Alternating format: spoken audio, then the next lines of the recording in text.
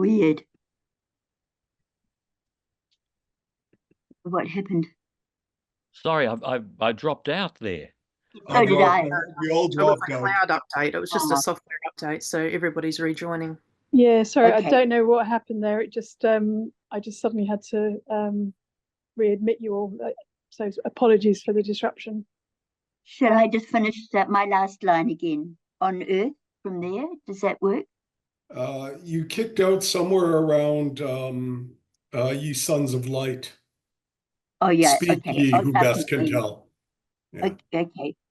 Speak ye, who best can tell, ye sons of light. Angels, for ye behold him, and with songs and choral symphonies, day without night, circle his throne, rejoicing ye in heaven. On earth join all ye creatures to extol him first, him last, him midst, and without end. Fairest of stars, last in the train of night, if better thou belong not to the dawn, sure pledge of day, that crownest the smiling morn with thy bright circlet, praise him in thy sphere while day arises, that sweet hour of prime. Thou son of this great world, both eye and soul, acknowledge him, thy greater. Sound his praise by thy eternal course, both when thou climbst, and when high noon hast gained, and when thou fallst. Moon, that now meetest the orient sun, now flitst with the fixed stars, fixed in their orb that flies, and ye 5 other wandering fires that move in mystic dance, not without song, resound his praise, who out of darkness called up light.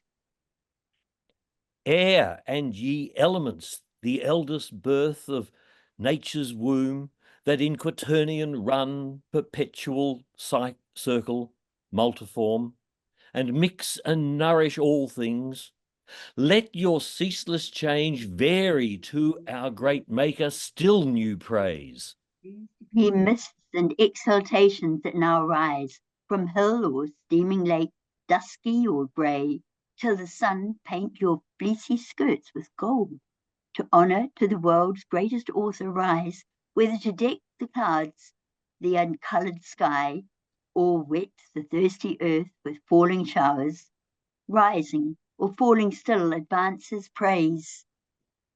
His praise, ye winds, that from 4 quarters blow, breathe soft or loud, and wave your tops, ye pines, with every plant, in sign of worship, wave. Fountains, and ye that warble as ye flow, melodious murmurs, warbling tune his praise. Join voices, all ye living souls, ye birds that singing up to heaven gate ascend, bear on your wings and in your notes his praise. Ye that in waters glide, and ye that walk the earth in stately tread or lowly creep, witness if I be silent, moon or even to hill or valley, fountain or fresh shade, made vocal by my song, and taught his praise.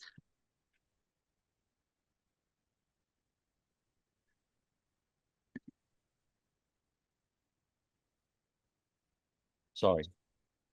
Hail, universal Lord, be bounteous still to give us only good, and if the night have gathered aught of evil or concealed, disperse it as now light dispels the dark.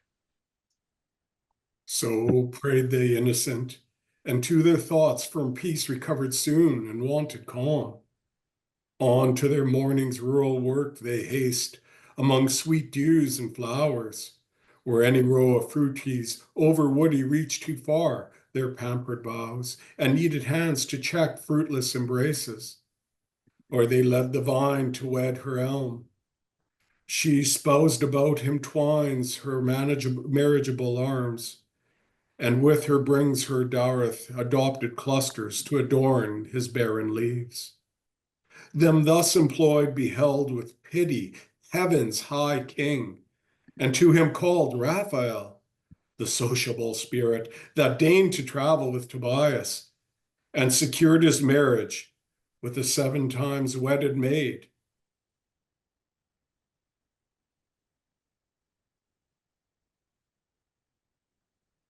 John, you may be muted. There you go.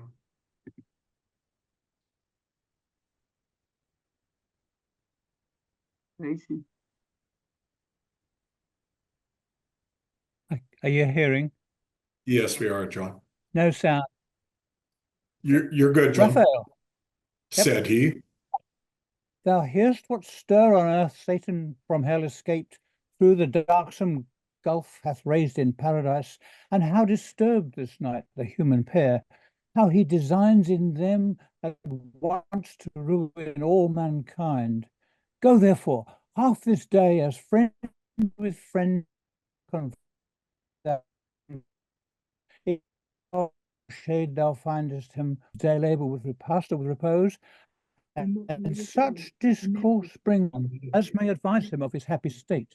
Happiness in his power, left free to will, left to his own free will, his will, though free, yet mutable.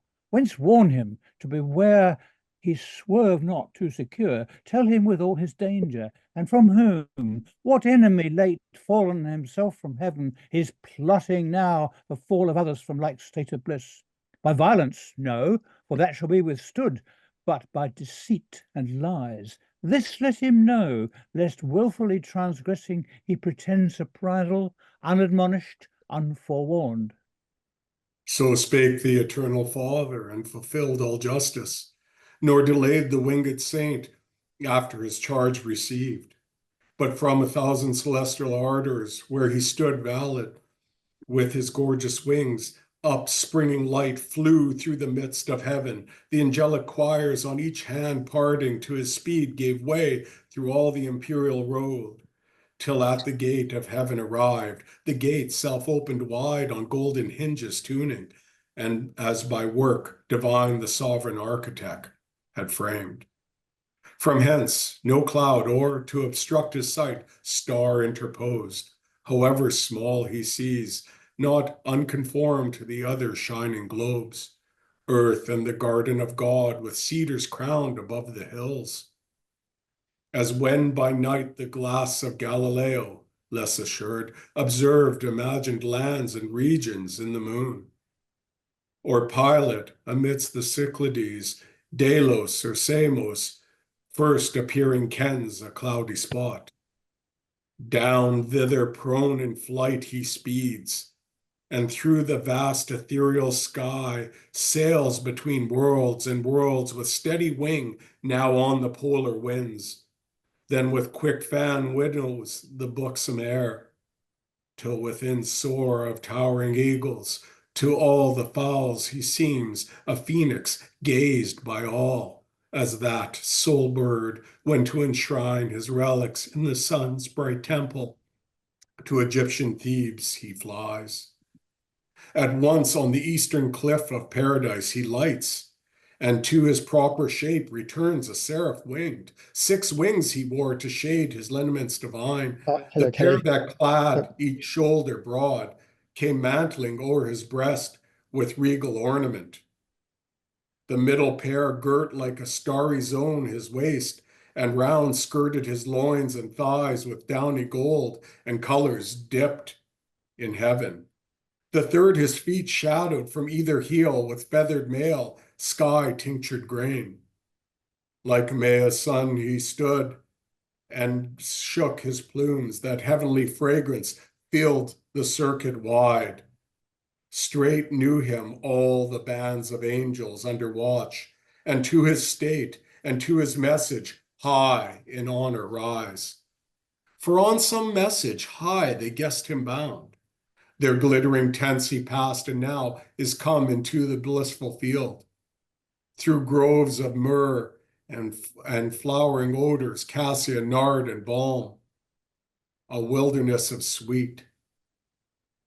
For nature here wantoned as in her prime, and played at will her virgin fancies, pouring forth more sweet, wild above rule or art, enormous bliss. Him through the spicy forest onward came Adam, discerned, as in the door he sat of his cool bower, while now the mounted sun shot down direct his fervid rays to warm earth's inmost womb, more warmth than Adam needs. And Eve within, due at her hours prepared for dinner, savory fruits to taste to please true appetite, and not disrelish thirst of nectarous draughts between from milky stream, berry or grape, to whom thus Adam called. Haste hither, Eve, and worth thy sight, behold eastward among those trees what glorious shape comes this way moving. Seems another morn risen on mid-noon. Some great behest from heaven to us perhaps he brings, and will vouchsafe this day to be our guest. But go with speed, and what thy stores contain, bring forth and pour abundance, fit to honour and receive our heavenly stranger. Well may we afford our givers their own gifts, and large bestow from large bestowed, where nature multiplies her fertile growth, and by disburdening grows more fruitful, which instructs us not to spare. To whom thus Eve, Adam, earth's hallowed mound, of God inspired, small store will serve, where store all seasons, ripe for use hangs on the stalk. Save what frugal storing firmness gains to nourish, and superfluous moist consumes. But I will haste, and from each bough and brake, each plant and juiciest gourd, will pluck such choice to entertain our angel guest, as he, beholding, shall confess that here on earth God hath dispensed his bounties as in heaven. so saying, with dispatchful looks in haste she turns, on hospitable thoughts intent, what choice to choose for delicacy best, what order so contrived as not to mix tastes, not well joined, inelegant, but bring taste after taste upheld with kindliest change.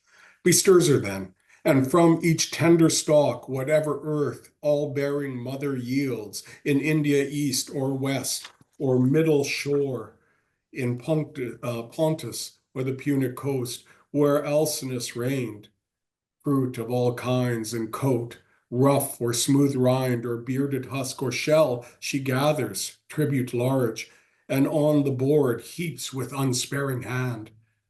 For drink the grapes she crushes, inoffensive must, and meads from many a berry, and from sweet kernels pressed she tempers dulcet creams, nor these to hold wants her fit vessels pure.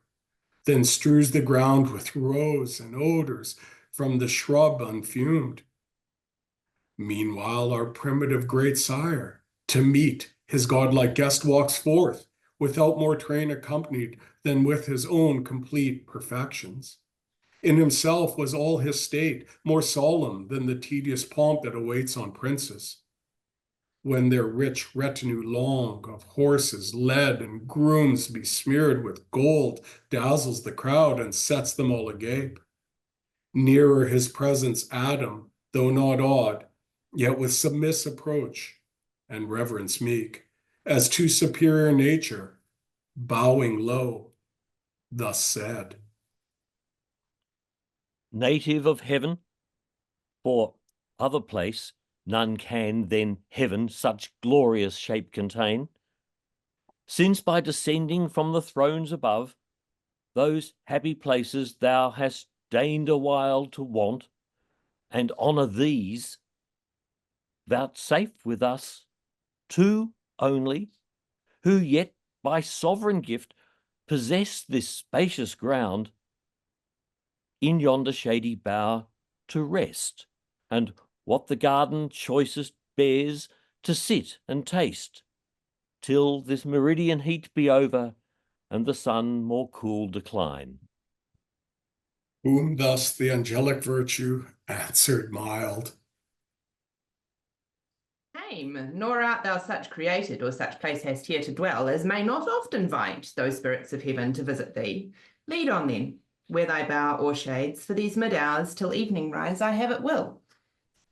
So to the sylvan lodge they came, that like Pomona's arbor smiled with florets decked and fragrant smells. But Eve undecked, save with herself more lovely fair than wood nymph, or the fairest goddess feigned of three that in Mount Ida naked strove, stood to entertain her guest from heaven. No veil she needed, virtue proof, no thought infirm altered her cheek, on whom the angel Hail bestowed, the holy salutation used long after to blessed Mary, second Eve. Hail, mother of mankind, whose fruitful womb shall fill the world more numerous with thy sons than with these various fruits the trees of God have heaped this table. Raised of grassy turf their table was, and mossy seats had round, and on her ample square from side to side all autumn piled. Though spring and autumn here danced hand in hand. A wild discourse they hold, no fear lest dinner cool, when thus began our author. Heavenly stranger, please to taste these bounties which our nourisher, from whom all perfect good unmeasured out descends, to us for food and for delight hath caused the earth to yield. Unsavory food, perhaps, to spiritual natures. Only this I know, that one celestial Father gives to all. To whom the angel. Therefore, what he gives, whose praise be ever sung, to man in part spiritual, may of purest spirits be found no ingrateful food. And food alike those pure intelligential substances require, as doth your rationale, and both contain within them every lower faculty of sense, whereby they hear, see, smell, touch, taste, tasting, concoct, digest, assimilate, and corporeal to incorporeal turn. For no, whatever was created needs to be sustained and fed. Of elements, the grosser feeds the purer. Earth, the sea, earth and the sea feed air, the air those fires ethereal, and as lowest first the moon. Whence in her visage round those spots unpurged vapours, not yet into her substance turned. Nor doth the moon no nourishment exhale from her moist continent to higher orbs. The sun that light imparts to all receives from all his elemental recompense in humid exhalations, and at even sups with the ocean. Though in heaven the trees of life ambrosial fruitage bear, and vines yield nectar. Though from off the boughs each morn we brush mellifluous dews, and find the ground covered with pearly grain, yet God hath here varied his bounty so with new delights, as may compare with heaven. And to taste, think not I shall be nice. So down they sat, and to their viands fell, nor seemingly the angel, nor in mist the common gloss of theologians, but with keen dispatch of real hunger and concoctive heat to transubstantiate. What redounds transpires through spirits with ease, nor wonder, if by fire of sooty coal the empiric alchemist can turn, or holds it possible to turn metals of drossiest ore to perfect gold, as from the mine. Meanwhile, at table Eve ministered naked, and their flowing cups with pleasant liquors crowned. O innocence deserving paradise! If ever, then the sons of God excused to have been enamored at their sight. But in those hearts love unlibidinous reigned, nor jealousy was understood, the injured lover's hell. Thus, when the meats and drinks they had sufficed, not burdened nature, sudden mind arose in Adam, not to let the occasion pass given him by this great conference to know of things above his world, and of their being who dwell in heaven, whose excellence he saw transcend his own so far, whose radiant forms divine effulgence whose high power so far exceeded human, and his wary speech thus to the imperial minister he framed. Inhabitant with God, now know I well thy favour in this honour done to man, under whose lowly roof thou hast vouchsafed to enter, and these earthly fruits to taste, food not of angels, but accepted so, as that more willingly thou couldst not seem at heaven's high feasts to have fed. Yet what compare? To whom the winged hierarch replied, O Adam, one Almighty is, from whom all things proceed and up to him return. If not depraved from good, created all such to perfection, one first matter all, endued with various forms, various degrees of substance, and in things that live of life, but more refined, more spirituous and pure, as nearer to him placed or nearer tending, each in their several active spheres assigned, till body up to spirit work, in bounds proportioned to each kind. So from the root springs lighter the green stalk, from thence the leaves more airy, last the bright consummate flower, spirit's odorous breeds, flowers and their fruit man's nourishment, by gradual scales sublimed to vital spirits aspire, to animal, to intellectual, give both life and sense, fancy and understanding, whence the soul reason receives, and reason is her being, discursive or intuitive. Discourse is oftest yours, the latter most is ours, differing, but in degree, of kind the same. Wonder not then what God for you saw good, if I refuse not, but convert, as you, to proper substance. Time may come when men with angels may participate, and find no inconvenient diet, nor too light fare. And from these corporal nutriments, perhaps your bodies may at last turn all to spirit, improved by tract of time, and winged ascend ethereal as we, or may at choice here or in heavenly paradises dwell, if ye be found obedient, and retain unalterably firm his love entire, whose progeny you are. Meanwhile, enjoy your fill what happiness this happy state can comprehend, incapable of more. to whom the patriarch of mankind replied, O favourable spirit, propitious guest, well hast thou taught the way that might direct our knowledge, and the scale of nature set from centre to circumference, whereon, in contemplation of created things, by steps we may ascend to God. But say, what meant that caution joined, if ye be found obedient? Can we want obedience then? To him, or possibly his love desert, who formed us from the dust and placed us here, full to the utmost measure of what bliss human desires can seek or apprehend? to whom the angel, Son of heaven and earth, attend. That thou art happy, owe to God. That thou continuest such, owe to thyself. That is, to thy obedience. Therein stand. This was that caution given thee. Be advised, God made thee perfect, not immutable, and good he made thee. But to persevere, he left it in thy power, ordained thy will by nature free, not overruled by fate inextricable or strict necessity. Our voluntary service he requires, not our necessitated. Such with him finds no acceptance, nor can find, for how can hearts not free be tried whether they serve willing or no, who will but what they must by destiny, and can no other choose? Myself, and all the angelic host that stand in sight of God enthroned, our happy state hold as you yours, while our obedience holds. On other surety none.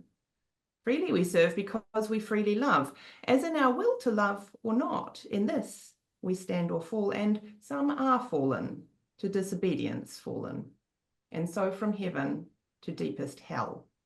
O fall from what high state of bliss into what woe! to whom our great progenitor. Thy words, attentive and with more delighted ear, divine instructor, I have heard, than when cherubic songs by night from neighbouring hills ethereal music send. Nor knew I not to be both will and deed created free, yet that we never shall forget to love our Maker and obey him whose command, single, is yet so just, my constant thoughts assured me and still assure, though what thou tellest hath passed in heaven, some doubt within me move, but more desire to hear, if thou consent, the full relation, which must needs be strange, worthy of sacred silence to be heard. And we have yet large day, for scarce the sun hath finished half his journey, and scarce begins his other half in the great zone of heaven. Thus Adam made request, and Raphael, after short pause, assenting, thus began. High matter thou enjoin'st me, O prime of men. Sad task and hard, for how shall I relate to human sense the invisible exploits of warring spirits? How without remorse the ruin of so many glorious once and perfect while they stood? How last unfold the secrets of another world, perhaps not lawful to reveal? Yet for thy good this is dispensed, and what surmounts the reach of human sense I shall delineate so, by likening spiritual to corporal forms, as may express them best. Though what of earth be but the shadow of heaven, and things therein each to other like, more than on earth is thought. And yet this world was not, and chaos wild reigned where these heavens now roll, where earth now rests upon her centre poised, when on a day, for time, though in eternity applied to motion, measures all things durable by present, past, and future, on such day as heaven's great year brings forth, the imperial host of angels by imperial summons called, innumerable, before the Almighty's throne, forthwith from all the ends of heaven appeared under their hierarchs in orders bright, 10,000 ensigns high advanced. Standards and gonfalons twixt van and rear stream in the air, and for distinction serve of hierarchies, of orders and degrees, or in their glittering tissues bear emblazed holy memorials, acts of zeal and love recorded eminent. Thus, when in orbs of circuit inexpressible they stood, orb within orb, the Father infinite, by whom in bliss embosomed sat the Son, amidst as from a flaming mount whose top brightness had made invisible, thus spake. Hear, all ye angels, progeny light, thrones, dominations, princedoms, virtues, powers, hear my decree, which unrevoked shall stand. This day I have begot, whom I declare my only Son, and on this holy hill him have anointed, whom ye now behold at my right hand. Your head I him appoint, and by myself have sworn to him, shall bow all knees in heaven, and shall confess him Lord. Under his great vicegerent reign abide, united as one individual soul, forever happy. Him who disobeys, me disobeys, breaks union, and that day cast out from God and blessed vision, falls into utter darkness, deep engulfed, his place ordained without redemption, without end. So spake the Omnipotent, and with his words all seemed well pleased. All seemed, but were not all. That day, as other solemn days, they spent in song and dance about the sacred hill, mystical dance, which yonder starry sphere of planets and of fixed in all her wheels resembles nearest. Mazes intricate, eccentric, intervolved, yet regular than most, when most irregular they seem, and in their motions harmony divine so smooths her charming tones that God's own ear listens delighted. Evening now approached. For we have also our evening and our morn, we ours for change delectable, not need. Forthwith, From dance to sweet repast they turn, desirous all in circles as they stood. Tables are set, and on a sudden piled with angels' food, and rubied nectar flows in pearl, in diamond and massy gold, fruit of delicious vines, the growth of heaven. On flowers reposed and with fresh florets crowned, they eat, they drink, and in communion sweet quaff immortality and joy, secure of surfeit where full measure only bounds excess, before the all-bounteous King, who showered with copious hand, rejoicing in their joy. Now when ambrosial night with clouds exhaled from that high mount of God, whence light and shade spring both, the face of brightest heaven had changed to grateful twilight, for night comes not there in darker veil, and roseate dews disposed all but the unsleeping eyes of God to rest wide over all the plain, and wider far than all this globous earth in plain outspread. Such are the courts of God, the angelic throng, dispersed in bands and files, their camp extend by living streams among the trees of life, pavilions numberless, and sudden reared celestial tabernacles, where they slept fanned with cool winds, save those who in their course melodious hymns about the sovereign throne alternate all night long. But not so waked Satan, so call him now. His former name is heard no more in heaven. He of the first, if not the first archangel, great in power, in favour and preeminence, yet fraught with envy against the Son of God, that day honoured by his great Father and proclaimed Messiah, King anointed, could not bear through pride that sight, and thought himself impaired. Deep malice thence, conceiving in disdain, soon as midnight brought on the dusky hour, friendliest to sleep in silence, he resolved with all his legions to dislodge and leave unworshipped, unobeyed, the throne supreme, contemptuous, and his next subordinate awakening thus to him in secret spake. Sleepest thou, companion dear? What sleep can close thy eyelids? And rememberest what decree of yesterday so late hath passed the lips of heaven's almighty. Thou to me thy thoughts was wont, I mine to thee was wont to impart. Both waking, we were one. How then can now thy sleep dissent? New laws thou seest imposed, new laws from him who reigns. New minds may raise us in us who serve, new councils to debate what doubtful may ensue. More in this place to utter is not safe. Assemble thou of all those myriads which we lead the chief. Tell them that by command, ere yet dim night her shadowy cloud withdraws, I am to haste.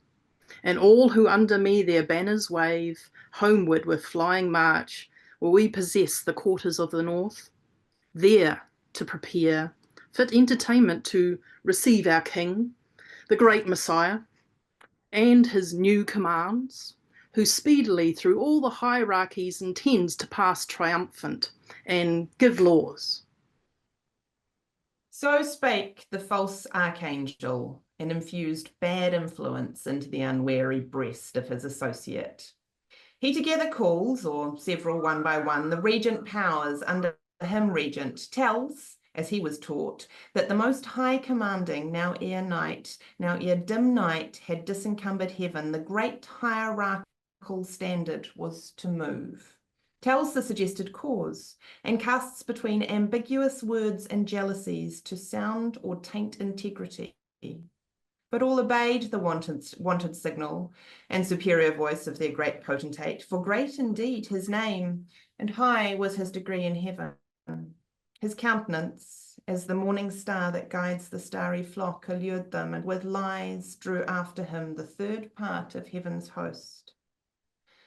Meanwhile, the eternal eye, whose sight discerns abstrusest thoughts, from forth his holy mount, and from within the golden lamps that burn nightly before him, saw without their light rebellion rising, saw in whom how spread among the sons of morn what multitudes were banded to oppose his high decree, and smiling to his only son thus said, Son, thou in whom my glory I behold in full resplendence, heir of all my might, nearly it now concerns us to be sure of our omnipotence, and with what arms we mean to hold what anciently we claim of deity or empire. Such our foe is rising, who intends to erect his throne equal to ours throughout the spacious north. Nor so content, hath in his thought to try in battle what our power is or our right. Let us advise, and to this hazard draw with speed what force is left, and all employ in our defence, lest unawares we lose this our high place, our sanctuary, our hill. To whom the son with calm aspect and clear lightning divine, ineffable, serene, made answer. Mighty Father, thou thy foes justly hast in derision, and secure last at their vain designs in tumult's vain.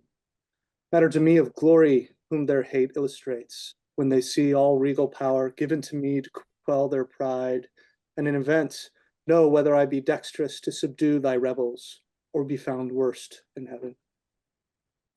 So spake the son, but Satan with his powers far was advanced on winged speed, and host innumerable as the stars of night, or stars of morning, dewdrops which the sun impearls on every leaf and every flower. Regions they passed, the mighty regencies of seraphim and potentates, and thrones in their triple degrees, regions to which all thy dominion, Adam, is no more than what this garden is to all the earth and all the sea, from one entire globose stretched into longitude. Which having passed, at length, into the limits of the north, they came, and Satan to his royal seat high on a hill, far blazing as a mount raised on a mount, with pyramids and towers from diamond quarries hewn, and rocks of gold, the palace of great Lucifer, so call that structure in the dialect of men interpreted, which not long after, he, affecting all equality with God, in imitation of that mount whereon Messiah was declared in sight of heaven, the mountain of the congregation called. For thither he assembled all his train, pretending so commanded to consult about the great reception of their king, thither to come, and with calumnious art of counterfeited truth, thus held their ears. Thrones, dominations, princedoms, virtues, powers, if these magnific titles yet remain not merely titular, since by degree another now hath to himself engrossed all power, and us eclipsed under the name of King Anointed, for whom all this haste of midnight march and hurried meeting here, this only to consult how we may best, with what may be devised of honours new, receive him, coming to receive us, need tribute yet unpaid, prostration vile, too much to one, but double how endured, to one and to his image now proclaimed. But what if better counsels might erect our minds and teach us to cast off this yoke? Will ye submit your necks and choose to bend the subtle knee? Ye will not, if I trust to know ye right, if ye know yourselves natives and sons of heaven, possessed before by none, and if not equal all, yet free, equally free. For orders and decrees jar not with liberty, but well consist. Who can in reason then or right assume monarchy over such as live by right his equals? If in power and splendour less, in freedom equal, or can introduce law and edict on us, who without law err not, much less for this to be our Lord, and look for adoration to the abuse of those imperial titles which assert our being ordained to govern, not to serve. Thus far his bold discourse without control had audience, when among the seraphim Abdiel, than whom none with more zeal adored the deity, and divine commands obeyed, stood up, and in a flame of zeal severe the current of his fury thus opposed. Oh, argument blasphemous, false and proud, words which no ear ever to hear in heaven, expected least of all from thee, in great in place thyself so high above thy peers. Canst thou with impious obloquy condemn the just decree of God, pronounced and sworn, that to his only Son by right endued, with regal sceptre, every soul in heaven shall bend the knee, and in that honour due confess him rightful king? Unjust, thou sayest? Flatly unjust, to bind with laws the free, and equal over equals to let reign? One over all the unsucceeded power, shalt thou give law to God? Shalt thou dispute with him the points of liberty, who made thee what thou art, and formed the powers in heaven, such as he pleased, and circumscribed their being? Yet by experience taught we know how good, and of our good, and of our dignity, how provident he is, how far from thought to make us less, bent rather to exalt our happy state under one head more near, united.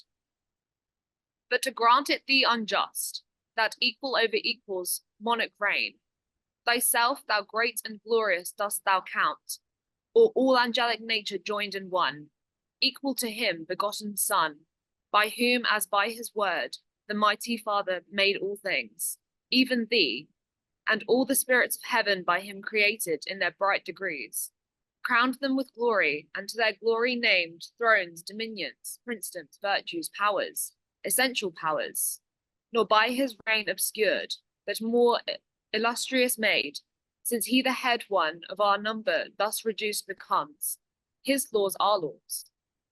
All honour to him done returns our own. Cease then this impious rage, and tempt not these, but hasten to appease the incensed Father and the incensed Son, while pardon may be found in time besought. So spake the fervent angel, but his zeal none seconded, as out of season judged or singular and rash. Whereat rejoiced the apostate, and more haughty thus replied. That we were formed, then sayest thou, and the work of secondary hands, by task transferred from Father to his Son, strange point in you, doctrine which we would know whence learnt. Who saw when this creation was? Rememberest thou thy making while Maker gave thee being? We know no time when we were not as now. No none before us self-begot, self-raised by our own quickening power, when fatal course had circled his full orb, the birth mature of this, our native heaven, ethereal sons. Our pursuance is our own right hand shall teach us highest deeds, by proof to try who is our equal. Then thou shalt behold whether by supplication we intend address, and to begirt the almighty throne beseeching or besieging. This report, these tidings carry to the anointed king, and fly ere evil intercept thy flight. He said, and as the sound of waters deep, hoarse murmur echoed to his words applause through the infinite host, nor less for that the flaming seraph fearless, though alone, encompassed round with foes, thus answered bold.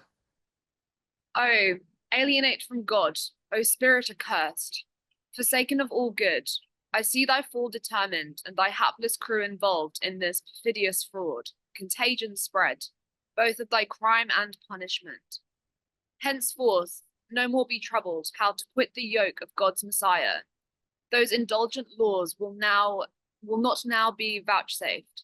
Other decrees against thee are gone, forth without rapport. That golden sceptre which thou didst reject is now an iron rod to bruise and break thy disobedience. Well, thou didst advise, yet not for thy advice so fly. These wicked tents devoted, lest the wrath impendent, raging into sudden flame distinguished not. For soon expect to feel his thunder on thy head, devouring fire, then who created thee lamenting learn, when who can uncreate, thee thou shalt know. So spake the seraph Abdiel, faithful found among the faithless, faithful only he, among innumerable false, unmoved, unshaken, unseduced, unterrified, his loyalty he kept, his love, his zeal. Nor number nor example with him wrought to swerve from truth or change his constant mind, though single. From amidst them forth he passed, long way through hostile scorn, which he sustained superior, nor of violence feared aught, and with retorted scorn his back he turned on those proud towers, to swift destruction doomed.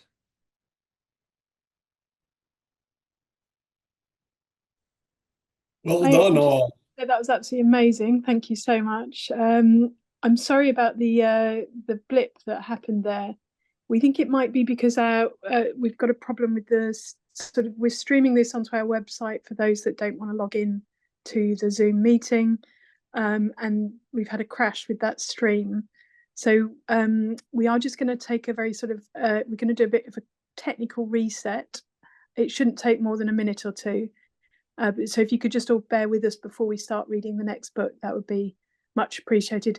If the same thing happens again and you all get ejected, then we'll just readmit you back as soon as possible, okay?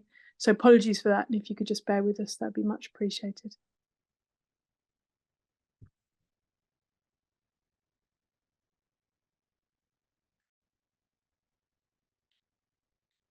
Well done, Paul, Dawn, John, Hannah, Karen, Michael, Lily. Well done, all. Thanks for the opportunity. I'm off. I'm to a performance. Bye. Thanks Bye, for pulling Dawn. it together, Mike. Bye. Nice to see thanks, you. Michael. Bye. Bye. All right, I've got to run as well, but thank you so much. So nice to see you all. Enjoy the rest. Bye. Bye-bye, everyone.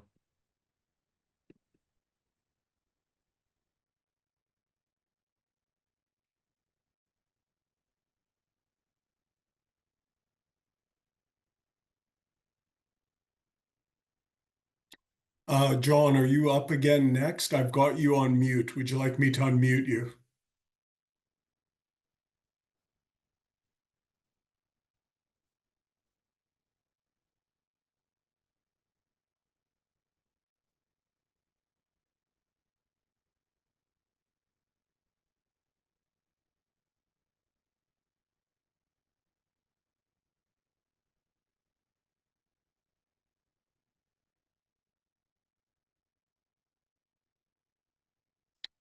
John, I'm unable to unmute you. I think it's part of the reset, so you might want to try. There you go. Try yourself.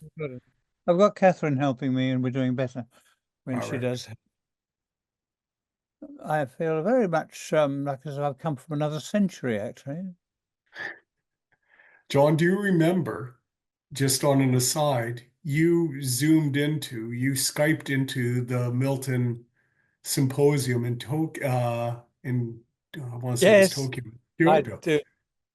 And you were at the other end, that's right. Yeah, So of it's course not so everything. different. Boy. Ask something. Oh. Hi, Michael. It's Kath here. How are you? I'm doing really well. How are you? Struggling with the technology. It's not my strong point either. Can I No, just you're check all right. You're broadcast loud and clear. I'll be turning over the co-host to, I'm not sure who's hosting book 6. Michael, it's me. Hi. Nice to see Oh, you. hi. Well done to you and all the other readers. in the Michael, Catherine has not finished her sentence. Could you just, Okay. Michael? Sure. Yep. Yeah. Go. Sorry, I just wanted to check that this is the actual meeting that we're talking to you in now. The next part of things, is it? That's right. That's right, Catherine. We don't have to do another link in or connection No, or anything. it's an ongoing stream. You'll be fine. Okay, lovely. Thank you. I'm delighted to hear that. Me too. I thought there was more torture to come. Hey, the blip was a bit disconcerting, wasn't it? Because it sometimes produced the same voice reading 2 different bits at once. Well, one thing that you'll find is if you have the stream running in the background, your computer might pick that up. Yeah, that's So what it was. while you're in the Zoom meeting, just be sure to close off the live stream in the background, and it likely won't pick them both up, John. The live stream was going in the other room, but that's sort of well away and shouldn't echo. It will echo. Okay. Yeah, Hello, sorry, everyone. hello, Hello. David. Bye, David. Just to let you know that the reset has been done, and you're all still here, so that's a good sign. So yeah, whenever you're ready to restart now, the website stream is back up and running. So yeah, if the next book wants to start, that would be absolutely wonderful. So thank you again, everyone, and thanks for your patience as well. Cheers. Great news. Thank you. The next book is Paradise Lost, Book 6, to be read by members of Australian Catholic University in North Sydney and friends further afield. All night, the dreadless angel, unpursued through heaven's wide champaign, held his way, till morn, waked by the circling hours, with rosy hand unbarred the gates of light. There is a cave within the Mount of God, fast by his throne, where light and darkness in perpetual round lodge and dislodge by turns, which makes through heaven grateful vicissitude, like day and night. Light issues forth, and at the other door obsequious darkness enters, till her hour to veil the heaven, though darkness there might well seem twilight here. And now went forth the morn, such as in highest heaven, arrayed in gold imperial. From before her vanished night, shot through with orient beams. When all the plain, covered with thick embattled squadrons bright, chariots and flaming arms, and fiery steeds reflecting blaze on blaze, first met his view. War, he perceived, war in procinct, and found already known what he for news had thought to have reported. Gladly then he mixed among those friendly powers, who him received with joy and acclamations loud, that of so many myriads fallen, yet one returned not lost.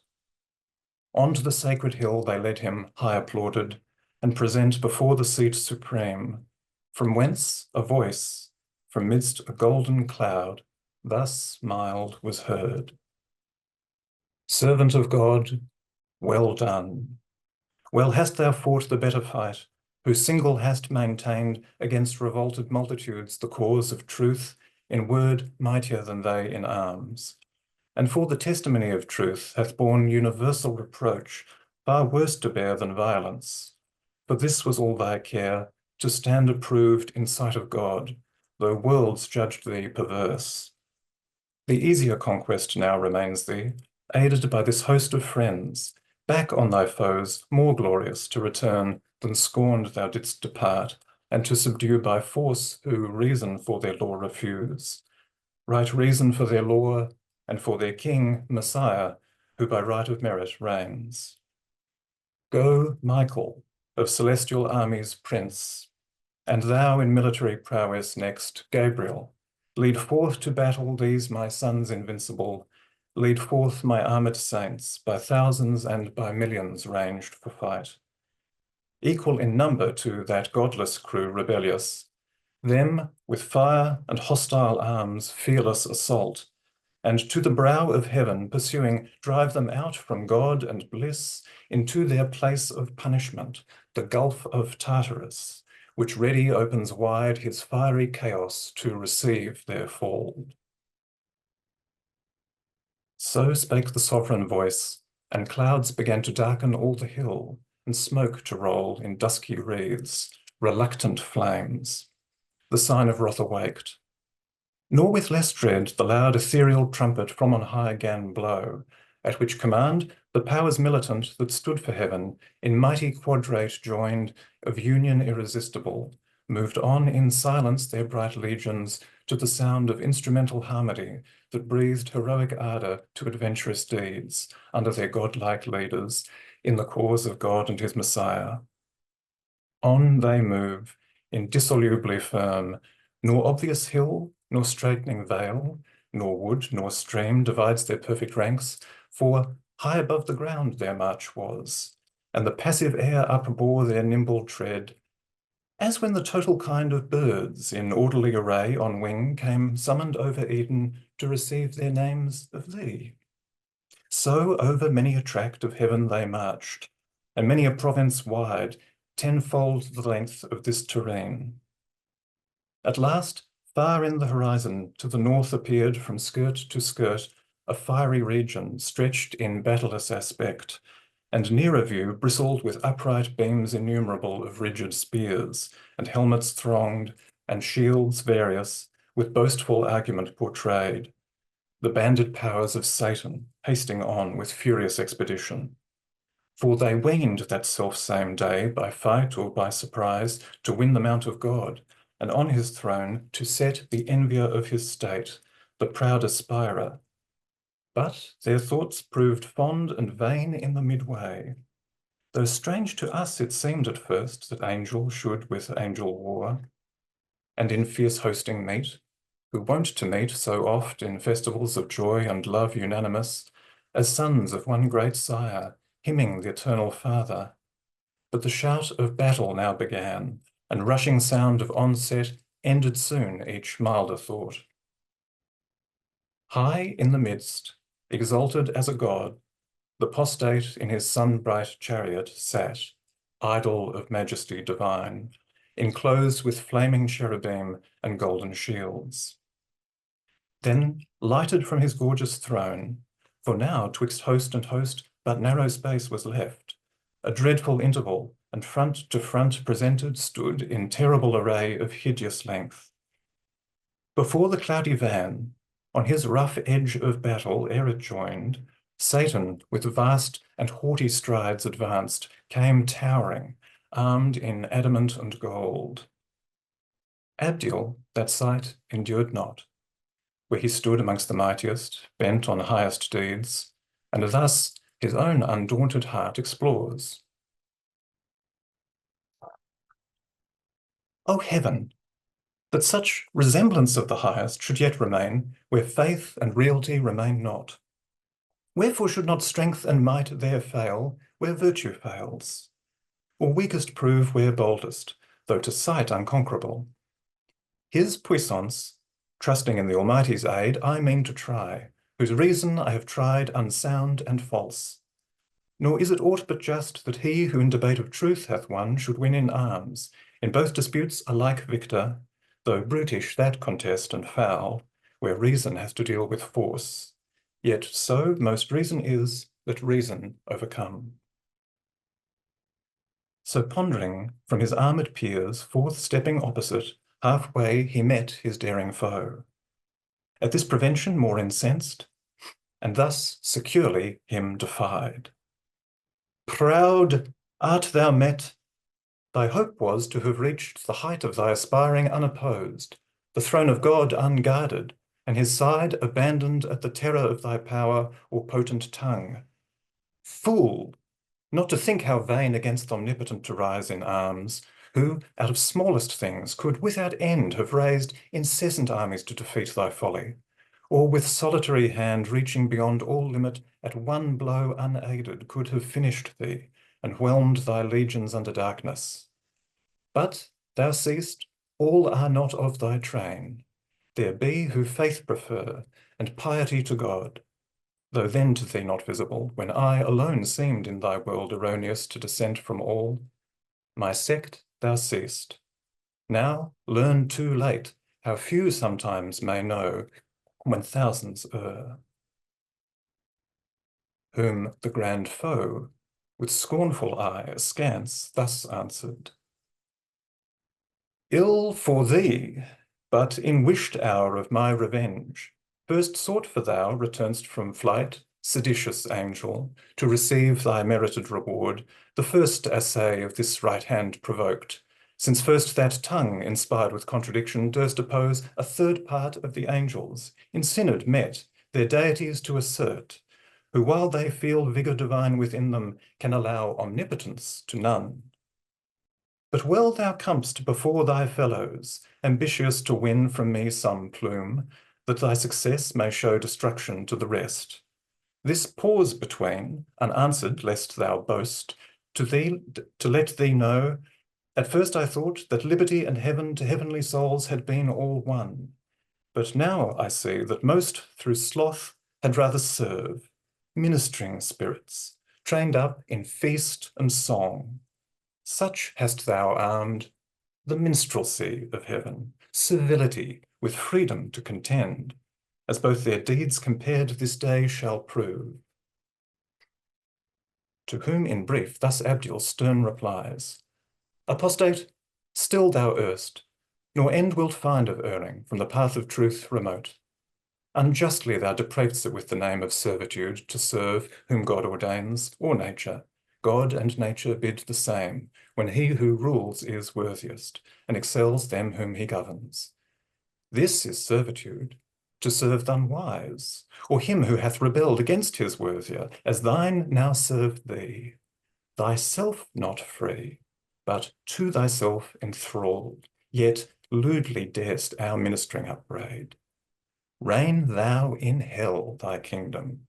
Let me serve in heaven God ever blessed, and his divine behests obey, worthiest to be obeyed.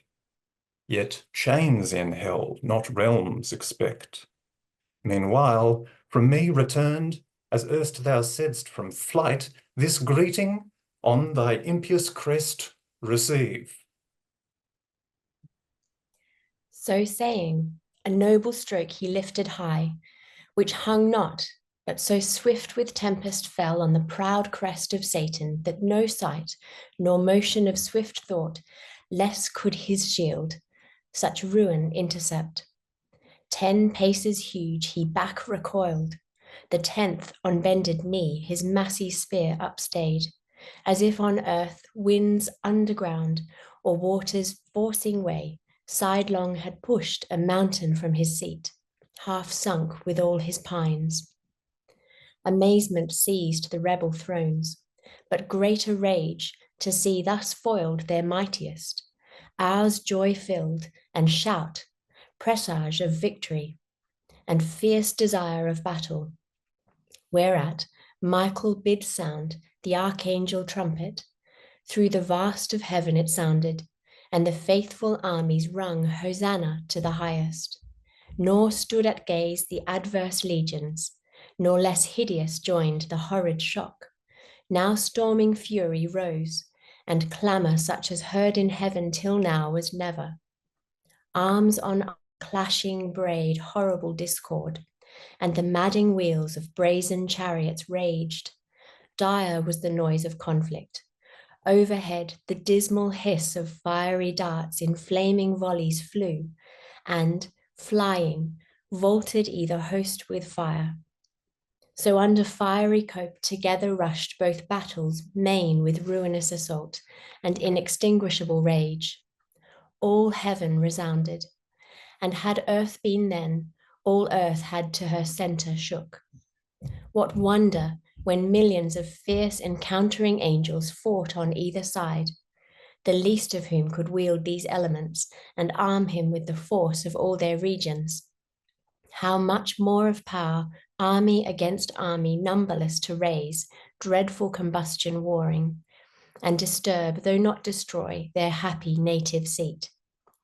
Had not the eternal King omnipotent from his strong hold of heaven high overruled and limited their might, though numbered such as each divided legion might have seemed a numerous host, in strength each armed hand a legion, led in fight, yet leader seemed each warrior single as in chief, expert when to advance, or stand, or turn the sway of battle, open when, and when to close the ridges of grim war, no thought of flight, none of retreat, no unbecoming deed that argued fear, each on himself relied as only in his arm the moment lay of victory. Deeds of eternal fame were done, but infinite. For wide was spread that war and various, sometimes on firm ground a standing fight, then soaring on main wing, tormented all the air. All air seemed then conflicting fire. Long time in even scale the battle hung, till Satan, who that day prodigious power had shown, and met in arms no equal, ranging through the dire attack of fighting seraphim confused, at length saw where the sword of Michael smote, and felled squadrons at once. With huge two-handed sway brandished aloft, the horrid edge came down wide wasting. Such destruction to withstand he hasted, and opposed the rocky orb of tenfold adamant, his ample shield of vast circumference. At his approach, the great archangel from his warlike toil surceased, and glad as hoping here to end intestine war in heaven, the arch foe subdued, or captive dragged in chains, with hostile frown and visage all inflamed, first thus began. Author of evil, unknown till thy revolt, unnamed in heaven, now plenteous as thou seest these acts of hateful strife, hateful to all, though heaviest, by just measure, on thyself and thy adherents. How hast thou disturbed heaven's blessed peace, and into nature brought misery, uncreated till the crime of thy rebellion? How hast thou instilled thy malice into thousands, once upright and faithful, now proved false? But think not here to trouble holy rest. Heaven casts thee out from all her confines. Heaven, the seat of bliss, brooks not the works of violence and war. Hence then, and evil go with thee along, thy offspring to the place of evil, hell. Thou and thy wicked crew, there mingle broils, ere this avenging sword begin thy doom, or some more sudden vengeance, winged from God, precipitate thee with augmented pain. So spake the Prince of Angels, to whom thus the adversary, nor think thou with wind of airy threats to awe, whom yet with deeds thou canst not. Hast thou turned the least of these to flight, or if to fall, but that they rise unvanquished, easier to transact with me that thou shouldst hope, imperious, and with threats to chase me hence? Err not, that so shall end the strife, which thou call'st evil, but we style the strife of glory, which we mean to win, or turn this heaven itself into the hell thou fablest. Here, however, to dwell free, if not to reign. Meanwhile, thy utmost force, and joined him named Almighty to thy aid, I fly not, but have sought thee far and nigh. They ended parle and boast addressed for fight unspeakable, for who, though with the tongue of angels can relate, or to what things liken on earth conspicuous, that may lift human imagination to such height of godlike power? For likest gods they seemed, stood they or moved, in stature, motion, arms, fit to decide the empire of great heaven. Now waved their fiery swords, and in the air made horrid circles. Two broad suns their shields blazed opposite, while expectation stood in horror. From each hand with speed retired where erst was thickest fight, the angelic throng, and left large field unsafe within the wind of such commotion, such as to set forth great things by small, if nature's concord broke, among the constellations war were sprung, two planets, rushing from aspect malign of fiercest opposition, in mid-sky should combat, and their jarring spheres confound. Together both with next to almighty arm uplifted imminent, one stroke they aimed that might determine, and not need repeat, as not of power at once, nor odds appeared in might or swift prevention. But the sword of Michael from the armory of God was given him tempered so, that neither keen nor solid might resist that edge. It met the sword of Satan with steep force to smite descending, and in half cut sheer, nor stayed, but with swift wheel reverse deep entering, shared all his right side. Then Satan first knew pain, and writhed him to and fro convolved, so sore the griding sword with discontinuous wound passed through him. But the ethereal substance closed, not long divisible, and from the gash a stream of nectarous humour issued, flowed sanguine, such as celestial spirits may bleed, and all his armour stained erewhile so bright. Forthwith on all sides to his aid was run by angels many and strong, who interposed defence, while others bore him on their shields back to his chariot, where it stood retired from off the files of war. There they him laid, gnashing for anguish and despite and shame to find himself not matchless, and his pride humbled by such rebuke, so far beneath his confidence to equal God in power. Yet soon he healed, for spirits that live throughout vital in every part, not as frail man in entrails, heart or head, liver or reins, cannot but by annihilating die, nor in their liquid texture mortal wound receive, no more than can the fluid air. All heart they live, all head, all eye, all ear, all intellect, all sense. And as they please, they limn themselves, and colour, shape, or size assume, as likes them best, condense or rare.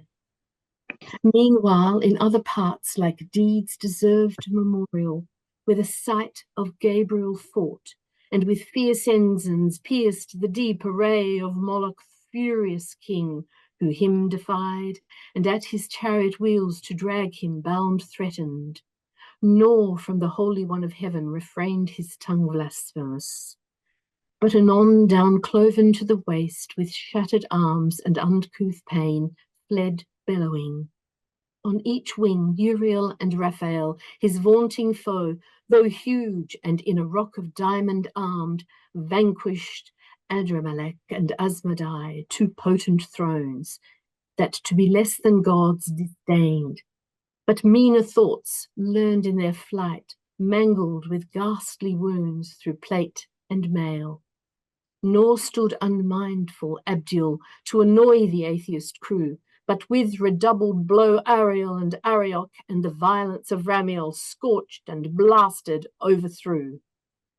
I might relate of thousands, and their names eternize here on earth, but those elect angels, contented with their fame in heaven, seek not the praise of men.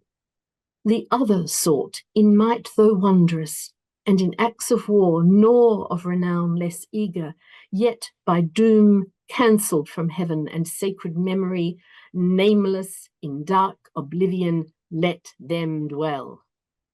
For strength from truth divided and from just laudable, naught merits, but dispraise and ignominy, yet to glory aspires vainglorious, and through infamy seeks fame. Therefore, eternal silence be their doom.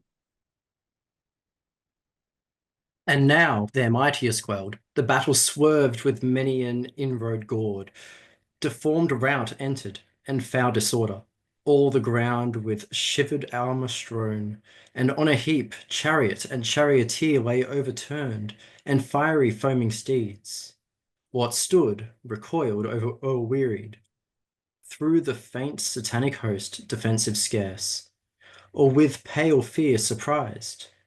Then first, with fear surprised and sense of pain, fled ignominious to such evil brought by sin of disobedience, till that hour, not liable to fear or flight or pain.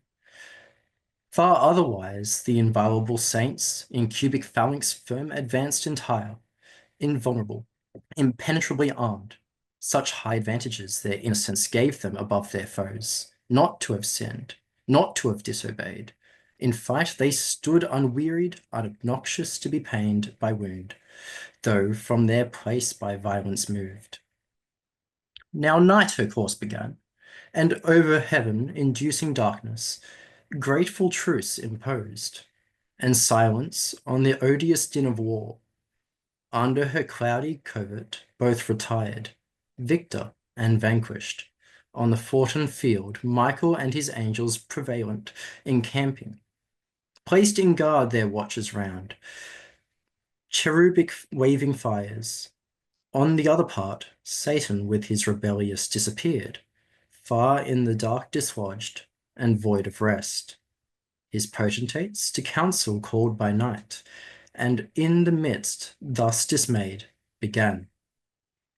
O now in danger tried, now known in arms, not to be overpowered, companions dear, found worthy not of liberty alone, too mean pretense, but what we more affect, honour, dominion, glory, and renown, who have sustained one day in doubtful fight, and if one day, why not eternal days? What heaven's Lord had powerless to send against us from about his throne, and judge sufficient to subdue us to his will, but proves not so? Then fallible, it seems, of future we may deem him, though till now omniscient thought.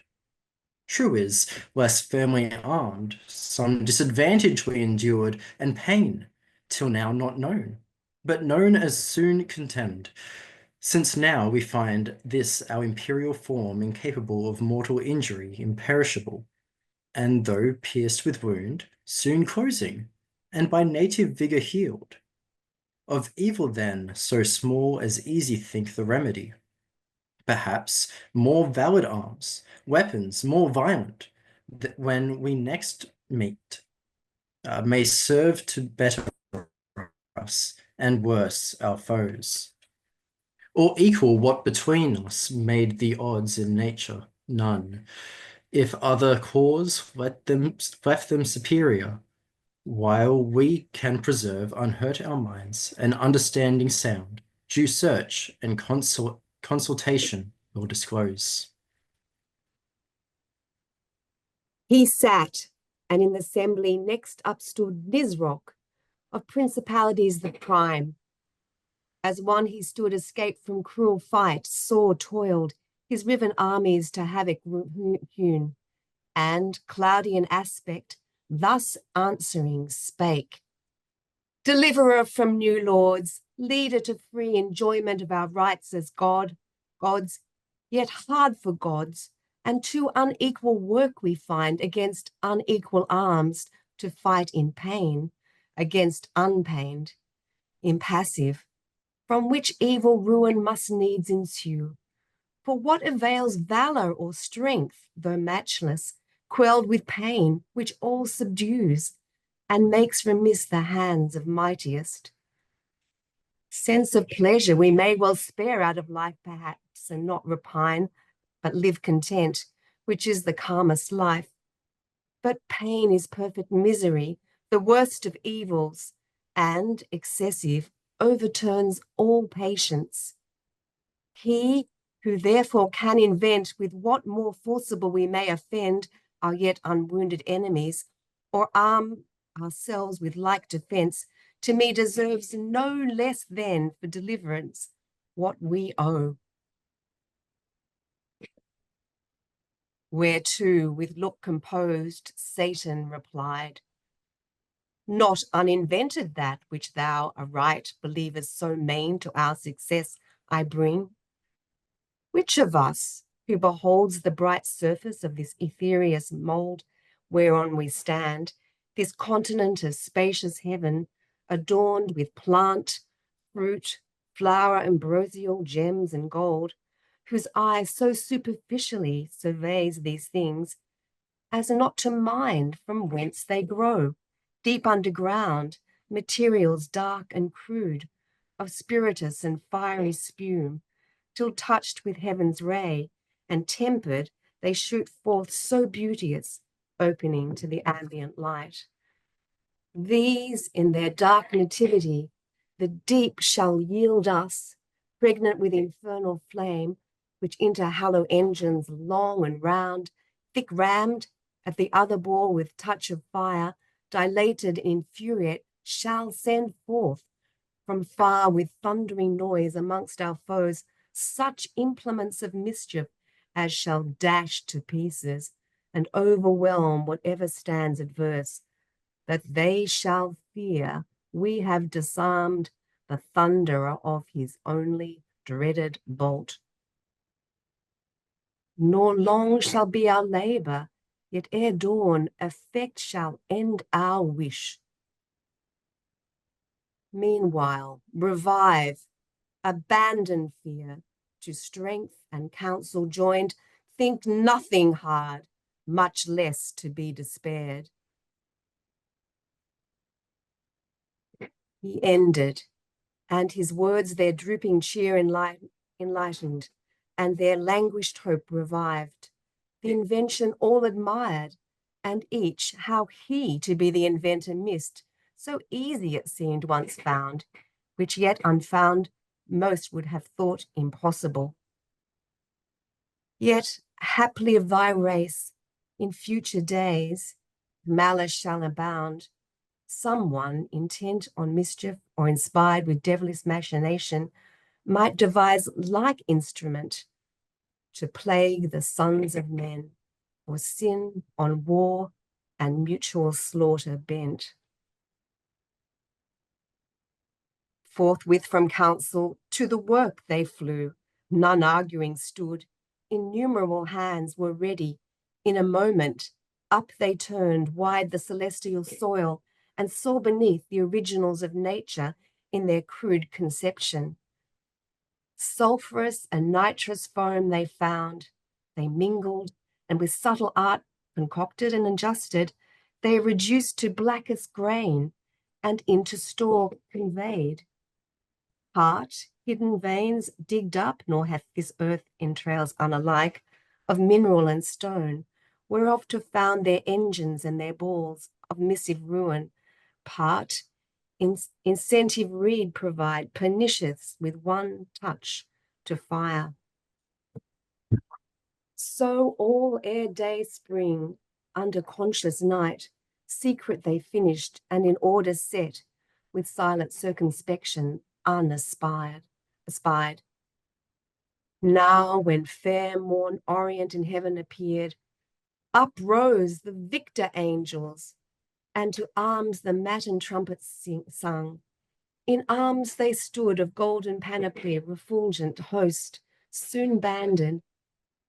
Others from the dawning hills looked round, and scouts each coast light arms scour, each quarter to descry the distant foe, where lodged or whither fled, or if for flight in motion or in alt. Him soon they met under spread ensign, moving nigh, in slow but firm battalion.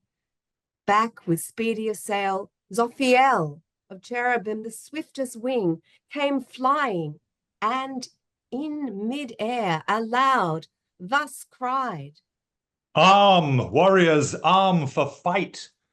The foe at hand whom fled we thought will save us long pursuit this day. Fear not his flight. So thick a cloud he comes, and settled in his face I see sad resolution and secure. Let each his adamantine coat gird well, and each fit well his helm, grip fast his orbed shield, borne even or high. For this day will pour down, if I conjecture aught, no drizzling shower, but rattling storm of arrows barbed with fire. So warned he them aware themselves, and soon in order quit of all impediment. Instant, without disturb, they took alarm and onward move embattled. When behold, not distant far, with heavy pace the foe approaching gross and huge, in hollow cube training his devilish edgenry, impaled on every side with shadowing squadrons deep to hide the fraud. At interview both stood a while, but suddenly at head appeared Satan, and thus was heard commanding loud, "Vanguard, to right and left, the front unfold, that all may see who hate us, how we seek peace and composure, and with open breast stand ready to receive them, if they like our overture, and turn not back perverse. But that I doubt. However, witness heaven, heaven, witness thou anon, while we discharge freely our part. Ye who appointed stand, do as we have in charge, and briefly touch what we propound, and loud, that all may hear.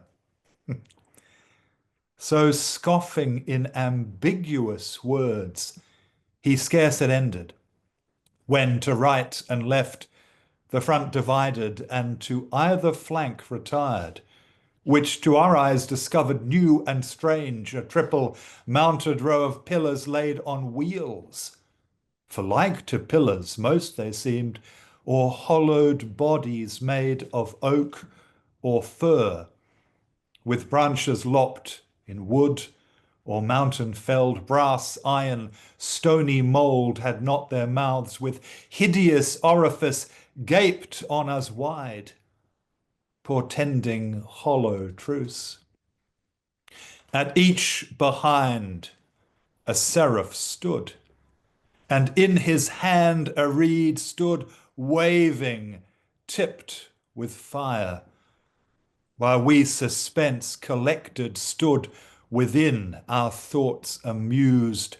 Not long, for sudden all at once their reeds put forth, and to a narrow vent applied with nicest touch. Immediate, in a flame, but soon obscured with smoke, all heaven appeared from those deep-throated engines belched, whose roar emboweled with outrageous noise the air, and all her entrails tore, disgorging foul their devilish glut. Chained thunderbolts and hail of iron globes, which on the victor host levelled, with such impetuous fury smote, that whom they hit, none on their feet might stand, though standing else as rocks, but down they fell by thousands, angel on archangel rolled, the sooner for their arms. Unarmed they might have easily as spirits evaded swift by quick contraction or remove, but now foul dissipation followed and forced rout. Nor served it to relax their serried files. What should they do? If on they rushed, repulse repeated and indecent overthrow doubled, would render them yet more despised, and to their foes a laughter. For in view stood ranked of seraphim another row in posture, to displode their second tire of thunder. Back defeated to return, they worse abhorred. Satan beheld their plight, and to his mates thus in derision called, "O friends, why come not on these victors proud? Erewhile they fierce were coming, and when we to entertain them fair with open front and breast, what could we more?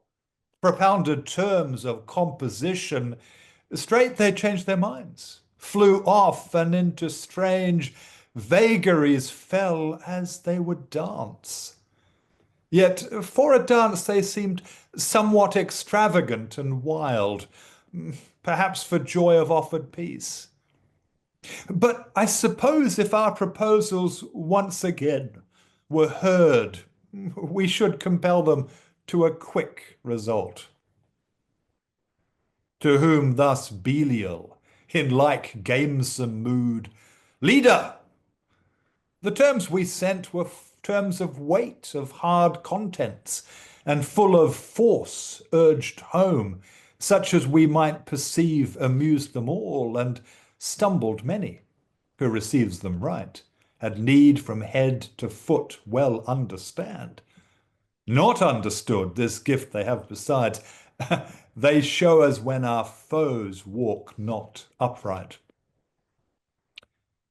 So they among themselves in pleasant vein stood, scoffing, heightened in their thoughts beyond all doubt of victory, eternal might to match with their inventions, they presumed, so easy, and of his thunder made a scorn, and all his host derided, while they stood a while in trouble. But they stood not long. Rage prompted them at length, and found them arms against such hellish mischief fit to oppose. Forthwith, behold the excellence, the power which God hath in his mighty angels placed. Their arms away they threw, and to the hills, for earth has this variety from heaven of pleasure, situate in hill and dale, light as the lightning glimpse they ran. They flew from their foundations, loosening to and fro, they plucked the seated hills with all their load, rocks, waters, woods, and by the shaggy tops, uplifting, bore them in their hands. Amaze, be sure, and terror seized the rebel host when coming towards them. So dread they saw the bottom of the mountains upward turned, till on those cursed engines triple row they saw them whelmed, and all their confidence under the weight of mountains buried deep themselves invaded next, and on their heads main promontories flung, which in the air came shadowing, and oppressed whole legions armed. Their armour helped them harm, crushed in and bruised into their substance pent, which wrought them pain implacable, and many a dolorous groan long struggling underneath, ere they could wind out of such prison those spirits of purest light, purest at first, now gross by sinning grown. The rest in imitation to like arms betook them, and the neighbouring hills uptore, so hills amid the air, encountered hills, hurled to and fro with jaculation dire, that underground they fought in dismal shade, infernal noise. War seemed a civil game to this uproar. Horrid confusion heaped upon confusion rose, and now all heaven had gone to rack. With ruin overspread had not the Almighty Father, where he sits, shrined in his sanctuary of heaven secure, consulting on the sum of things, foreseen this tumult, and permitted all, advised that his great purpose he might so fulfill, to honour his anointed Son avenged upon his enemies, and to declare all power on him transferred, whence to his Son, the assessor of his throne, he thus began. Effulgence of my glory, Son beloved, Son in whose face invisible is beheld visibly what by deity I am, and in whose hand what by decree I do, second omnipotence. 2 days are past, 2 days as we compute the days of heaven, since Michael and his powers went forth to tame these disobedience. Sore hath been their fight, as likeliest was when two such foes met armed. For to themselves I left them, and thou knowest, equal in their creation they were formed, save what sin hath impaired, which yet hath wrought insensibly, for I suspend their doom. Whence in perpetual fight they needs must last endless, and no solution will be found. War wearied hath performed what war can do, and to disordered rage let loose the range with mountains and with weapons armed, which makes wild work in heaven and dangerous to the main. 2 days are therefore past, the third is thine. For thee I have ordained it, and thus far have suffered, that the glory may be thine of ending this great war, since none but thou can end it. Into thee such virtue and grace immense I have transfused, that all may know in heaven and hell thy power above compare, and this perverse commotion governed thus, to manifest thee worthiest to be heir of all things, to be heir and to be king by sacred unction, thy deserved right. Go then, thou mightiest in thy father's might, ascend my chariot, guide the rapid wheels that shake heaven's basis, bring forth all my war, my bow and thunder, my almighty arms, gird on, and sword upon thy puissant thigh. Pursue these sons of darkness, drive them out from all heaven's bounds into the utter deep.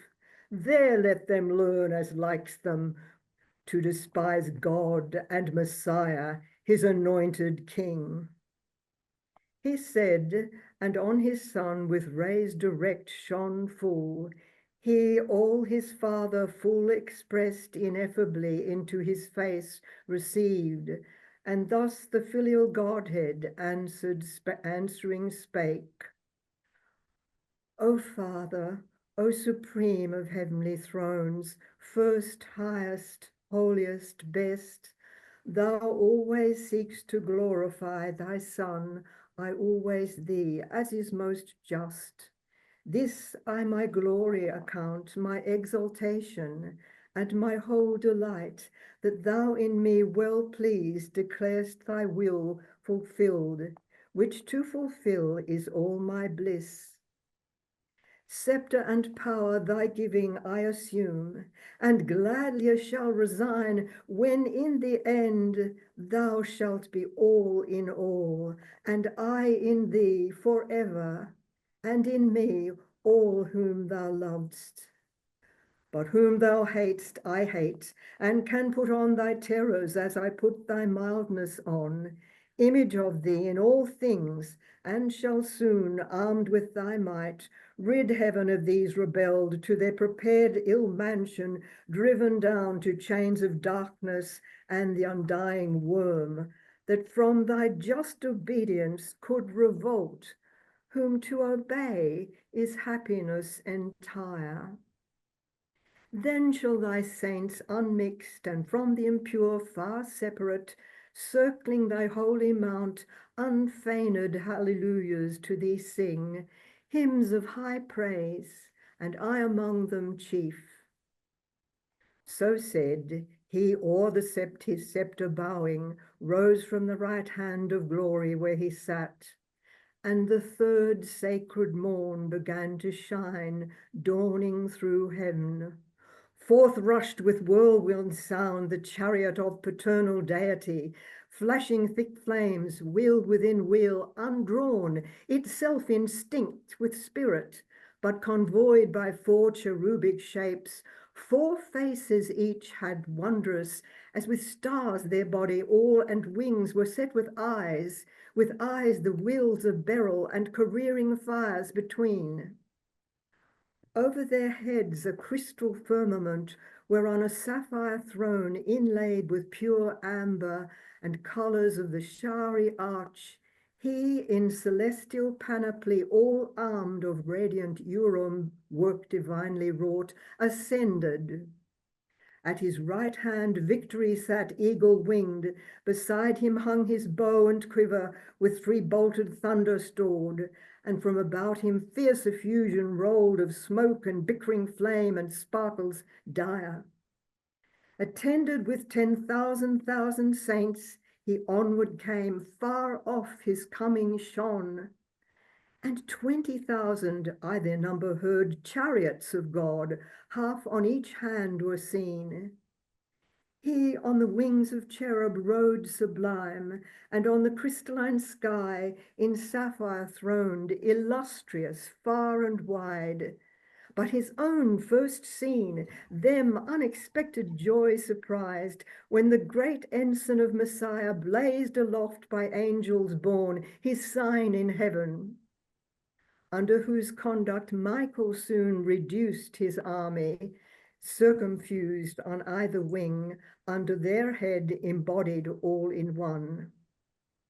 Before him power divine his way prepared, at his command the uprooted hills retired, each to his place. They heard his voice and went obsequious. Heaven his wonted face renewed, and with fresh flowerets hill and valley smiled. This saw his hapless foes, but stood obdured, and to rebellious fight rallied their powers, insensate, hope conceiving from despair. In heavenly spirits could such perverseness dwell? But to convince the proud, what signs avail, or wonders move the obdurate to relent? They hardened more by what might most reclaim, grieving to see his glory. At the sight took envy, and aspiring to his height, stood re-embattled fierce, by force or fraud, weening to prosper, and at length prevail against God and Messiah, or to fall in universal ruin last. And now to final battle drew, disdaining flight or faint retreat, when the great Son of God to all his host on either hand thus spake. Stand still in bright array, ye saints. Here stand ye angels armed, this day from battle rest. Faithful hath been your warfare, and of God accepted, fearless in his righteous cause. And as ye have received, so have ye done invincibly. But of this cursed crew the punishment to other hand belongs. Vengeance is his, or whose he sole appoints. Number to this day's work is not ordained, nor multitude. Stand only and behold God's indignation on these godless poured by me. Not you, but me they have despised, yet envied. Against me is all their rage, because the Father, to whom in heaven supreme kingdom and power and glory appertains, hath honoured me according to his will. Therefore to me their doom he hath assigned, that they may have their wish, to try with me in battle which the stronger proves, they all, or I alone against them, since by strength they measure all, of other excellence not emulous, nor care who them excels, nor other strife with them do I vouchsafe. So spake the Son, and into terror changed his countenance, too severe to be beheld, and full of wrath bent on his enemies. At once the four spread out their starry wings with dreadful shade contiguous, and the orbs of his fierce chariot rolled, as with the sound of torrent floods or of a numerous host. He on his impious foes right onward drove, gloomy as night. Under his burning wheels the steadfast Empyrean shook throughout, all but the throne itself of God. Full soon among them, in his right hand, grasping 10,000 thunders, which he sent before him, such as in their souls infixed plagues. They astonished, all resistance lost, all courage, down their idle weapons dropped, or shields and helms and helmet heads he rode, of thrones and mighty seraphim prostrate, that wished the mountains now might be again thrown on them as a shelter from his ire. Nor less on either side tempestuous fell his arrows from the fourfold visaged four, distinct with eyes, and from the living wheels, distinct alike with multitude of eyes, one spirit in them ruled, and every eye glared lightning, and shot forth pernicious fire among the accursed, that withered all their strength, and of their wonted vigour left them drained, exhausted, spiritless, afflicted, fallen. Yet half his strength he put not forth, but checked his thunder in mid-volley, for he meant not to destroy, but root them out of heaven. The overthrown he raised, and as a herd of goats or timorous flock together thronged, drove them before him thunderstruck, pursued with terrors and with furies to the bounds and crystal walls of heaven, which opening wide, rolled inwards, and a spacious gap disclosed into the wasteful deep. The monstrous sight struck them with horror backward, but far worse urged them behind. Headlong themselves they threw down from the verge of heaven. Eternal wrath burnt after them to the bottomless pit. Hell heard the unsufferable noise. Hell saw heaven ruining from heaven, and would have fled affrighted, but strict fate had cast too deep her dark foundations, and too fast had bound. 9 days they fell, confounded chaos roared, and felt tenfold confusion in their fall through his wild anarchy. So huge a rout encumbered him with ruin. Hell at last, yawning, received them whole, and on them closed. Hell, their fit habitation fraught with fire, unquenchable, the house of woe and pain. Disburdened heaven rejoiced, and soon repaired her mural breach, returning whence it rolled. Sole victor from the expulsion of his foes, Messiah his triumphal chariot turned, to meet him all his saints, who silent stood eyewitnesses of his almighty acts, with jubilee advanced, and as they went, shaded with branching palm, each order bright sung triumph, and hymn sung victorious King. Son, heir, and Lord, to him dominion given, worthiest to reign. He celebrated rode triumphant through mid-heaven into the court and temple of his mighty Father throned on high, who into glory him received, where now he sits at the right hand of bliss. Thus, measuring things in heaven by things on earth at thy request, and that thou mayest beware by what is past, to thee I have revealed what might have else to human race been hid. The discord which befell, and war in heaven among the angelic powers, and the deep fall of those too high aspiring, who rebelled with Satan, he who envies now thy state, who now is plotting how he may seduce thee also from obedience, that with him bereaved of happiness thou mayest partake his punishment, eternal misery, which would be all his solace and revenge, as a despite done against the Most High. Thee wants to gain companion of his woe, but listen not to his temptations. Warn thy weaker. Let it profit thee to have heard by terrible example the reward of disobedience. Firm they might have stood, yet fell. Remember, and fear to transgress.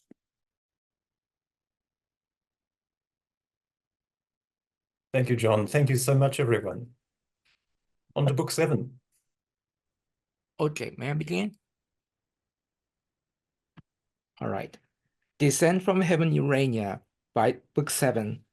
Descend from Urania, by that name, if rightly thou art called, whose voice divine following, above the Olympian hill I soar, above the flight of Pegasian wing. The meaning, not the name I call, for thou, nor of the Muses 9, nor on the top of old Olympus dwellest, but heavenly born, before the hills appeared, or fountain flowed, thou with eternal wisdom didst converse, wisdom thy sister, and with her didst play in presence of the mighty Father, pleased with thy celestial song. Upled by thee, into the heaven of heavens I have presumed an earthly guest, and drawn empyreal air thy tempering. With like safety, guided down, return me to my native element, lest from this flying steed unreined, as once Bellerophon, though from a lower clime, dismounted, on the Alean field I fall erroneous, there to wander and forlorn. Half yet remains unsung, but narrower bound within the visible diurnal sphere. Standing on earth, nor wrapped above the pole, more safe I sing with mortal voice, unchanged to hoarse or mute, though fallen on evil days, though fallen and evil tons, in darkness and with dangers compassed round and solitude. Yet not alone, while thou visitest my slumbers nightly, or when morn purples the east. Still govern thou my song, Urania, and fit audience find though few. But drive far off the barbarous dissonance of Bacchus and his revelers, the race of that wild rout that tore the Thracian bard in Rhodope, where woods and rocks had ears to rapture, to the savage clamor drowned both harp and voice. Nor could the muse defend her son. So fail not thou who thee implores, for thou art heavenly, she an empty dream. Say, goddess, what ensued when Raphael, the affable archangel, had forewarned Adam by thy example to beware apostasy, by what befell in heaven to those apostates, lest the like befall in paradise to Adam or his race, charged not to touch the interdicted tree, if they transgress and slight that sole command, so easily obeyed amid the choice of all tastes else to please their appetite though wandering. He with his consorted Eve the story heard attentive, and was filled with admiration, and deep mused to hear of things so high and strange, things to their thought so unimaginable as hate in heaven, and war so near the peace of God in bliss with such confusion. But the evil soon, driven back, redounded as a flood on those from whom it sprung, impossible to mix with blessedness. Whence Adam soon repealed the doubts that in his heart arose, and now led on it sinless, with desire to know what nearer might concern him, how this world of heaven and earth conspicuous first began, when and whereof created, for what cause, what within Eden or without was done before his memory, as one whose drought yet scarce allayed still eyes the current stream, whose liquid murmur heard new thirst excites, proceeded thus to ask his heavenly guest. Great things, and full of wonder in our ears, far differing from this world, thou hast revealed, divine interpreter, by favour sent down from the Empyrean to forewarn us timely of what might else have been a loss unknown, which human knowledge could not reach, for which to the infinitely good we owe immortal thanks, and his admonishment receive with solemn purpose to observe immutably his sovereign will, the end of what we are. But since thou hast vouchsafed gently for instruction to impart things above earthly thought, which yet concerned our knowing, as to highest wisdom seemed, deign to descend now lower, and relate what may no less perhaps avail us known. How first began this heaven, which we behold distant so high, with moving fires adorned innumerable, and this which is or fills all space, the ambient air, wide interfused, embracing round this florid earth? What cause moves the Creator in his holy rest, through all eternity so late to building chaos, and the work began? How soon absorbed? If unforbid, thou mayst unfold what we, not to explore the secrets, ask of his eternal empire, but the more to magnify his works, the more we know. And the great light of day yet wants to run much of his race, though the steep suspense in heaven, held by thy voice, thy potent voice he hears, and longer will delay to hear thee tell his generation, and the rising births of nature from the unapparent deep. Or if the star of evening and the moon haste to thy audience, night with her will bring silence, and sleep listening to thee will watch. Or we can bid his absence till thy song end, and dismiss thee ere the morning shine. Thus Adam his illustrious guest besought, and thus the godlike angel answered mild. This also thy request, with caution asked, obtain. Though to recount almighty works, what words or tongue of seraph can suffice, or heart of man suffice to comprehend? Yet what thou canst attain, which best may serve to glorify the Maker, and infer thee also happier, shall not be withheld thy hearing. Such commission from above I have received, to answer thy desire of knowledge within bounds. Beyond abstain to ask, nor let thine own inventions hope, things not revealed, which the invisible King, only omniscient, has suppressed in night, to none communicable in earth or heaven. Enough is left besides to search and know. But knowledge is as food, and needs no less her temperance over appetite, to know in measure what the mind may well contain, oppresses else with surfeit, and soon turns wisdom to folly, as nourishment to wind. Know then that after Lucifer from heaven, so call him, brighter ones amidst the host of angels, than that star the stars among, fell with his flaming legions through the deep into his place, and the great sun returned victorious with his saints, the omnipotent eternal Father from his throne beheld the multitude, and to his Son thus spake. At least our envious foe has failed, who thought all like himself rebellious, by whose aid this inaccessible high strength, the seat of deity supreme, us dispossessed. He trusted to have seized, and into fraud drew many, whom their place knows here no more. Yet far the greater part have kept, I see, their station. Heaven yet populous retains, number sufficient to possess her realms though wide, and this high temple to frequent with ministries due and solemn rites.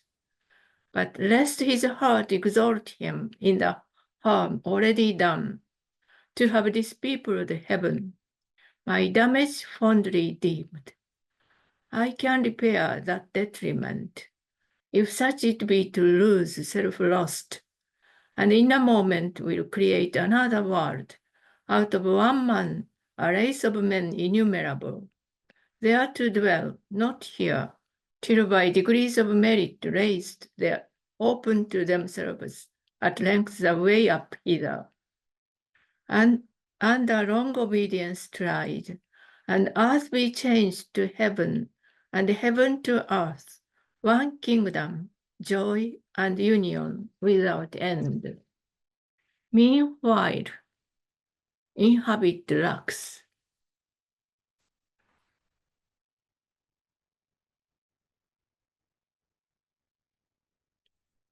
Ye powers of heaven, and thou my word, begotten Son, by thee this I perform.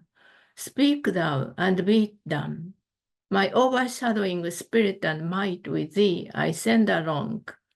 Ride forth, and bid the deep, within appointed bounds, be heaven and earth.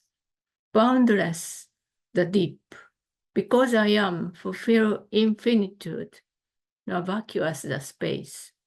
Though I uncircumscribed myself retire, and put not forth my goodness, which is free to act or not. Necessity and chance approach not me. 出てますよね。Not me, and what I will is fate. So spake the Almighty, and to what he spake his word, the filial Godhead gave effect. Immediate are the acts of God, more swift than time or motion, but to human ears cannot without process of speech be told. So told as earthly motion can receive. Great triumph rejoicing was in heaven when such was heard declared the Almighty's will.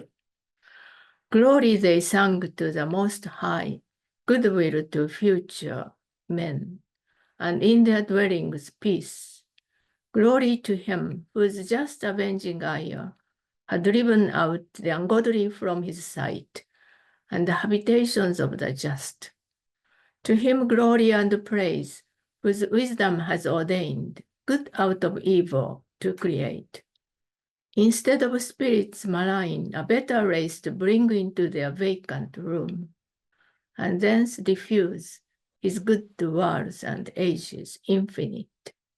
So sang the hierarchies, Meanwhile, the sun on his great expedition now appeared, God with omnipotence, with radiance crowned majesty divine, sapience and love immense, and all his Father in him shone. About his chariot numberless were poured cherub and seraph, potentates and thrones, and virtues, winged spirits and chariots winged. From the armory of God, where stand of old myriads between two brazen mountains lodged against a solemn day, harnessed at hand, celestial equipage, and now came forth spontaneous, for within them spirit lived, attendant on their Lord. Heaven opened wide her ever-during gates, harmonious sound on golden hinges moving, to let forth the King of glory in his powerful word and spirit coming to create new worlds. On heavenly ground they stood, and from the shore they viewed the vast, immeasurable abyss, outrageous as a sea, dark, wasteful, wild, up from the bottom turned by furious winds and surging waves, as mountains to assault heaven's height, and with the center mix the pole. Silence, ye troubled waves, and thou deep peace, said them the omnific word, your discord end. Now stayed, but on the wings of cherubim uplifted, in paternal glory rode far into chaos and the world unborn. For chaos heard his voice, him all train forwarding. Okay. Will someone please deactivate image sharing? Pardon? Please deactivate image sharing, someone.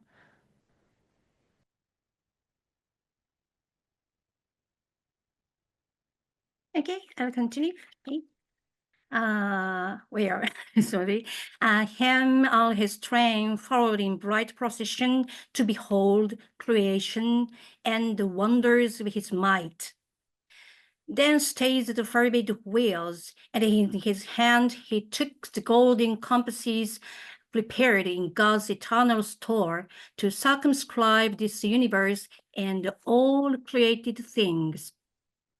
One foot he centered, and the other turned round through the vast profundity obscure, and said, and thus far extend, thus far thy bounds, this be thy just circumference, O world.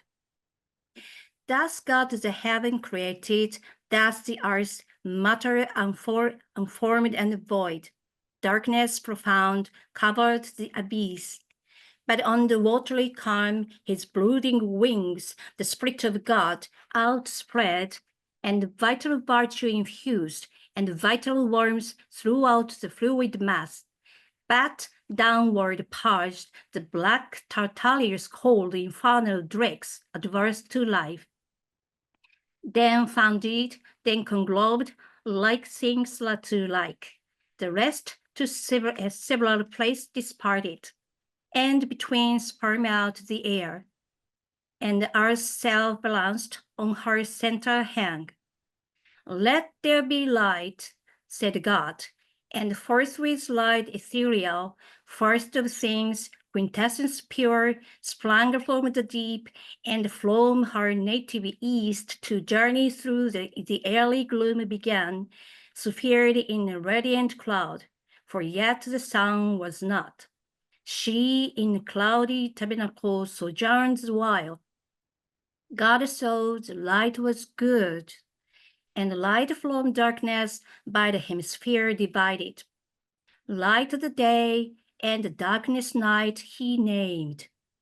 Thus was the first day, even and morn, nor passed uncelebrated, nor unsung by the celestial choirs, when orient light exhaling first from darkness they beheld, birthday of heaven and earth, with joy and shout, the whole universal awe they filled, and touched their golden harps, and hymning praise God in his works, Creator hymn they sang, both when first evening was and when first morn.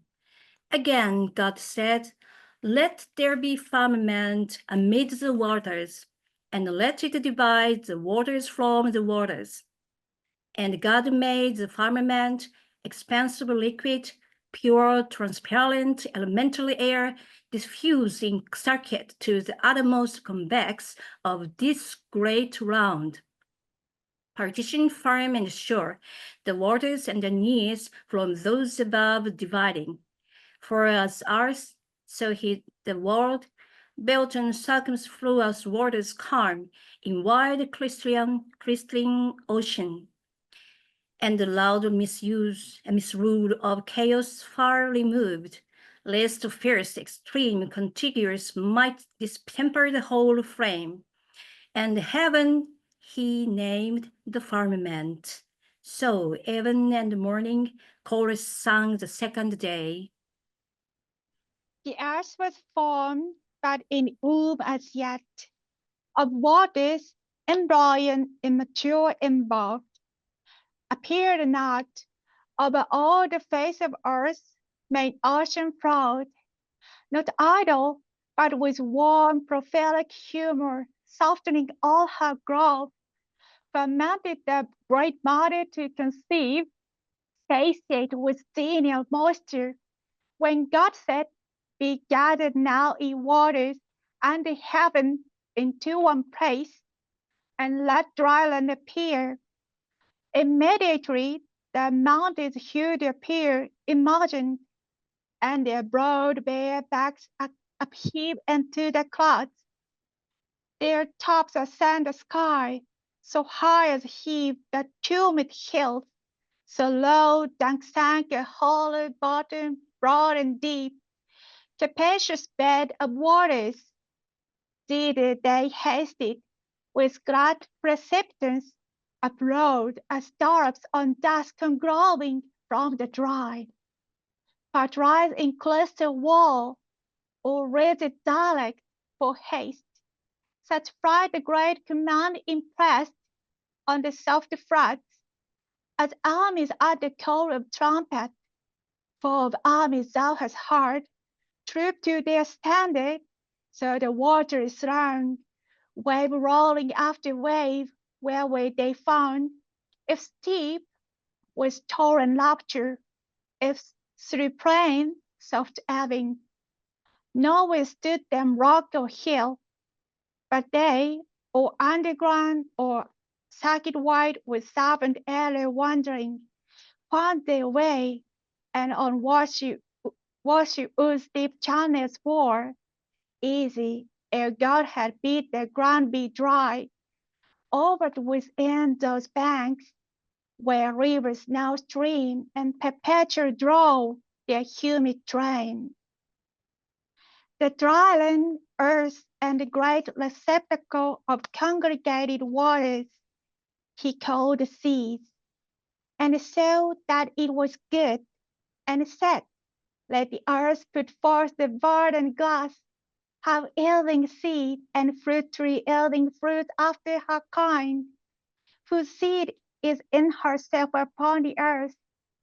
He scarce had said, when the bare earth, hilled and desert and bare, unsightly and dawned, brought forth the tender grass, whose verdure clad her universal face, with pleasant gleam, then herbs of every leaf, that starting followed, opening their various colors, and made gay her bosom swelling sweet.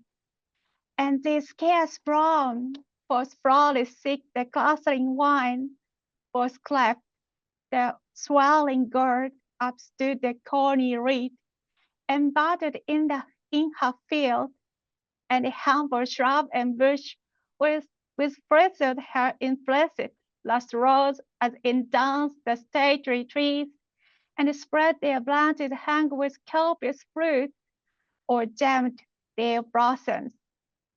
with heights the hills were crowned, with tops the valleys and each fountain side, with borders along the rivers, that the earth now seemed like to heaven, a seat where God might dwell or wander with delight, and love to haunt her sacred shades. Though God had yet not reigned upon the earth, and amounted till the ground now was, that from the earth a dewy mist went up, and watered all the ground, and each plant of the field, which ere it was in the earth God made, and every herb before it grew on the green stem. God saw that it was good. So even and morn recorded the sad day.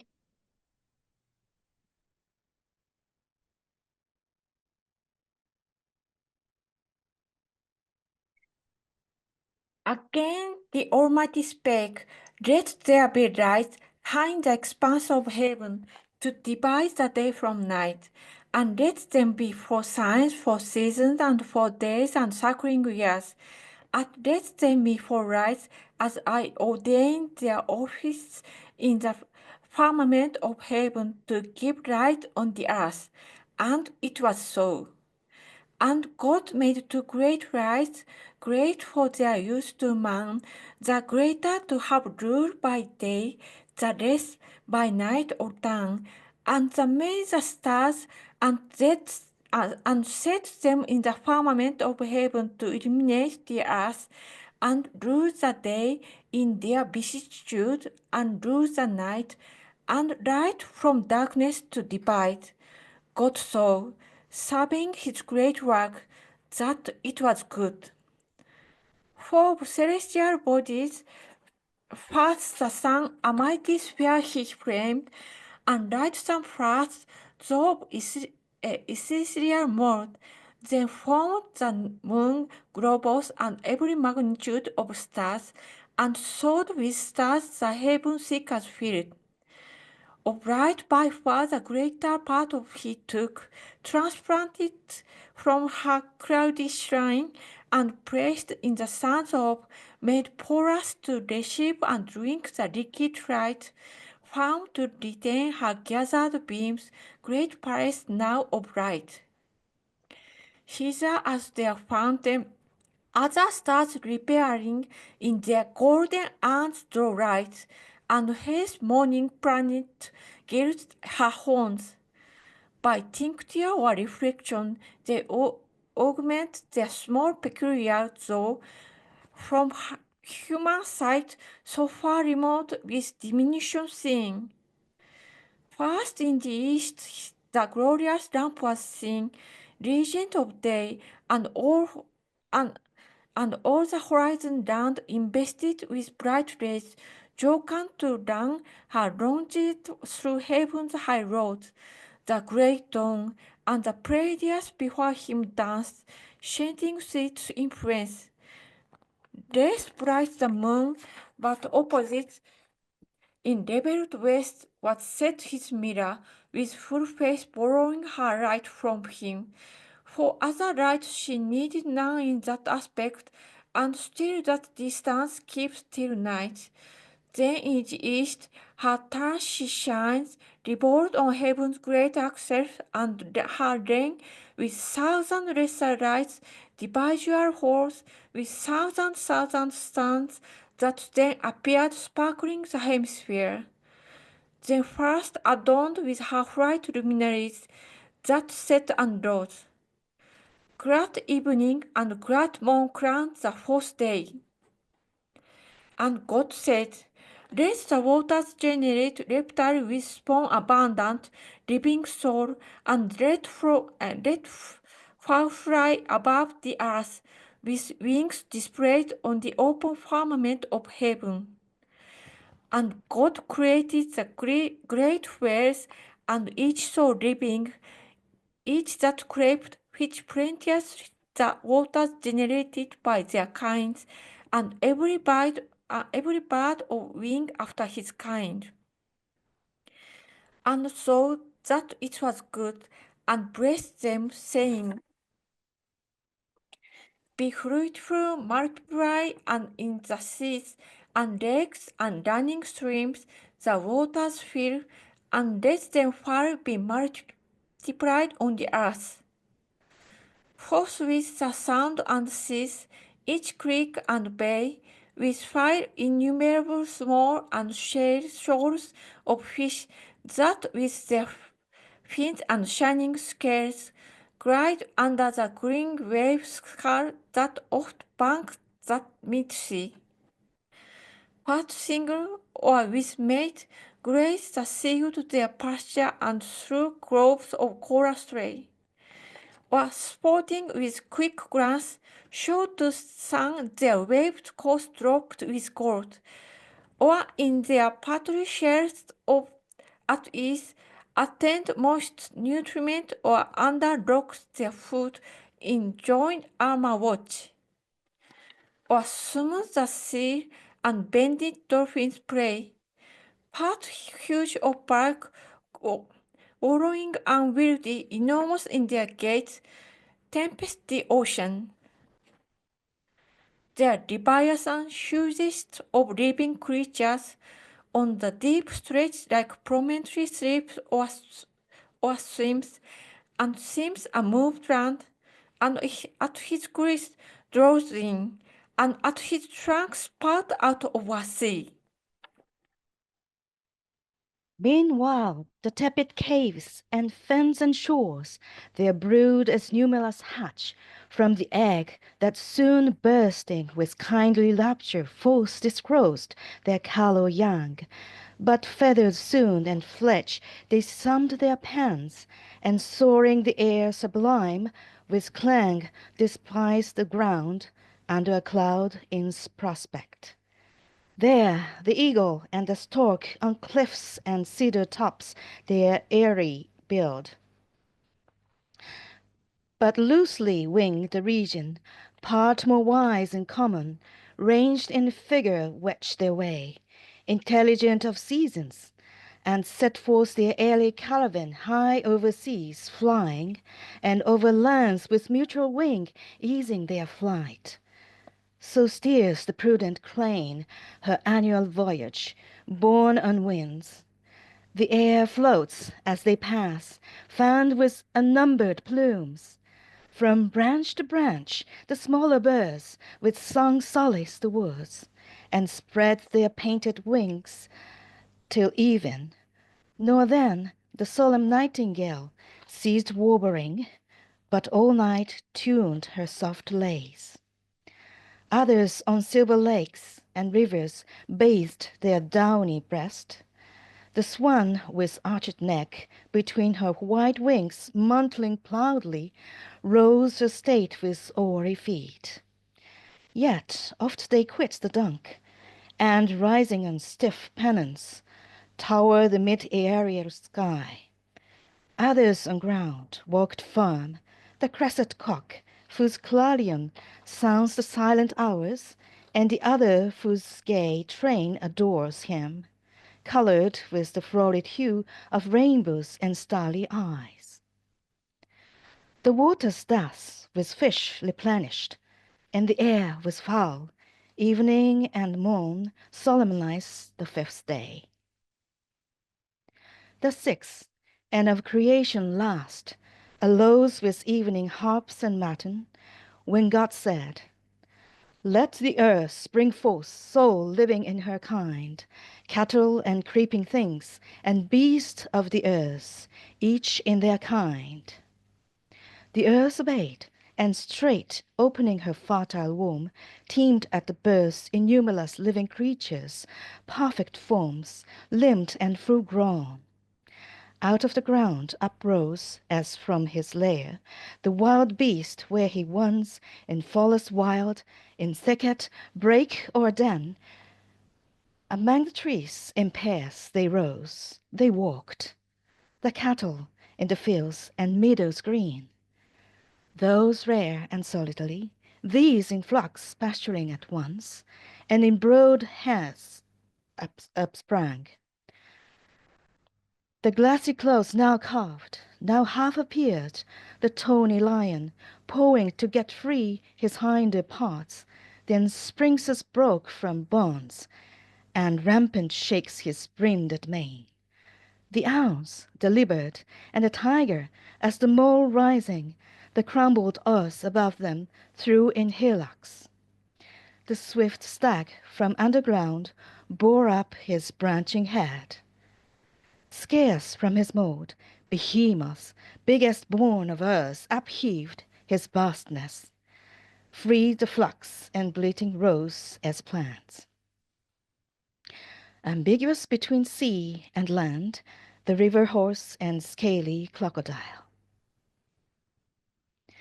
At once came forth whatever clips the ground, insect or worm, those waved their limber palms for wings, and smallest lineaments exact in all the liveries decked of summer's pride, with spots of gold, purple, azure, and green. These as a line they long dimension drew, streaking the ground with sinuous trace.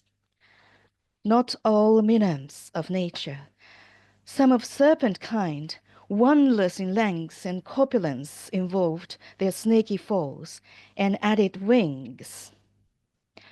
First crept the parsimonious eminent, provident of future, in small room large heart enclosed, pattern of just equality, perhaps hereafter, joined in her popular tribes of commonalty. Swarming next appeared the female bee that feeds her husband drone deliciously and builds her waxen cells with honey stored. The rest are numberless, and thou their natures knowst, and gavest them names, needless to thee repeated, nor unknown the serpent, subtlest beast of all the field, of huge extent sometimes, with brazen eyes and hairy mane terrific, though to thee not noxious, but obedient at thy call. Now heaven in all her glory shone and rolled, her motions as the great first mover's hand first wheeled their course. Earth in her rich attire consummate lovely smiled. Air, water, earth, by fowl, fish, beast was flown, was swum, was walked frequent, and of the sixth day yet remained. There wanted yet the master work, the end of all yet done, a creature who not prone and brute as other creatures, but endued with sanctity of reason, might erect his stature, and upright with front serene, govern the rest, self-knowing, and from thence magnanimous, to correspond with heaven, but grateful to acknowledge whence his good descends, thither with heart and voice and eyes, directed in devotion to adore and worship God supreme, who made him chief of all his works. Therefore, the omnipotent, eternal Father, for where is not he present, thus to his Son audibly spake, let us now make man in our image, man in our similitude, and let him rule over the fish and fowl of sea and air, beast of the field, and over all the earth, and every creeping thing that creeps the ground. This said, he formed thee, Adam, thee, O man, dust of the ground, and in thy nostrils breathed the breath of life. In his own image he created thee. In the image of God express, and thou becamest a living soul. Male he created thee, but thy consort female for race. Then blessed mankind and said, be fruitful, multiply and fill the earth, subdue it, and throughout dominion hold over fish of the sea and fowl of the air, and every living thing that moves on the earth. Wherever thus created, for no place is yet distinct by name, thence, as thou knowest, he brought thee into this delicious grove. This garden planted with the trees of God, delectable both to behold and taste, and freely all their pleasant fruit for food gave thee. All sorts are here that all the earth yields, variety without end, but of the tree which tasted works knowledge of good and evil, thou mayest not. In the day thou eatst, thou diest. Death is the penalty imposed. Beware, and govern well thy appetite, lest sin surprise thee, and her black attendant death. Here finished he, and all that he had made, viewed, and behold, all was entirely good. So even and morn accomplished the sixth day, yet not till the Creator from his work desisting, though unwearied, up returned, up to the heaven of heavens, his high abode, thence to behold this new created world, the edition of his empire, how it showed in prospect from his throne, how good, how fair, answering his great idea. Up he rode, followed with acclamation, and the sound symphonious of 10,000 harps that tuned angelic harmonies. The earth, the air resounded, thou rememberest, for thou heardst. The heavens and all the constellations rung. The planets in their stations listening stood, while the bright pomp ascended jubilant. Open, ye everlasting gates, they sung. Open, ye heavens, your living doors. Let in the great Creator from his work returned magnificent, his 6 days' work, a world. Open and henceforth oft, for God will deign to visit oft the dwellings of just men, delighted, and with frequent intercourse thither will send his winged messengers on errands of supernal grace. So sung the glorious train ascending, he through heaven that opened wide her blazing portals led to God's eternal house, direct the way, a broad and ample road whose dust is gold, and pavement stars, as stars to thee appear, seen in the galaxy, that Milky Way, which nightly as a circling zone thou seest, powdered with stars. And now on earth the seventh evening arose in Eden, for the sun was set, and twilight from the east came on for running night. When at the holy mount of heaven's high-seated top, the imperial throne of Godhead, fixed forever firm and sure. The filial power arrived and sat him down with his great Father, for he also went invisible, yet stayed. Such privilege hath omnipresence, and the work ordained, author and end of all things, and from work now resting.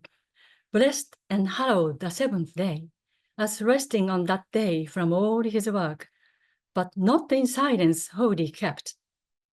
The harp had work and rested not. The solemn pipe and dulcimer, all organs of sweet stop, all the sounds on fret by string or golden wire, tempered soft tunings, intermixed with voice choral or unison. Of incense clouds fuming from golden censers hit the mount. Creation and the 6 days acts they sang. 我が御業は大いなり、エホバよ、道からは限りなし。いかなる思いが汝を計り、いかなる舌が汝を語れるだろう。かの巨人族のごとき天使の反乱から帰還された時よりも、今はなお大いなり。あの日、雷は長井を高めたり、されど想像するは想像されしものを破壊するより、さらに大いなり。力強き王よ、誰が汝を損ない、御国を限れるだろう。汝は背信の天使らの傲慢な企てと、愚かな計りごとをたやすく退けたもうた。彼らは不敬にも汝を貶め、汝の崇拝者の多数を引き離さんと図ったが、長井を弱めんとする者は、その意に反して、かえって長力を一層示すことになる。汝はその者の悪を用いて、悪からさらなる善を創造したもう。Witness this new-made world, another heaven from heaven gate, not far, founded in view on the clear Hyaline, the grassy sea, of amplitude almost immense, with stars numerous, and every star perhaps a world of destined habitation. But thou knowest their seasons. Among these, the seat of man, earth, with her nether ocean circumfused, their present dwelling place. Thrice happy men and sons of men, whom God hath thus advanced, created in his image, there to dwell and worship him, and in reward to rule over his works, on earth, in sea, or air, and multiply a race of worshippers, holy and just. Thrice happy if they know their happiness and persevere upright. So sang they, and the empyrean rang with hallelujahs. Thus was Sabbath kept, and thy request think, now fulfilled, that asked how first this world and face of things began, and what before thy memory was done from the beginning, that posterity informed by thee might know. If else thou seekst aught, not surpassing human measure, say. This is the end of Book 7. Thank you very much.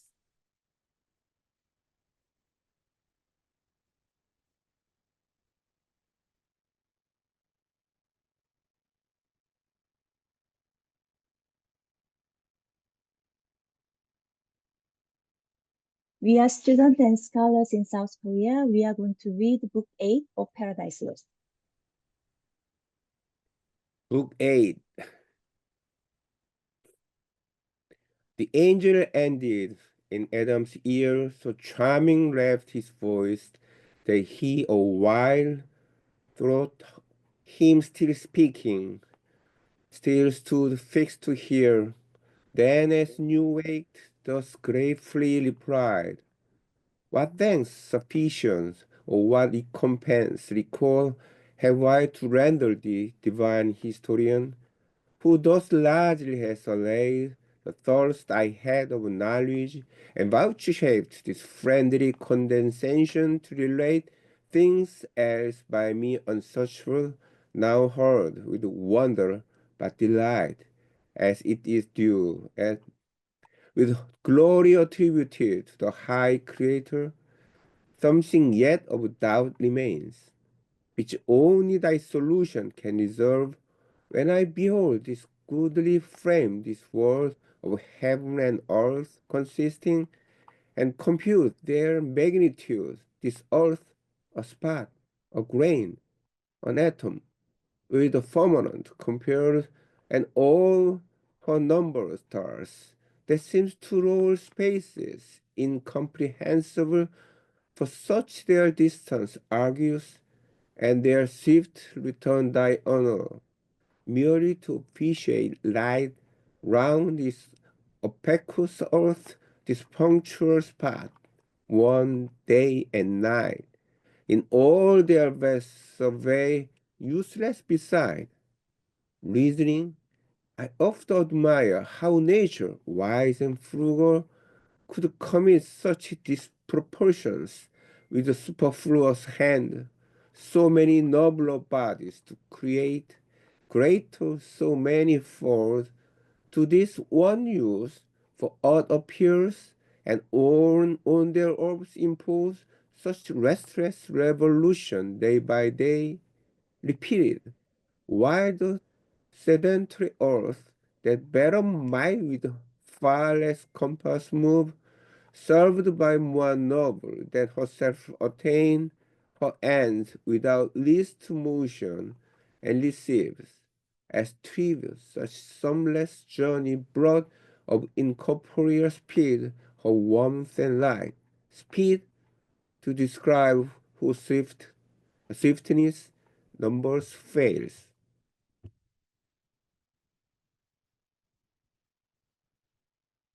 So spake our sire, and by his countenance seemed entering on studious thoughts abstruse, which Eve perceiving where she sat retired in sight, with loneliness majestic from her seat, and grace that one who saw to wish her stay, rose and went forth among her fruits and flowers to visit how they prospered, bud and bloom, her nursery.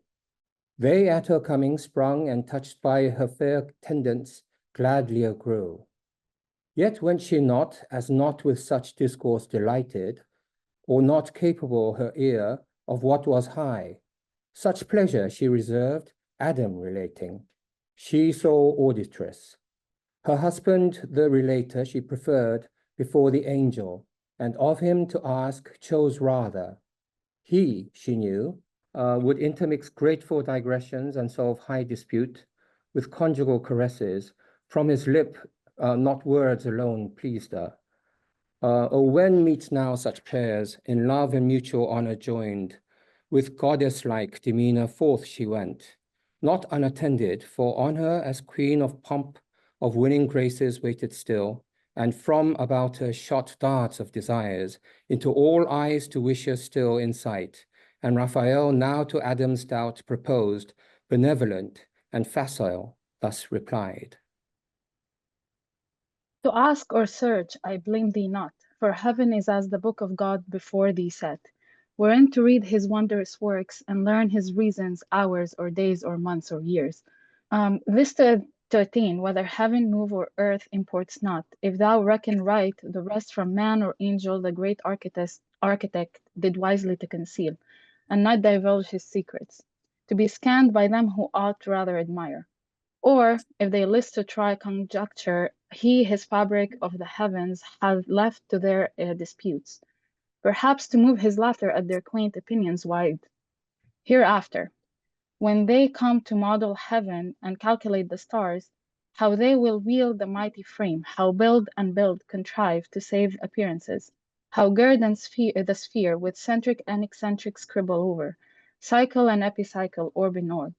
Already by thee reasoning, this I guess, who art to lead thy offspring, and supposed that bodies bright and greater should not serve. The less not bright, nor heaven such journeys run, earth sitting still when she alone receives the benefit. Consider she alone when she alone receives the benefit. Consider first that great or bright interferes not excellence. The earth, though, in comparison of heaven so small, nor glycering may of solid good contain. more plenty than the sun that bearing shines, whose virtue on itself works no effect, when in the fruitful earth there first received his beams, unactive else their vigor find.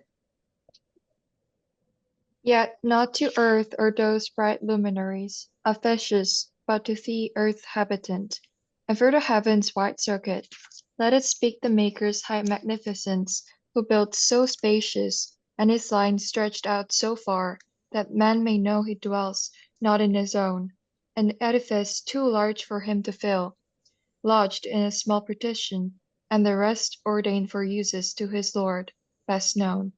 The swiftness of those circles attribute, though numberless, to his omnipotence, that to corporeal substances could add speed almost spiritual. Me thou think'st not slow, who since the morning hour set out from heaven, where God resides, and our midday arrived in Eden. Distance inexpressible by numbers that they have named. But this I urge, admitting motion in the heavens, to show invalid that which thee to doubt it moved. Not that I so affirm, though so it seem to thee, who hast thy dwelling here on earth. For to remove his ways from human sense, placed heaven from earth so far, that earthly side, if we presume, might err in things too high, and no advantage gain. What if the sun be centered to the world, and other stars by his attractive virtue, and their own incited, dance about him various rounds? Their wandering course, now high, now low, then heed, progressive, retrograde, or standing still, instincts ceased. And what if, seventh degrees, the planet Earth, so steadfast though she seem, insensibly, three different motions move? Which else to several spheres thy must ascribe, moved contrary with sort of obliquities? Or save the sun his labor, and the swift nocturnal and diurnal roams oppose, invisible, else above all stars. The wheel of day and night, which needs not thy belief, if as industrious of herself, fetch day traveling east, and with a part of us from the sun's beam midnight, her other part still luminous by his way. What if that light sent from her, though the wide conspicuous air, the terrestrial moon be as a star, enlightening her by day, as she by night this earth, reciprocal, if land be there, fields and inhabitants, her sport assist, as clouds and clouds may rain, and rain produce fruit in her softened soil, for some to eat allotted there, and other suns perhaps, with the attendant moons, thou wilt descry, communicating male and female light, which to great sexes animate the world, stored in each orb perhaps with some that live. For such vast room in nature unpossessed, by living soul, desert and desolate, only to shine, yet scarce to contribute, each orb a glimpse of light, conveyed so far down to this inhabitable, which returns light back to them, is obvious to dispute. But whether does these things or whether not, whether the sun predominant in heaven rise on the earth, or earth rise on the sun, he from the east his flaming road begin, or she from west her silent course advance, with inoffensive pace that spinning sleeps, on her soft axle which she paces even, and bears thee soft with the smooth air along.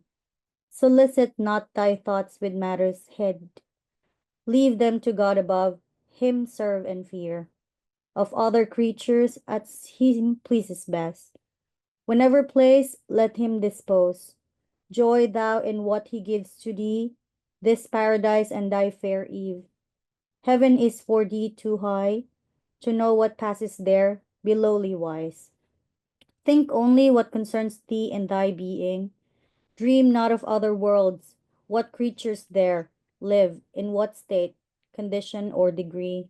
contented that thus far hath been revealed, not of earth only, but of highest heaven.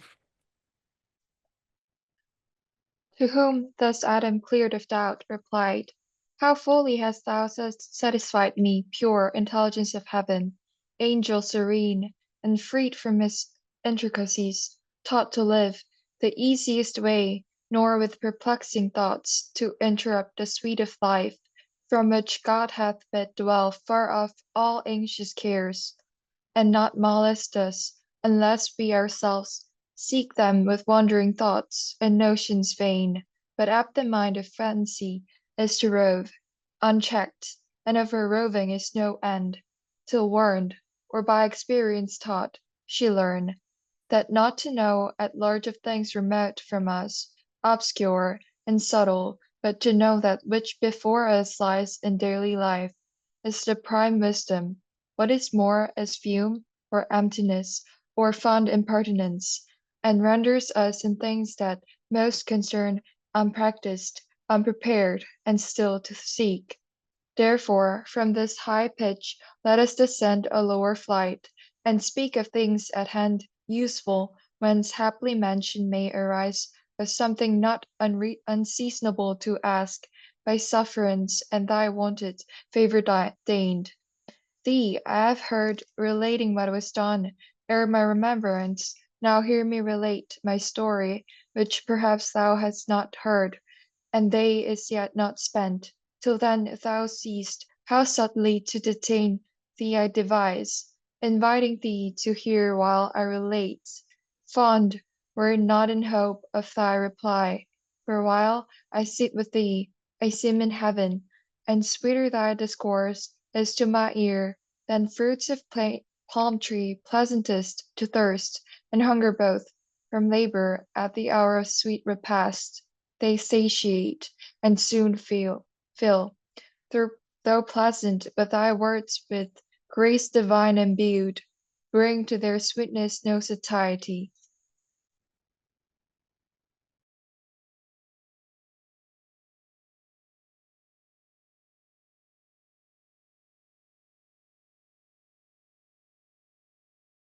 To whom thus Raphael answered heavenly meek, Nor are thy lips ungraceful, sire of men, nor tongue ineloquent, for God on thee abundantly his gifts hath also poured, inward and outward both, his image fair, speaking or mute, all comeliness and grace, attends thee, and each word, each motion forms. Nor less think we in heaven of thee on earth, than of our fellow servant, and inquire gladly into the ways of God with man. For God, we see, hath honored thee, and set on man his equal love. Say therefore on, for I that day was absent, as befell, bound on a voyage uncouth and obscure, far on excursion toward the gates of hell. Squared in full legion, such command we had, to see that none thence issued forth a spy or enemy while God was in his work, lest he incensed at such eruption bold, destruction with creation might have mixed. Not that they durst without his leave attempt, but us he sends upon his high behests. For state as sovereign king, and to inure our prompt obedience, fast we found, fast shut the dismal gates, and barricadoed strong. But long ere our approaching heard within noise other than the sound of dance or song, torment and loud lament, and furious rage. Glad we returned up to the coast of light, ere Sabbath evening, so we had in charge. But thy relation now, for I attend, pleased with thy words no less than thou with mine.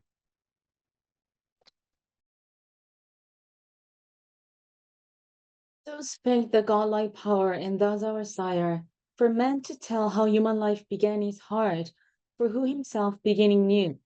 Desire with thee still longer to converse induced me, as new waked from soundest sleep, soft on the flowery herb I found me laid. In balmy sweat, which with his beams the sun soon dried, and on the reeking moisture fed. Straight toward heaven my wandering eyes I returned, and gazed awhile the ample sky, till raised by quick instinctive motion up I sprung, as thitherward endeavoring, and upright stood on my feet. About me round I saw hill, dale, and shady woods, and sunny plains, and liquid laps of murmuring streams. By these creatures that lived and moved and walked or flew, birds on the branches warbling, all things smiled. With fragrance and with joy my heart overflowed. Myself I then perused and limb by limb surveyed, and sometimes went and sometimes ran with supple joints as lively vigor led. But who I was, or where, or from what cause, knew not. To speak I tried, and forthwith spake. My tongue obeyed, and readily could name whatever I saw. Thou sun, said I, fair light, and thou enlightened earth, so fresh and gay, ye hills and dales, ye rivers, woods, and plains, and ye that live and move, fair creatures, tell if ye saw, how came I thus, how here? Not of myself, by some great maker then, in goodness and in power preeminent. Tell me, how may I know him, how adore, from whom I have that thus I move and live?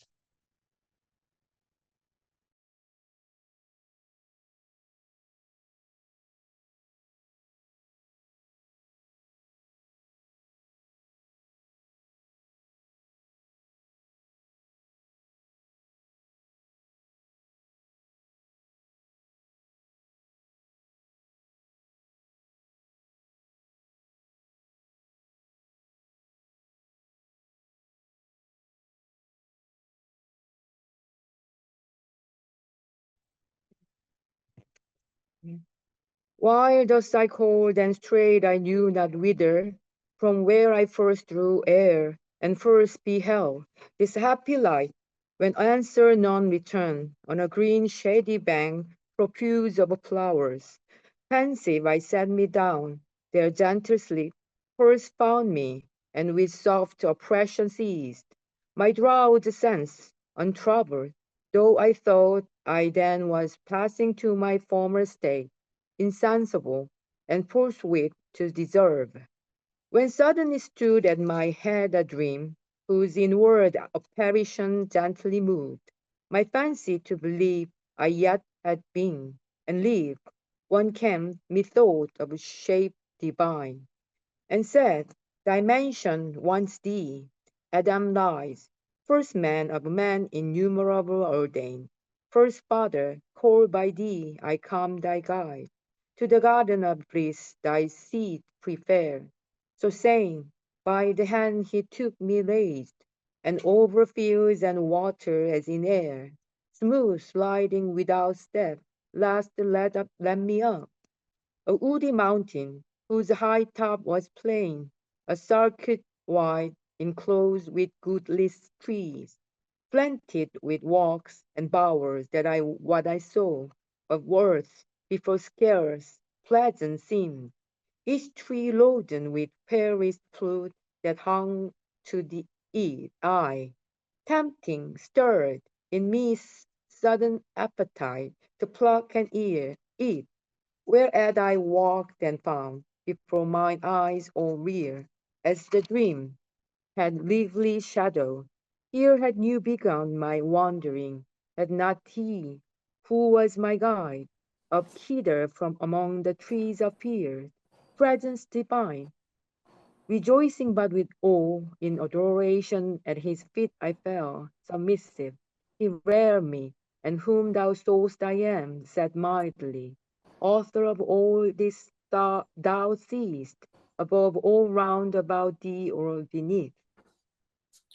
This paradise I give thee, count it thine, to till and keep, and of the fruit to eat, of every tree that in the garden grows, eat freely with a glad heart. Fear here no thirst, but of the tree whose operation brings knowledge of good and ill, which I set the flesh of thy obedience in thy face. Amid the garden by the tree of life, remember what I want thee shun to taste, and shun the bitter consequence. For know the day thou is thereof my soul command transgressed, inevitably thou shalt die. From that day mortal, and this happy state shall lose, expelled from hence into a world of woe and sorrow. Sternly he pronounced the rigid interdiction which resounded yet dreadful in my ear. Doing my choice, not to incur, but soon his clear aspect returned and gracious purpose thus renewed. Not only these pair bounds, but all the heirs to thee and to thy place I give, as laws possess it, and all things that therein live, all live in sea or air, beast, fish, and fowl. Inside whereof each bird and beast behold after their kinds, I bring them to receive from thee their names and pay thee fealty with low subjection. Understand the same of fish within their water residence, not hither summoned, since they cannot change their element to draw the dinner air. As thus expect each bird and beast be heard, approaching two and two. This coding low with blandishment, each bird stooped on his wing. I named them as they passed and understood their nature. With such knowledge God endued my sudden apprehension, but in this I found not one methought I wanted still, and to the heavenly vision thus presumed.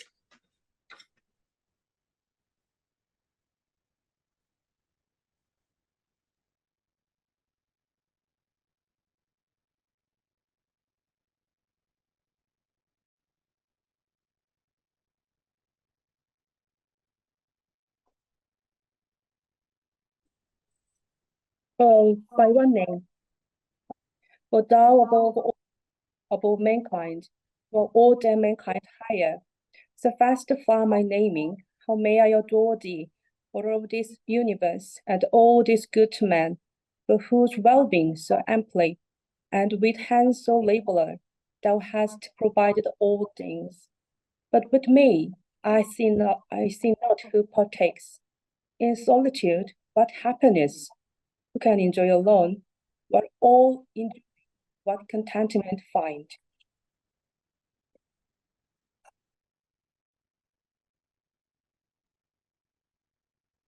Yes.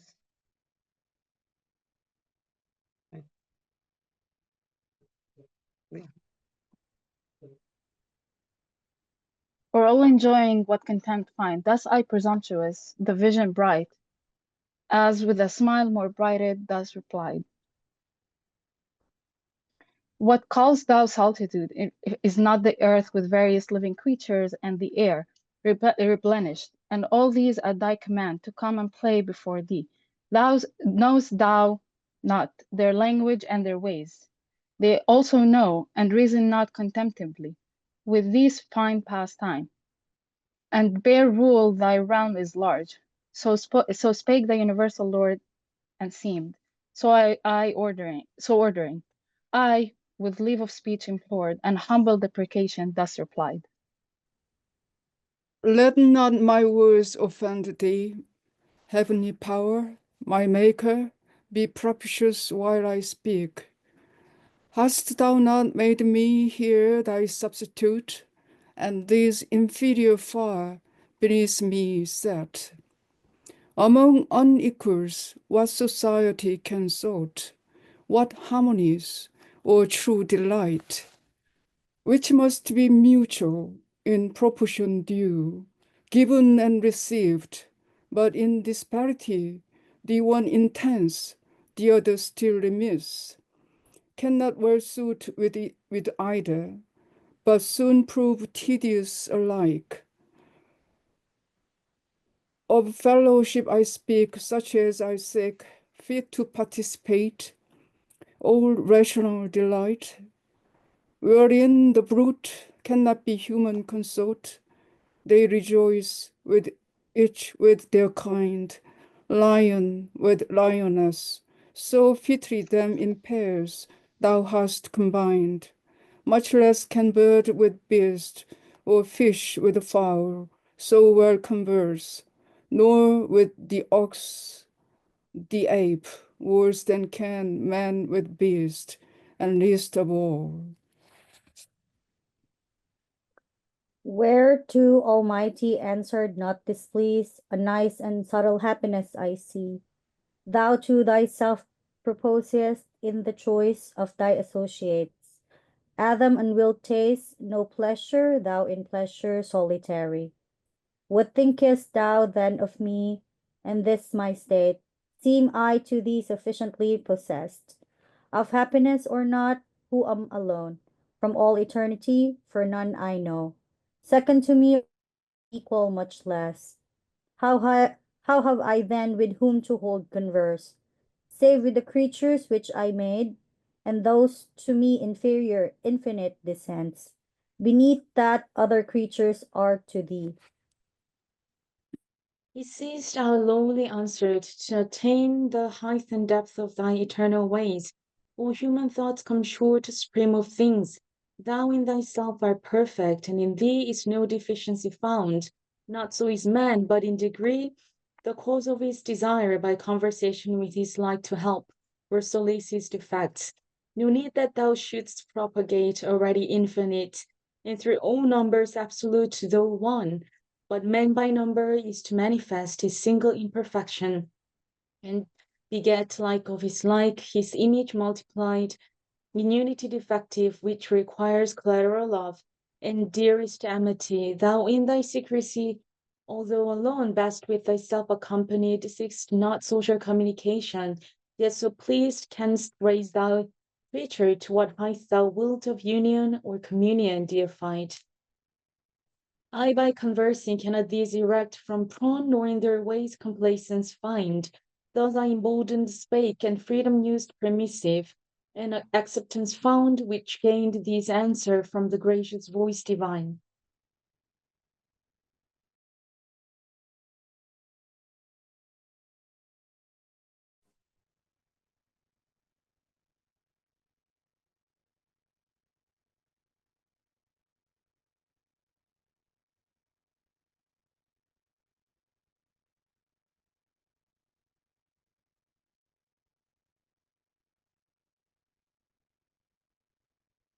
Professor Cho, you're muted. Sorry, let me begin again. Thus far to try thee, Adam, I was pleased, and find thee knowing not of beast alone, which thou hast rightfully named, but of thyself, expressing well the spirit within thee free. My image not impacted to the brute, whose fellowship therefore unmeet for thee, whose reason was thou freely shouldst dislike, and be so minded still.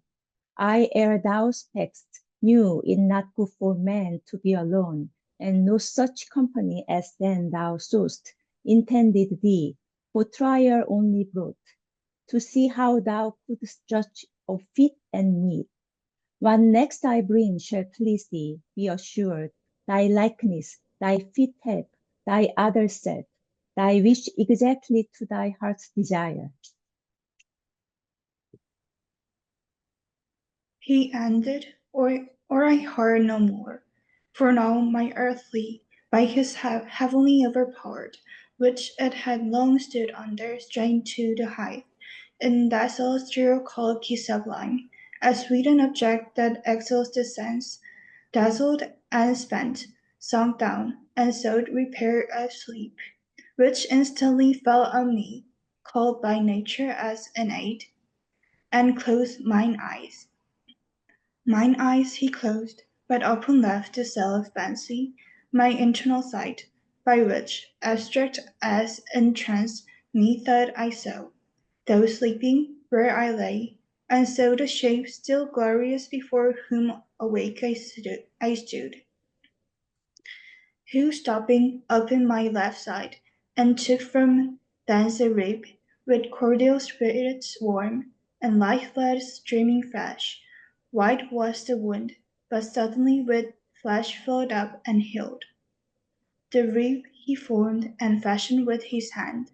Under his forming hands a creature grew, man-like, but different sex, so lovely fair that what seemed fair in all the world seemed now mean, or in her summed up, in her contained, and in her looks, which poured that time-infused sweetness into my heart unfelt before, and into all things from her air inspired the spirit of love and amorous delight. She disappeared and left me dark. I awaked to find her, or forever to deplore her loss, and other pleasure all ajar. When out of hope, behold her not far off, such as I saw her in my dream, adorned with what all earth or heaven could bestow to make her amiable. On she came, led by her heavenly Maker, though unseen and guided by his voice, nor uniformed of nuptial sanctity and marriage rites. Grace was in her all her steps, heaven in her eye, and every gesture dignity and love. I, overjoyed, could not forbear aloud. This stone has made amends. Thou hast fulfilled thy word, Creator, bounteous and benign, giver of all things fair, but fairest this of all thy gifts, nor enviest. I now see bone of my bone, flesh of my flesh, myself before me. Woman is her name, of man extracted. For this cause he shall forego father and mother, and to his wife adhere, and they shall be one flesh, one heart, one soul. She heard me thus, and though divinely brought, yet innocence and virgin modesty, her virtue and the conscience were worse. They do be wood and not unsought to be one, not obvious, not obtrusive, but retired, the more desirable all to say, or nature herself, though pure of simple thought, wrought in her, so that seeing me she turned. I called her. She was new, and with obscure majesty approved. My pleaded reason to the nuptial vow, I laid her blessing like the moon. All heaven and happy constellations on that hour shed their latest influence. The earth gave sign of gratulation, and the earth is here.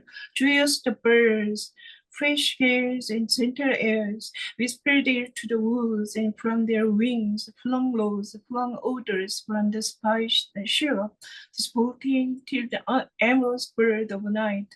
Songs posure and beat has the evening star on his hill top to light the bridal lamp. Thus I have told thee all my state, and brought my story to the sum of earthly bliss, which I enjoy, and must confess to find in all things else delight indeed. But such as used or not, works in the mind no change, nor vehement desire. These delicacies of taste, sight, smell, herb, fruit, and flowers, works and the melody of birds. But here, far otherwise, transported I behold, transported touch. Here passion first I felt, commotion strange. In all enjoyment else superior and unmoved. Here only weak against the charm of beauty's powerful glance. Or nature failed in me, and left some part no proof enough such object to sustain. Or from my side subducting, took perhaps more than enough. At least, honor bestowed too much of ornament. In outward show elaborate, of inward less exact.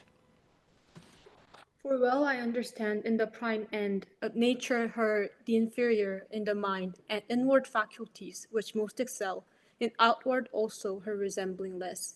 His image who made both and less expressing the character of that dominion given, or other creatures yet when I approach, her loveliness so absolute she seems, and in herself complete, so well to know her own that what she wills to do or say seems wisest, virtuousest, discreetest, best. All higher knowledge in her presence falls. Degraded, wisdom and discourse with her.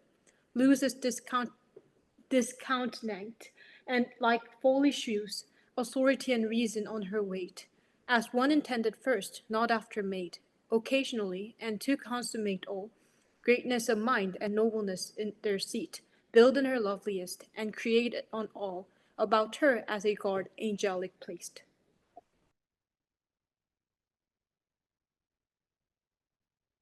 To whom the underwit contracted brow, accuse not nature, she hath done her part. Do thou but thine, and be not diffident of wisdom. She desert thee not, if thou dismiss not her. When most thou needest her nigh, by attributing oftenmost to things less excellent, as thou thyself perceivest. For what admirest thou? What transfers thee so on our side? Fear no doubt, and worthy well thy cherishing, thy honoring, and thy love, not thy subjection. Weigh with her thyself, then value. Of times nothing profits more than self-esteem, grounded on just and right, well managed. Of that skill, the more thou knowest, the more she will acknowledge thee her head, and to realities yet all her shows. May so adorn for thy delight the more, so awful that with honor thou mayst love thy mate, who sees when thou art seen least wise. But if the sense of touch whereby mankind is propagated seems such dear delight beyond all other, think the one vouchsafed to cattle and eat beast, which would not be to them made common and divided, if aught therein enjoyed were worthy to subdue the soul of man, or passion in him move. What higher in her society thou find'st attractive, human, rational, love still. In loving thou doest well, in passion not, wherein true love consists not.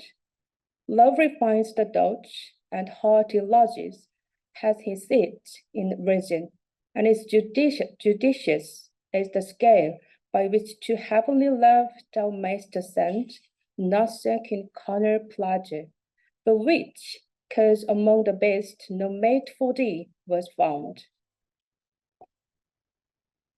To whom dost have abashed?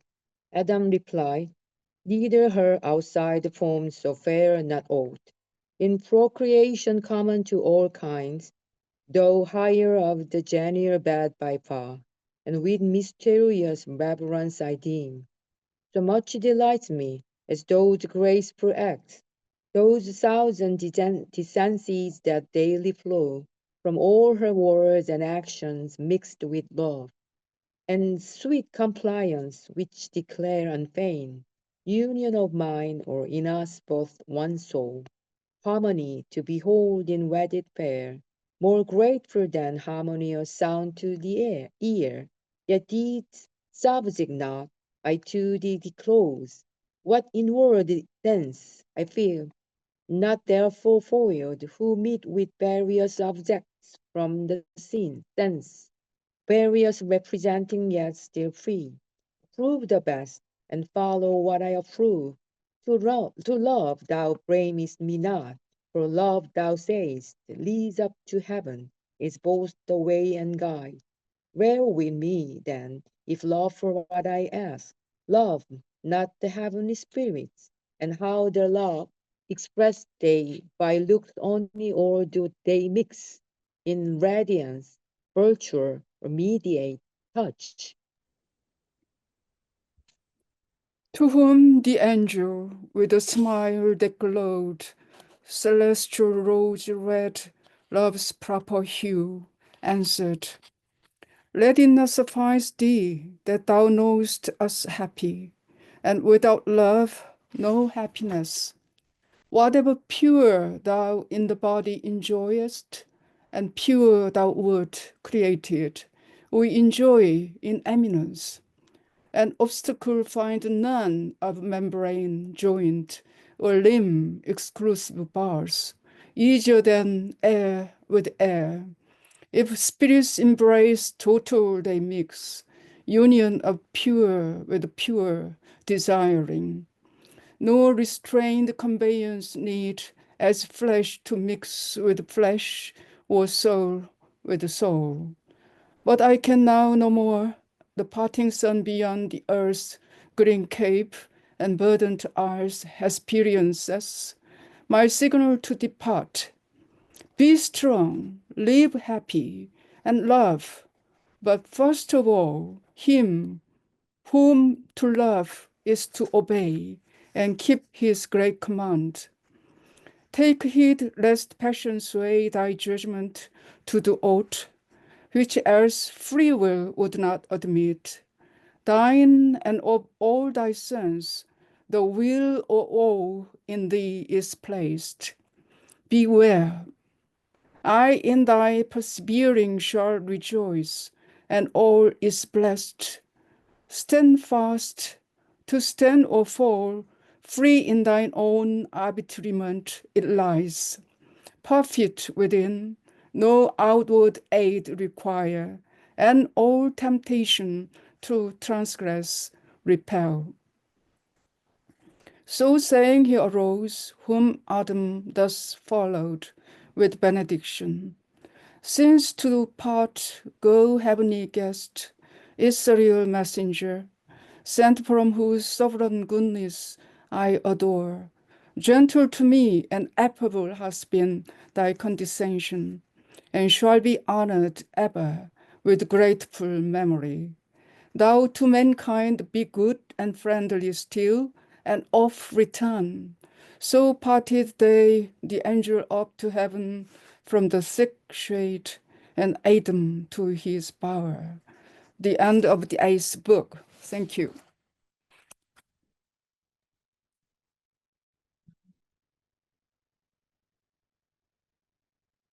Book 9, The Argument. Satan, having compassed the earth, with meditated guile returns as a mist by night into paradise, enters into the serpent sleeping.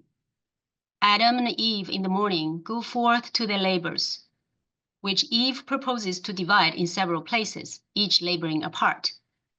Adam consents not, alleging the danger lest the enemy, of whom they were forewarned, should attempt her found alone. Eve, loath to be thought not circumspect or firm enough, urges her going apart, the rather desirous to make trial of her strength.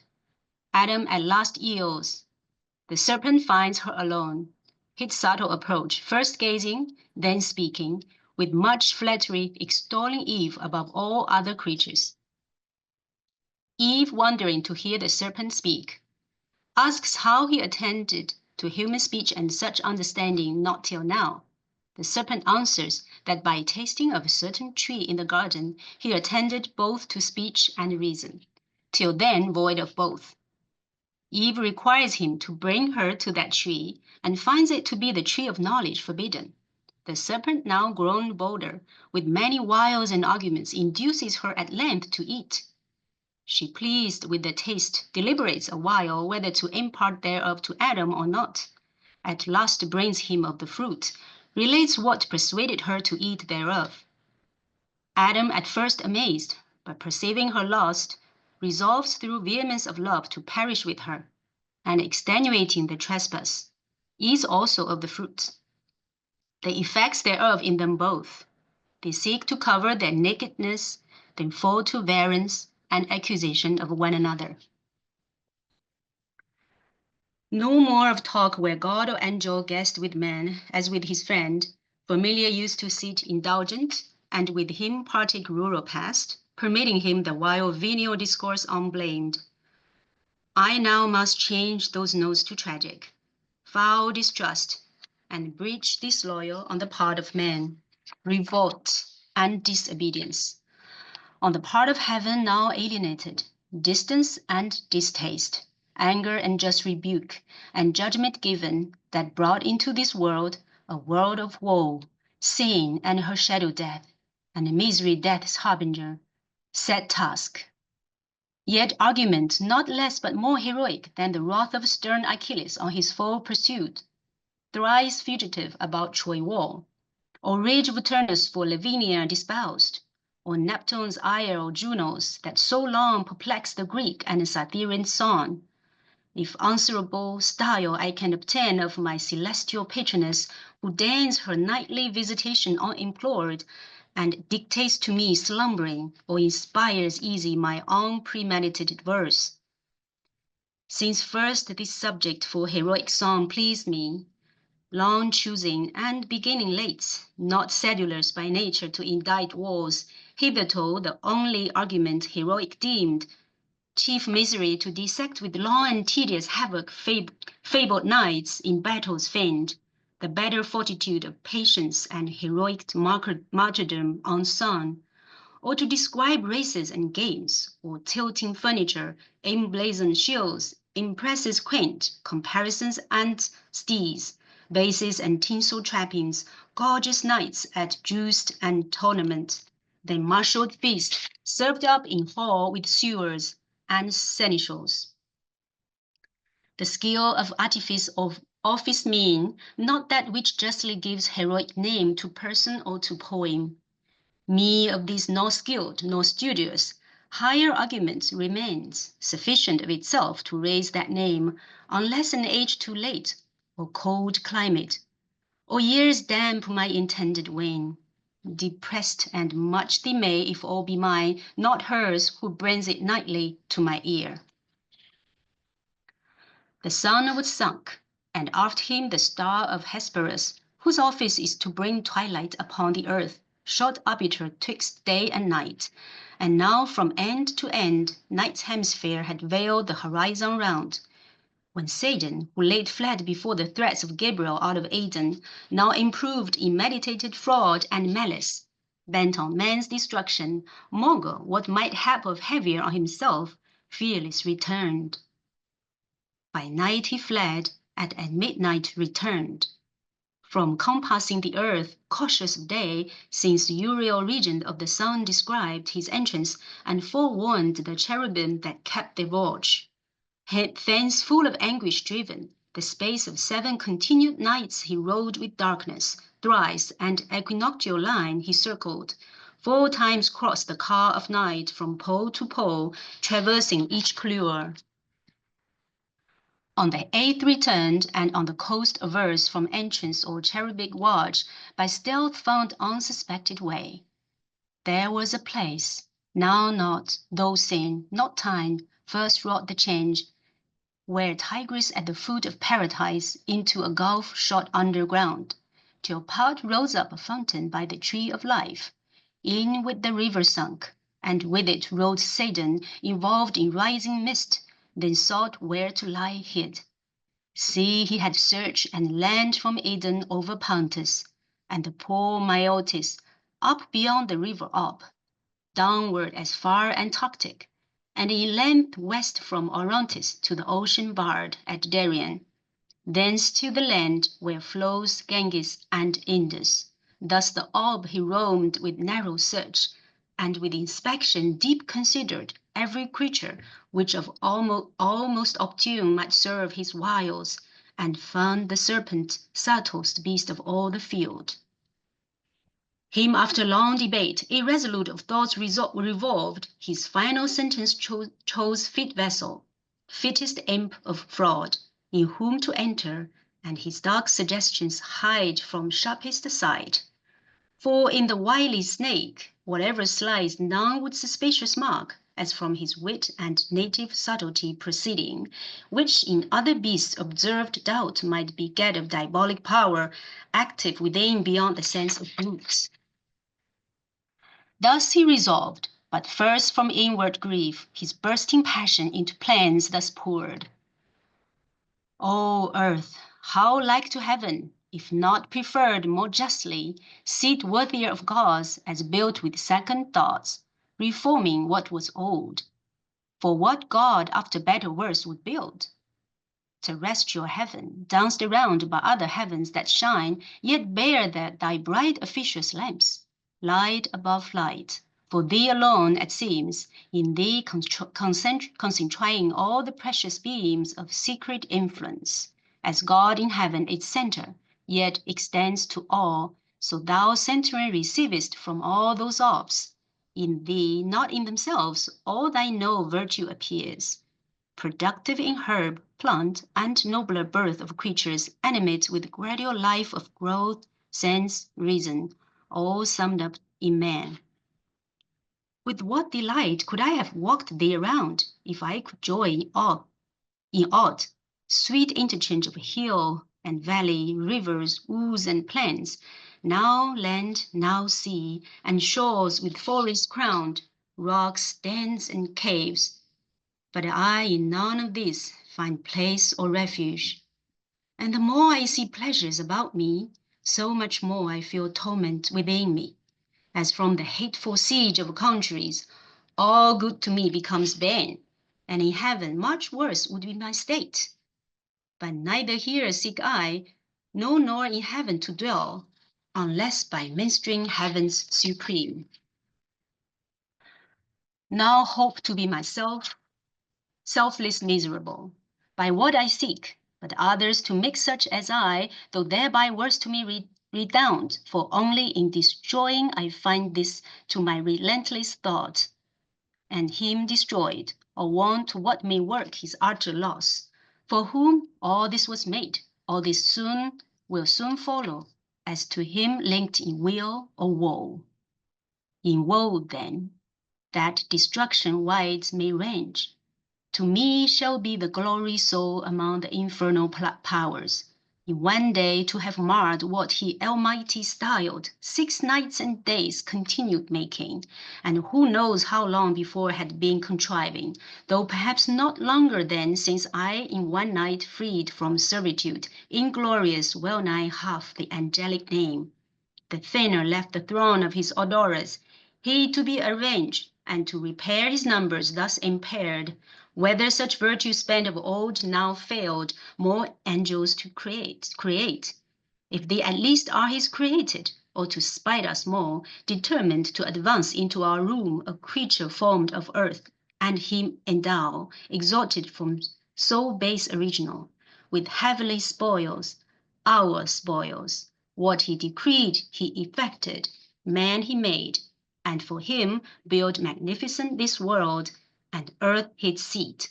Him Lord pronounced, and, oh, indignity, subjected to his service angel wings, and flaming ministers to watch and tend thy earthy charge. Of these the vigilance I dread, and to elude, thus wrapped in mist of midnight vapor, glide obscure, and pry in every bush and brake, where hap me find the serpent sleeping, in whose mazy folds to hide me, and the dark intent I bring. O foul descent, that I who erst contended with God to seat the highest, am now constrained into a beast, and mixed with bestial slime. This essence to incarnate and imbrued, that to the height of deity aspired. But what will not ambition and revenge descend to?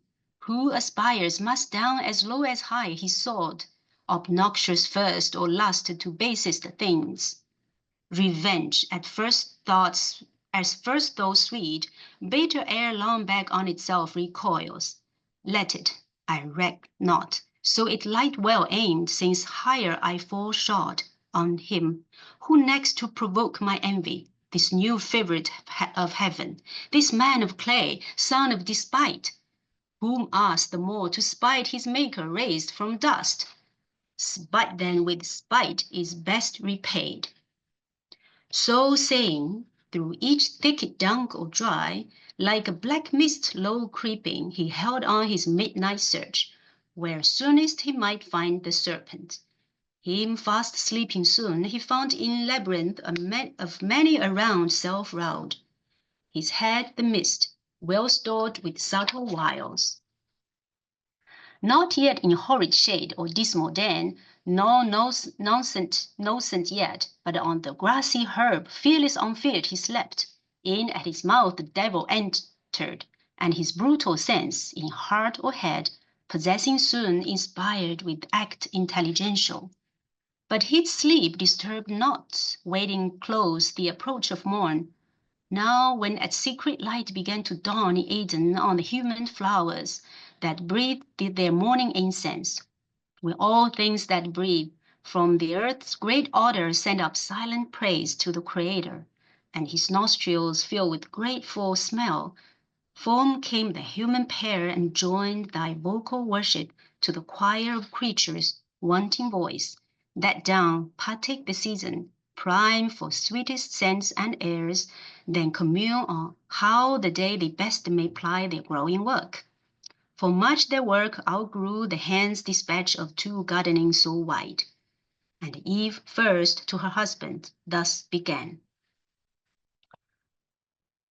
Adam, well may we labor still to dress this garden, still to tend plant, herb, and flower, our pleasant task enjoyed. But till more hands aid us, the work under our labor grows, luxurious by restraint. What we by day lop overgrown, or prune, or prop, or bind, one night or two with wanton growth derides tending to wild.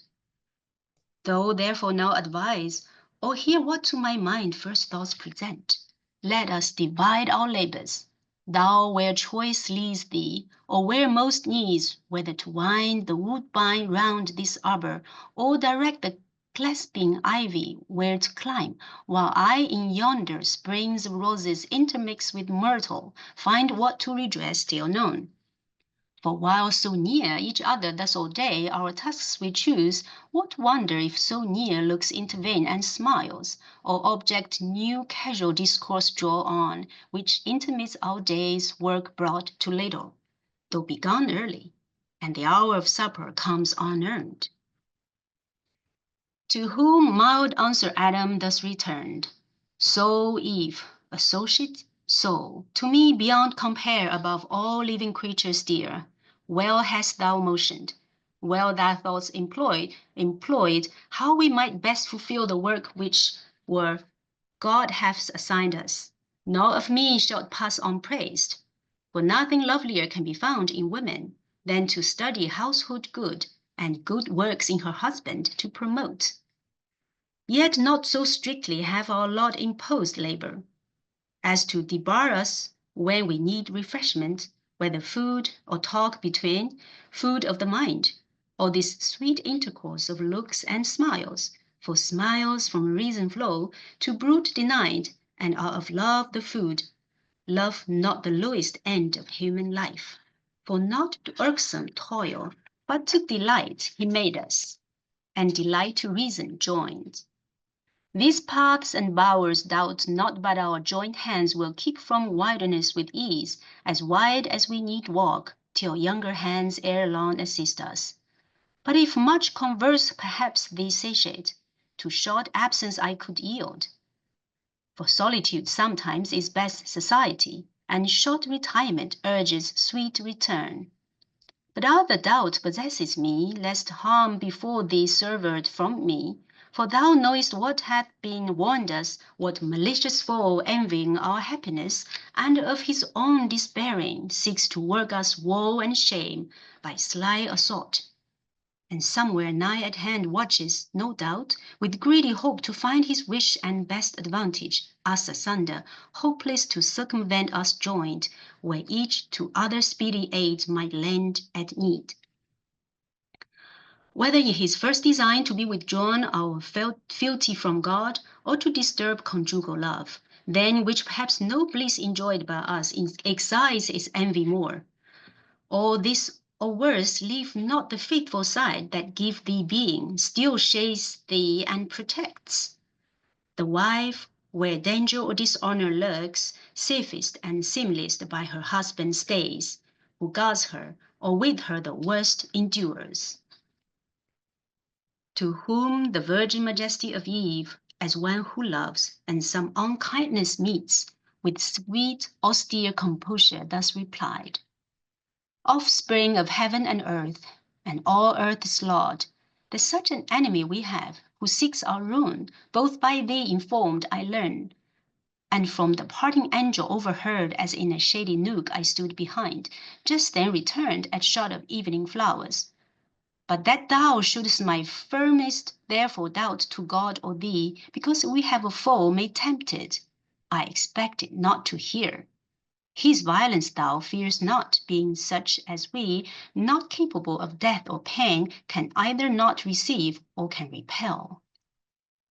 His fraud is then thy fear, which plain infers thy equal fear that my firm faith and love can by his fraud be shaken or seduced. Thoughts which how found they harbor in thy breast, Adam, misthought of her to thee so dear.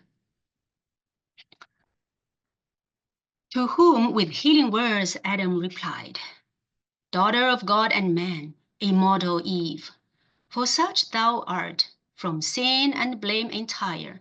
Not diffident of thee do I dissuade thy absence from my sight, but to avoid the attempt itself, intended by our foe. For he who tempts, though in vain, at least asperses the tempted with dishonor foul, supposed not incorruptible of faith, not proof against temptation. Though thyself with scorn and anger wouldst resent the offered wrong, though ineffectual found, misdeem not then if such a frown I labour to avert from thee alone, which on us both at once the enemy, though bold, will hardly dare, or daring, first on me this odd shall light. Nor thou his malice and false guile contemn, subtle he needs must be, who could seduce angels, nor think superfluous others' aid. I from the influence of thy looks receive accessing every virtue in thy sight, more wise, more watchful, stronger, if need were of outward strength, while shame, though looking on, shame to be overcome or overreached, would utmost vigor raise, and raised unite. Why shouldst not though like sense within thee feel, when I'm present, and thy trial choose with me, best witness of thy virtue tried? So spake domestic Adam in his care, and matrimonial love. But Eve, who thought less attributed to her faith sins, thus her reply with accent sweet renewed. If this be our condition, thus to dwell in narrow circuit straitened by a foe, subtle or violent, we not endued single with like defense, wherever met, how are we happy, still in fear of harm? But harm precedes not sin, only our foe tempting affronts us with his foul esteem of our integrity. His foul esteem sticks no dishonor on our front, but turns foul on himself. Then wherefore shunned or feared by us, who rather double honor gain from his surmise proved false, find peace within, favor from heaven, our witness from the event. And what is faith, love, virtue unassailed alone, without exterior help sustained? Let us not then suspect our happy state, left so imperfect by the Maker wise, as not secure to single or combined. Frail is our happiness, if this be so, and Eden were no Eden thus exposed. To whom thus Adam fervently replied, O women, best are all things as the will of God ordained them. His creating hand nothing imperfect or deficient left of all that he created, much less man, or aught that might his happy state secure from outward force. Within himself the danger lies, yet lies within his power. Again his will, he can receive no harm. But God left free the will, for what obeys reason is free, and reason he made right, but bid her well beware, and still erect, lest by some fair appearing good surprised she dictates false, and misinform the will to do what God expressly hath forbid. Not then mistrust, but tender love enjoins, that I should mind thee oft, and mind thou me. Firm we subsist, yet possible to swerve, since reason not impossibly may meet some specious object by the foe suborned, and fall into deception unaware, not keeping strictest watch as she was warned. Seek not temptation then, which to avoid were better, and most likelier if from me thou serve not. Trial will come unsought. Wouldst thou approve thy constancy, approve first thy obedience? The other who can know, not seeing thee attempted, who attest? But if thou think trial unsought may find us both securer than thus warned thou seemst, go. For thy stay not free, absence thee more. Go in thy native innocence, rely on what thou hast of virtue, summon all, for God towards thee hath done his part, do thine. So spake the patriarch of mankind, but Eve persisted, yet submiss, though lust replied. With thy permission then, and thus forewarned chiefly by what thy own last reasoning words touched on only, that our trial, when least sought, may find us both perhaps far less prepared, the willinger I go, not much expect a foe so proud will first the weaker seek. So bent, the more shall shame him his repulse. Thus saying, from her husband's hand, her hand soft she withdrew, and like a wood nymph flight, Oread or Dryad, or of Delia's train, betook her to the groves. But Delia itself in gait surpassed, and goddess-like deport, though not as she with bow and quiver armed, but with such gardening tools as art yet rude, guiltless of fire had formed, or angels brought. To Pallas or Pomona thus adorned, likeliest she seemed, Pomona when she fled Vertumnus, or to Ceres in her prime, yet virgin of Proserpina from Jove. Her long with ardent look his eye pursued, delighted, but desiring more her stay. Oft he to her his charge of quick return repeated, she to him as oft engaged, to be returned by noon amid the bower, and all things in best order to invite noontide repast or afternoon's repose. O much deceived, much feeling, hapless Eve, of thy presumed return, event perverse! Thou never from that house in paradise foundst either sweet repast or sound repose. Such ambush hid among sweet flowers and shades waited with hellish rancor imminent to intercept thy way or send thee back, despoiled of innocence, of faith, of bliss. For now, and since first break of dawn, the fiend, mere serpent in appearance, forth was come, and on his quest, where likeliest he might find the only two of mankind, but in them the whole included race, his purposed prey. In bower and field he sought, where any tuft of grove or garden plot more pleasant lay, their tendance or plantation for delight, by fountain or by shady rivulet. He sought them both, but wished his hap might find Eve separate. He wished, but not with hope of what so seldom chanced, when to his wish beyond his hope Eve separate he spies, veiled in a cloud of fragrance, where she stood, half spied, so thick the roses bushing round about her glowed, oft stooping to support each flower of slender stalk, whose head, though gay carnation, purple, azure, or specked with gold, hung drooping unsustained. Them she upstays gently with myrtle band, mindless the while, herself, though fairest unsupported flower, from her best prop so far, and storm so nigh. Nearer he drew, and many a walk traversed of stiliest covert, cedar, pine, or palm, then voluble and bold, now hid, now seen among thick woven arborets and flowers embroidered on each bank, the hand of Eve. Spot more delicious than those gardens famed, or of revived Adonis or renowned Alcinous, host of old Laertes' son, or that not mystic where the sapient king held dalliance with his fair Egyptian spouse. Much he the place admired, the person more, as one who long in populous city penned, where houses thick and sewers annoy the air, forth issuing on a summer's wont to breathe among the pleasant villages and farms adjoined. From each thing met conceives delight, the smell of grain, or tedded grass, or kine, or dairy, each rural sight, each rural sound. If chance with nymph-like step fair virgin pass, what pleasing seemed, for her now pleases more, she most, and in her look summons all delight. Such pleasure took the serpent to behold this flowery plaid, the sweet recess of Eve thus earlier, thus alone. Her heavenly form angelic, but more soft and feminine, her graceful innocence, her every air of gesture or lest action overawed his malice, and with rapines sweet bereaved his fierceness. Of the fierce intense it brought.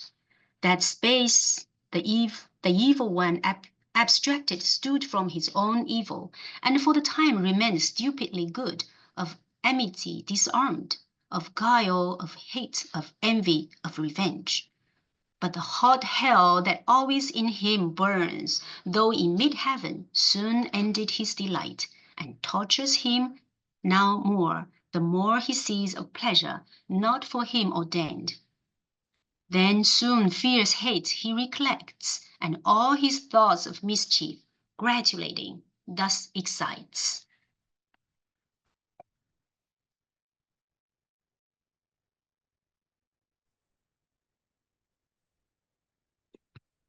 Thoughts, whither have ye led me? With what sweet compulsion thus transported to forget what whither brought us? Hate, not love, nor hope of paradise for hell. Hope, here to taste of pleasure, but all pleasure to destroy. Save what is in destroying, other joy to me is lost. Then let me not let pass occasion which now smiles. Behold alone the woman opportune to all attempts. Her husband, for I view far round, not nigh, whose high intellectual more I shun.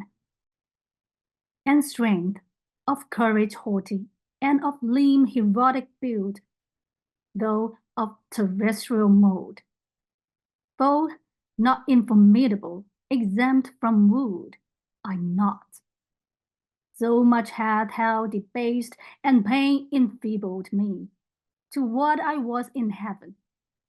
She fair, divinely fair, fit love for gods, not terrible, though terror be in love and beauty, not approachable by stronger hate.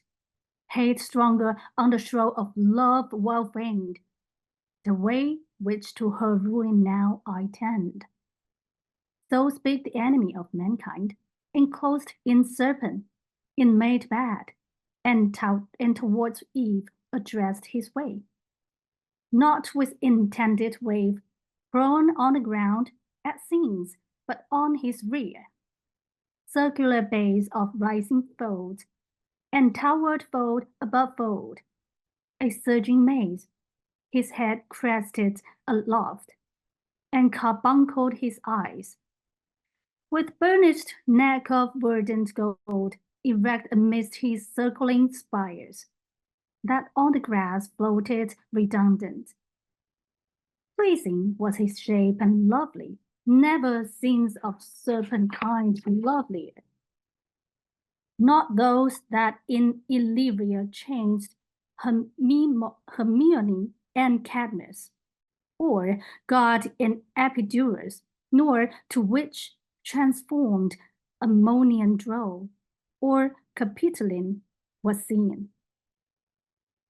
He with Olympias, this with her who bore Scipio, the head of Rome, would tract oblique at first, as one who sought access but feared to interrupt. Sidelong he works his way, as when a ship by skillful steersmen rowed nigh river's mouth or foreland, where the wind veers off, as oft so steers, and shifts her sail. So varied he, and of his tortuous train, curled many a wanton wreath inside of Eve to lure her eye. She, busied, heard the sound of rustling leaves, and minded not, as youth to such disport before her through the field from every beast, more duteous at her core than the Circean core the herd disguised. He bolder now, uncaught before her stood, but as in the gaze admiring. Oft he bowed, his terraced crest and sleek, enormous neck, fawning, and licked the ground whereon she trod. His gentle dumb expression turned at length the eye of Eve to mark his play. He, glad of her attention gained, with serpentine, organic, or impulsive of vocal air, his fraudulent temptation thus began. Wonder not, sovereign distress, if perhaps thou canst, who art so wonder, much less arm thy looks, the heaven of mightness, with disdain, displeased that I approached this thou, and gaze insatiate, I that single, nor have feared thy awful brow, more awful thus retired. There is resemblance of thy maker fair. Thee all things living gaze on, all things thine, by gift, and thine celestial beauty adore. With ravishment beheld, this beast beheld, were universally admired, but here, in this enclosure wild, this beast's mon, beholder rude and shallow to discern. Lap. There I should rest. Were universally admired, but here, in this enclosure wild, this beast's mon, beholder rude and shallow to discern. Have what in thee is fair, one man except, who see thee, and what is one, who should be seen, a goddess among gods, adored and served, by angel numberless thy daily train. So close the tempter, and his proem tuned, into the heart of Eve his words made way. Though at the voice much marveling, at length, not unamazed, she thus in answer spake. What may this mean? Language of man pronounced? By tone of brute and human sense expressed. The first at least of this I thought denied to beasts, whom God on their creation day created mute to all articulate sound. That latter I demur, for in their looks much reason, and in their actions oft appears. The serpent, subtlest beast of all the field I knew, but not with human voice endued. Redouble then this miracle, and say, how canst thou speakable of mute, and how to me so friendly grown above the rest of the brutal kind that daily are in sight? Say, for such wonder claims attention due. To whom the guileful tempter thus replied, in praise of this fair world, resplendent Eve, easy to me it is to tell thee all. What thou commandest, and right thou shouldst be obeyed. I was at first as other beasts that gaze the trodden herb, the abject thoughts and low, as was my food, nor aught but food discerned or sex, and apprehended nothing high, till a day, moving the field, I chanced a goodly tree far distant to behold, loaden with food of fairest color mixed, ruddy and gold.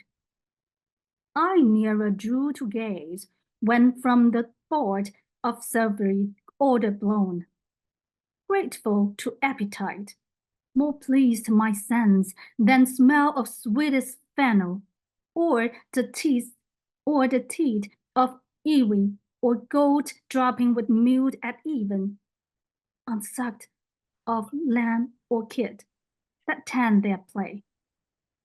To satisfy the sharp desire I had, or tasting those fair apples, I resolved not to defer.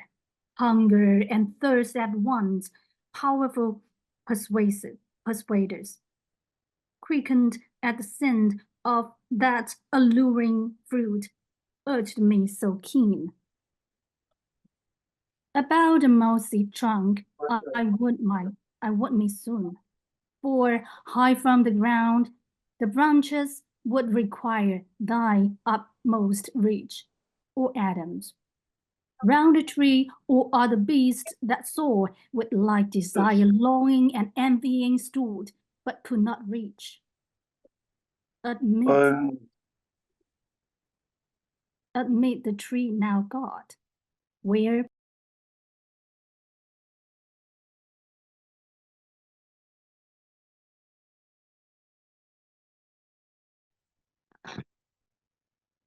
admit the tree now God, where plenty hung tempting so nigh, to pluck and eat my fill I spared not. For such pleasure till that hour at feet or fountain never had I found. Sated at length, ere long I might perceive strange alteration in me, to degree of reason in my inward powers, and speech wanted not long, though to this shape retained. Thenceforth, to speculation, high or deep, I turned my thoughts, and with capacious mind, considered all things visible in heaven, or earth, or middle, all things fair and good. But all that fair and good in thy divine semblance, and in thy beauty's heavenly ray, united I beheld, no fair to thine, equivalent or second, which compelled me thus, though importune perhaps, to come amaze, and worship thee of right declared, sovereign of creatures, universal Dame. So talked the spirited sly snake, and Eve, yet more amazed, unvaried, thus replied, Serpent, thy overpraising leaves in doubt the virtue of that fruit. In thee first proved, but say, where grows the tree? From hence so how far? For many are the trees of God that grow in paradise, and various, yet unknown to us. In such abundance lies our choice, and leaves a greater store of fruit untouched, till hanging incorruptible, till men grow up to their provision, and more hands help to disburden nature of their earth. To whom does wily adder, blithe and glad, in press the way is ready, and not long, beyond a row of reedlets, on a flat fast by a fountain, one small thicket pass of blowing mead and balm. If thou accept my conduct, I can bring thee thither soon. Lead then, said Eve, he leading, swiftly rolling the tangles, and made intricate seem straight. To mischief swift, hope elevates, and joy brightens his crest, as when a wandering fire, compact of unctuous vapor, which the night condenses, and the cold environs glued, kindled through agitation to a flame, which oft, they say, more evil spirits attend, hovering and blazing with delusive light, misleads the amazed night wanderer from his way to bogs and mires, and off through pot or pool. There swallowed up and lost from such a fire. So glittered the dire snake, and into found led Eve, our credulous mother, to the tree of prohibition, root of all our woe, which when she saw, thus to her guide, she spake, Serpent, we might have spared our coming hither, fruitless to me, though fruit be here to excess, the credit of whose virtue rests in thee. Wondrous indeed, if cause of such effects, but of this tree we may not taste or touch. God so commanded, and left that command sole daughter of his voice. The rest we leave law to ourselves. Our reason is our law. To whom the tempter guiltfully replied, Indeed, hath God then said that of the fruit of all these garden trees ye should not eat? Yet Lord declared of all in earth or air. To whom thus Eve, yet sinless, of the fruit of each tree in this garden we may eat, but of the fruit of this fair tree amidst the garden, God hath said, Ye should not eat thereof, nor should ye touch it, lest ye die. She scoffed and had said, though brief, when now more bold to tempt her, but with show of zeal and love to men, the indignation at his wrong, new part put on, and as to passion moved, claturate disturbed, yet calmly and in act raised, as of some great matter to begin, as when of old some orator renowned. In Athens of free Rome, where eloquence flourished since mute, to some great cause addressed, stood in himself collected, while each part, motion, each act, one audience, era, in turn, somewhere in haste began, so no delay of preface brooking through his zeal of right.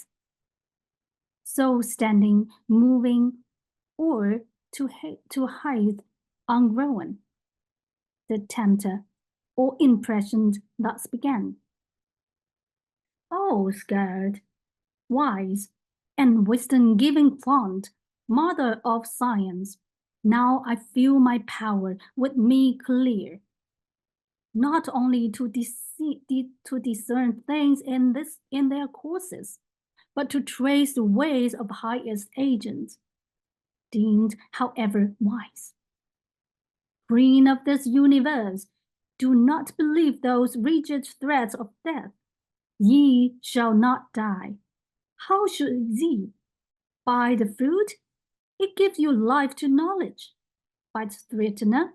Look on me, me who have touched and tasted, yet both live, and life more perfect have attained than fate meant me, by venturing higher than my lot. Shall that be shut to man which to the beast is open? Or will God incense his ear for such a pretty trespass, and not praise rather your daughterless virtue, whom the pain of death denounced, whatever thing death be? Deterred not from achieving what might lead to happier life, knowledge of good and evil. Of good, how just. Of evil, if what is evil be real, why not known, since easier shunned? God, therefore, cannot hurt ye, and be just, not God, not feared then, nor obeyed. Your fear itself of death removes the fear. Why, then, what's the forbid? Why but to all? Why but to keep ye low and ignorant? His worshippers?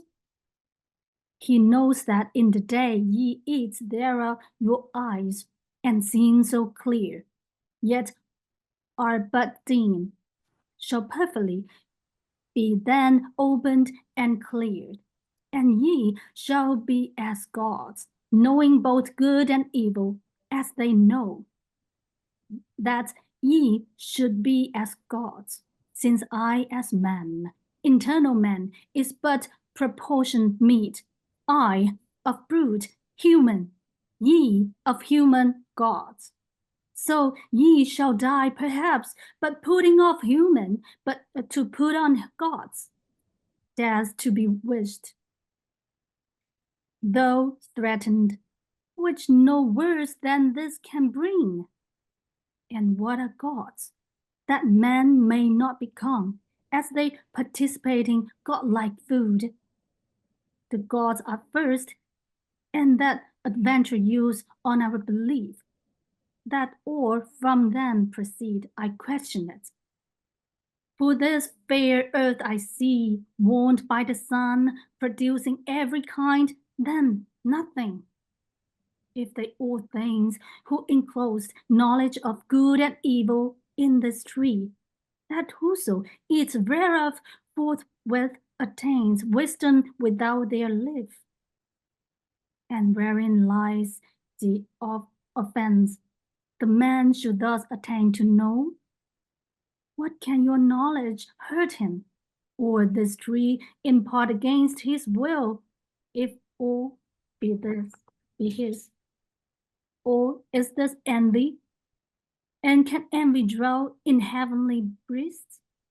This and many more causes import your needs of this fair fruit. God is humane, reach them and freely taste. He ended, and his words, replete with guile, into her heart so easy entrance won. Fixed on the fruit, she gazed, which to beheld might tempt alone, and in her ears the sound yet run of his persuasive words, impregnant.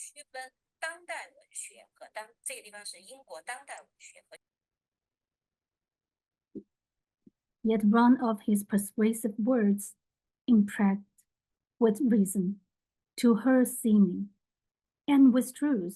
Meanwhile, the hour of noon drew on, and waked an eager appetite, raised by the smell so savory of that fruit, which with desire, inclinable now grown to touch or taste, solicited her longing eyes. Yet first, pausing a while, thus to herself she mused. Great are thy virtues, doubtless, best of fruits, though kept from man and worthy to be admired, whose taste too long forborne.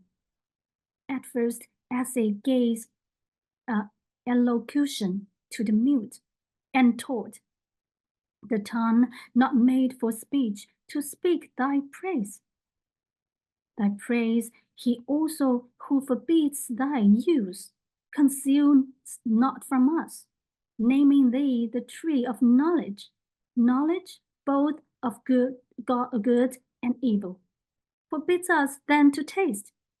But his forbidding commands thee more, while it infers the good by thee communicated and our want. For good unknown, sure, is not bad, and has and yet unknown. is as not had at all.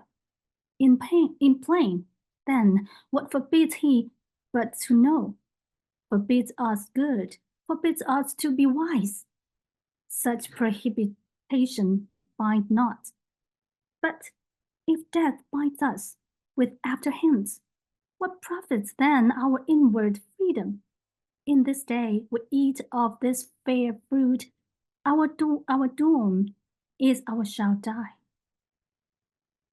How dies the serpent? He hath eaten and lives and knows and speaks and reasons and discerns, irrational to them. For us alone was death invented, or to us denied this intellectual food, or beast reserved? For beasts it seems, yet that one beast which first hath tasted envied not, but brings with joy the good befallen him, author unsuspects. Friendly to man, far from deceit or guilt. What fear I then? Rather, what know to fear? Under this ignorance of good and evil, of God or death, of law or penalty. Here grows the cure of all, this fruit divine, fair to the eye, inviting to taste, of virtue to make wise. What hinders then to reach, to feed at once both body and mind? So saying, her wretched hand in evil hour forth reaching to the fruit. She plucked, she eats, earth fell the wound, and nature from her seat. Sighing through all her works, gave signs of woe that all was lost. Back to the thickest slunk. The guilty serpent, the well-mindful Eve, intent now only on her taste, naught else regarded. Such delight till then as seemed, in fruit she never tasted, whether true or fancied, so through expectation high of knowledge, nor was Godhead from her thoughts. Greedily she ignored without restraint, and knew not eating death, satiate at length, and heightened as with wine, juncund and boon. Thus to herself she pleasingly began. O sovereign, virtuous, precious for all trees in paradise, of operation blessed to sapiens, hitherto obscured in famed, and thy fair fruit let find, as to no end created, but henceforth my early care, not without song, each morning and due praise, shall tend thee, and the fertile burden is of thy full branches offered free to all, till dieted by thee I grow mature in knowledge, as the gods who all things know, though others envy what they cannot give. For had the gift been theirs, it had not here thus grown. Experience next to thee I owe, best guide. Not following thee, I had remained in ignorance. Thou openedst wisdom's way, and givest access, though secret she retire, and I perhaps am secret. Heaven is high, high, and remote to see from thence distinct each thing on earth. And other care, perhaps, may have diverted from continual watch our great forbidder, save with all his spies about him. But to Adam in what sort shall I appear? Shall I to him make known as yet my change, and give him to partake full happiness with me, or rather not, but keep the oaths of knowledge in my power without a co-partner? So to add what wants in female sex, the more to draw his love, and render me more equal, and perhaps a thing not undesirable, sometimes superior? for inferior, who is free? This may be well, but what if God have seen and death ensue? Then I shall be no more, and Adam, wedded to another Eve, shall live with her in joy. I instinct, at death to think. Confirmed then, I resolve, Adam shall share with me in bliss or woe. So dear I love him, that with him all deaths I could endure, without him live no life.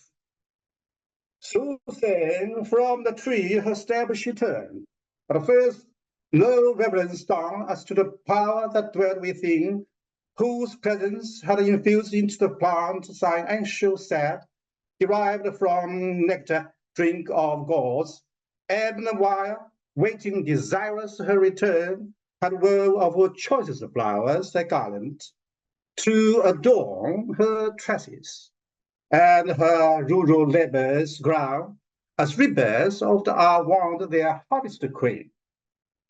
Great joy he promised to his thoughts, and new solace in her return, so long delayed. Yet oft his heart, divine of something ere, misgave him. He, the faltering measure felt, and forced to meet her went, the way she took that morn when first departed. By the tree of knowledge he must pass, there he her met. Scarce from the tree returning, in her hand a bough of her fairest fruit, that lovely smiled, new gathered, and ambrosial smell diffused.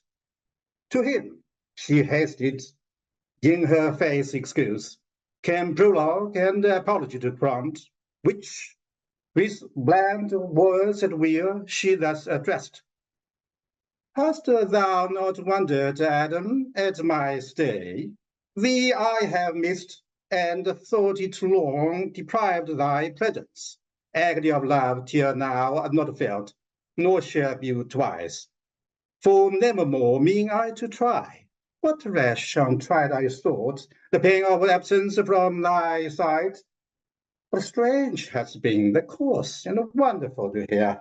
This tree is not, as we are told, a tree of danger tested, nor to evil unknown, opening the way, but of divine effect to open eyes, to make them gods who taste, and has been tested such.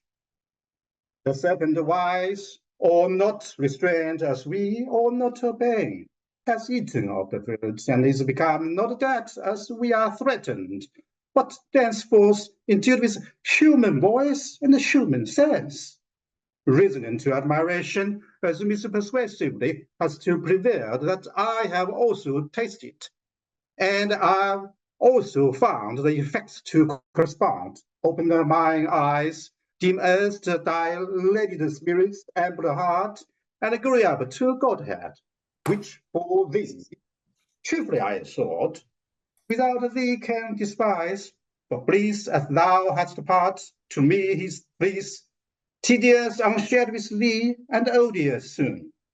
Thou therefore also taste that equal lot may join us, equal joy as equal love, lest though not tasting different degree disjoin us, and I then too late renounce deity for thee, when fate will not permit. Thus evil is countenance supplies her story told, but in her cheek distemper flushing glowed.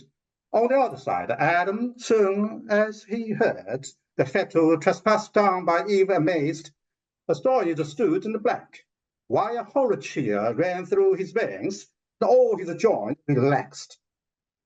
From his slack hand, the garland reached for Eve, down dropped, and all the faded roses shed. Speechless he stood and pale, till thus at length first to himself he in words silence broke. O fairest of creation, last and the best of all God's words, creature in whom excelled whatever can to side or sort be formed, holy, divine, good, amiable, or sweet. How art thou lost? How on a sudden lost? Defaced, deflowered, that now to death devote. Rather, how hast thou yielded to transgress the strict forbiddance, how to violate the sacred fruit forbidden. Some cursed fraud of enemy has beguiled thee, yet unknown, and me with thee has ruined. For with thee certain my resolution is to die. How can I live without you? How forego their sweet converse, their love so dearly joined, to live again in this wide woods forlorn? Should God create another year, and I another rebirth afford, yet loss of thee would never from my heart. No, no, I feel the link of nature draw me, flesh of flesh, bone of my bone thou art, that from thy state mine never shall be parted, bliss of woe. So having said, as one from sad dismay recomforted, and other thoughts disturbed, submitting to what seemed remedied, thus in calm to his words to Eve he returned. Bold deed thou hast presumed, adventurous Eve, and peril great provoked, who thus hast dared, had it been only coveting to eye, that sacred food, sacred to impudence, much more to taste it, under ban to touch. But past who can recall, or done undo? Not God's omnipotent, nor fate, yet so perhaps thou shalt not die, perhaps the fact is not so heinous now. Foretested fruit, profaned first by the serpent, by him first made common and unhallowed ere our taste, nor yet on him found deadly. He yet lives, lives as thou saidst, and gains to live as man, higher degree of life. Inducement strong to us, as likely testing to attain proportional assent, which cannot be but to be gods or angels, demigods.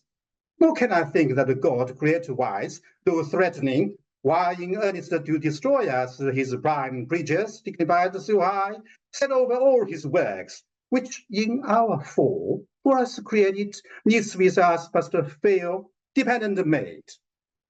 So God shall uncreate, be frustrated, do, undo, and labor loose, not well conceived of God, who, though his power creation could repeat, yet would be loath us to abolish, lest the adversary triumph and say, a faker their state whom God most favors, who can please him long? Me first he ruined, now mankind, whom will be he next? Matter of scorn not to be given the foe. However, I with thee have fixed my lot, certain to undergo like doom. If death consort with thee, death is to me as life. So forceful within my heart I fear, the bond of nature draw me to my own in thee, for what thou art is mine, our state cannot be severed. We are one flesh. To lose thee were to lose myself. So Adam, and thus Eve to him replied, O glorious triumph exceeding love, illustrious evidence example high, engaging me to emulate, but short of thy perfection. How shall I attain, Adam? From whose dear side I boast me sprung, and gladly of our union hear thee speak. One heart, one soul in both, whereof good proof this day affords, declaring thee resolved rather than dead. Old than death more dread, shall separate us, linked in love so dear, undergo with me one guilt, one crime, if any be of tasting this fair fruit, whose virtue, full of good still good precedes, direct or by occasion, has presented this happy triumph of thy love, which else so eminently never had been known. Wait, I thought this minister would ensue this my attempt. I would sustain alone. The worst not persuade thee, rather die, deserted than obliged to leave his effects, pernicious to my peace, chiefly assured, remarkably to so late of thy so true, so faithful, love unequaled. But I fear far otherwise the event, not death, but a life augmented, opened eyes, new hopes, new joys, tasted so divine that what of sweet before has touched my sense, flat seems too distant and harsh. All my experience, Adam, freely taste, and the fear of death delivered to the winds. So saying, she embraced him, and for joy tenderly wept. Much one that he his love had so ennobled as of choice to incur divine displeasure for her sake or death. In recompense, for such compliance bade such recompense best merits, from the bough she gave him of that fair enticing fruit with liberal hand. He scrupled not to eat, against his better knowledge, not deceived, but fondly overcome with female charm. Earth trembled from her infill, as again in pangs, and nature gave a second groan. Sky lowered, and muttering thunder, some sad drops wept at completing of the mortal sin original, while Adam took no thought, eating his fill, nor Eve to iterate her former trespass feared, the more to soothe him with her loved society, that now, as with new wine intoxicated both, they swim in mirth, and fancy that they feel divinity within them breathing wings, wherewith to scorn the earth. But that false fruit far other operation first displayed, carnal desire inflaming. He on Eve began to cast lascivious eyes, she him as wantonly repaid. A lust they burn, till Adam thus 'gan Eve to dalliance move. Eve, now I see thou art exact of taste, and elegant, of sapience no small part. Since to each meaning savour we apply, and palate call judicious, I the praise yield thee, so well this day thou hast purveyed. Much pleasure we have lost, while we abstain from this delightful fruit, nor known till now true relish tasting. Of such pleasure be in things to us forbidden, it might be wished for this one tree had been forbidden 10.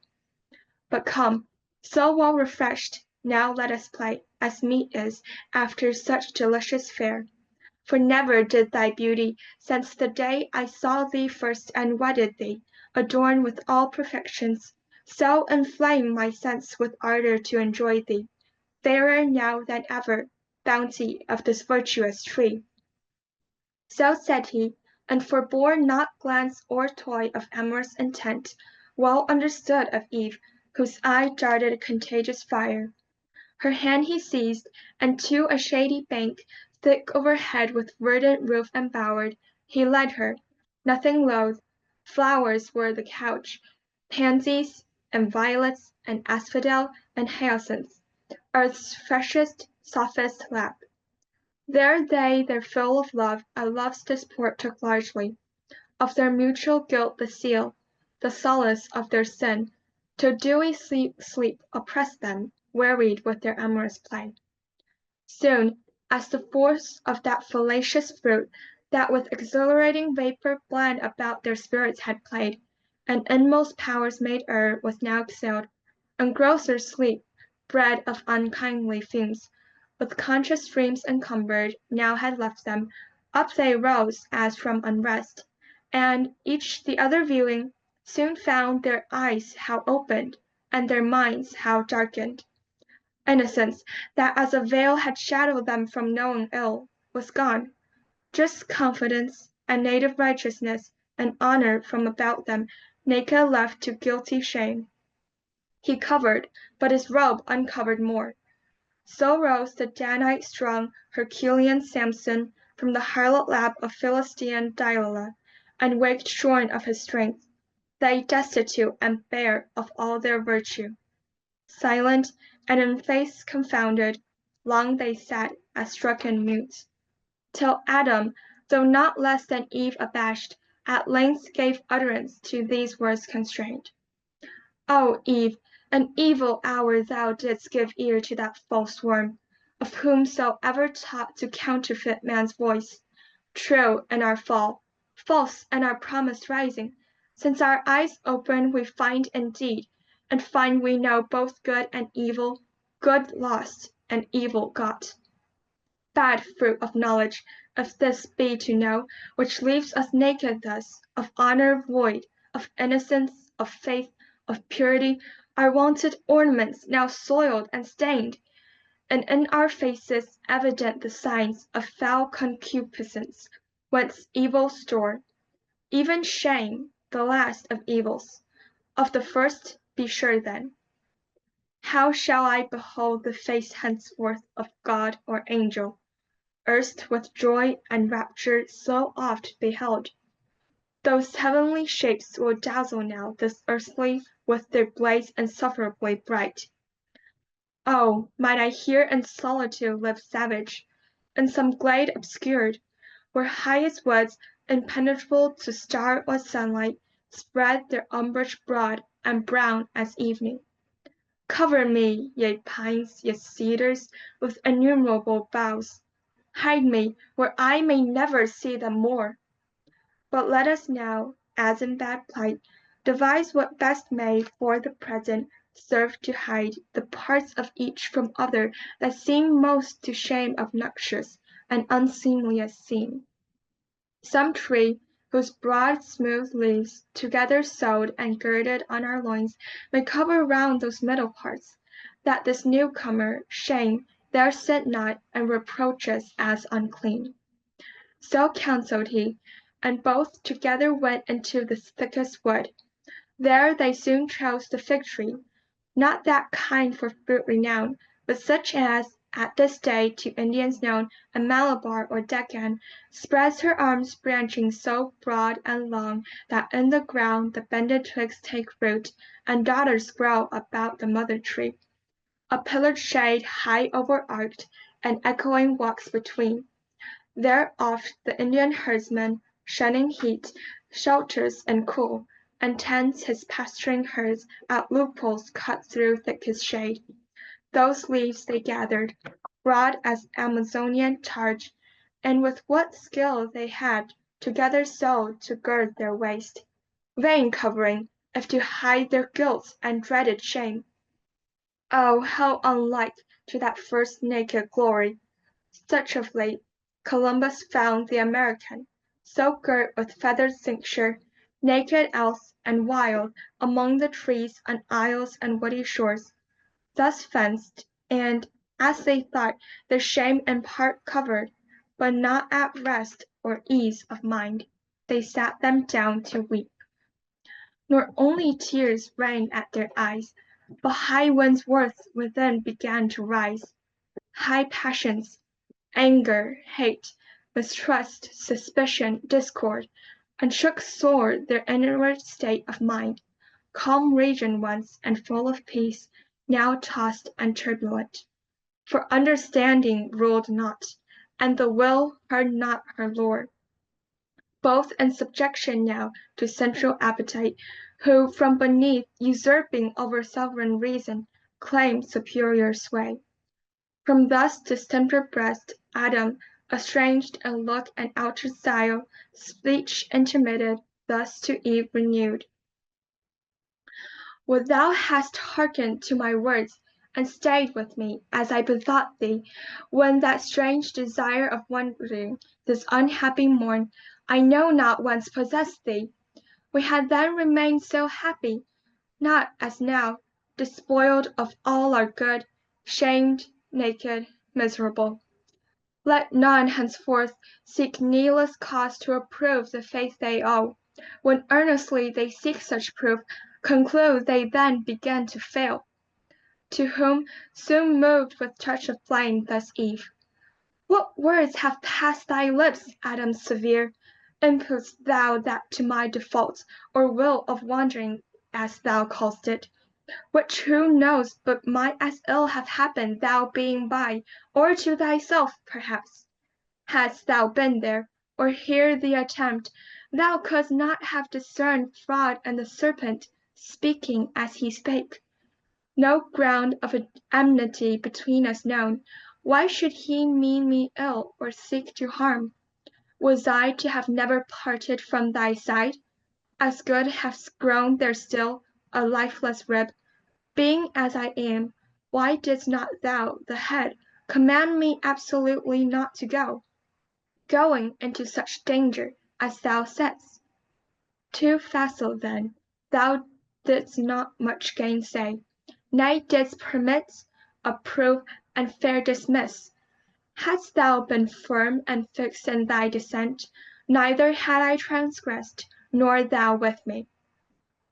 To whom, when first incensed, Adam replied, Is this the love, is this the recompense of mine to thee, ungrateful Eve, expressed immutable when thou wert lost?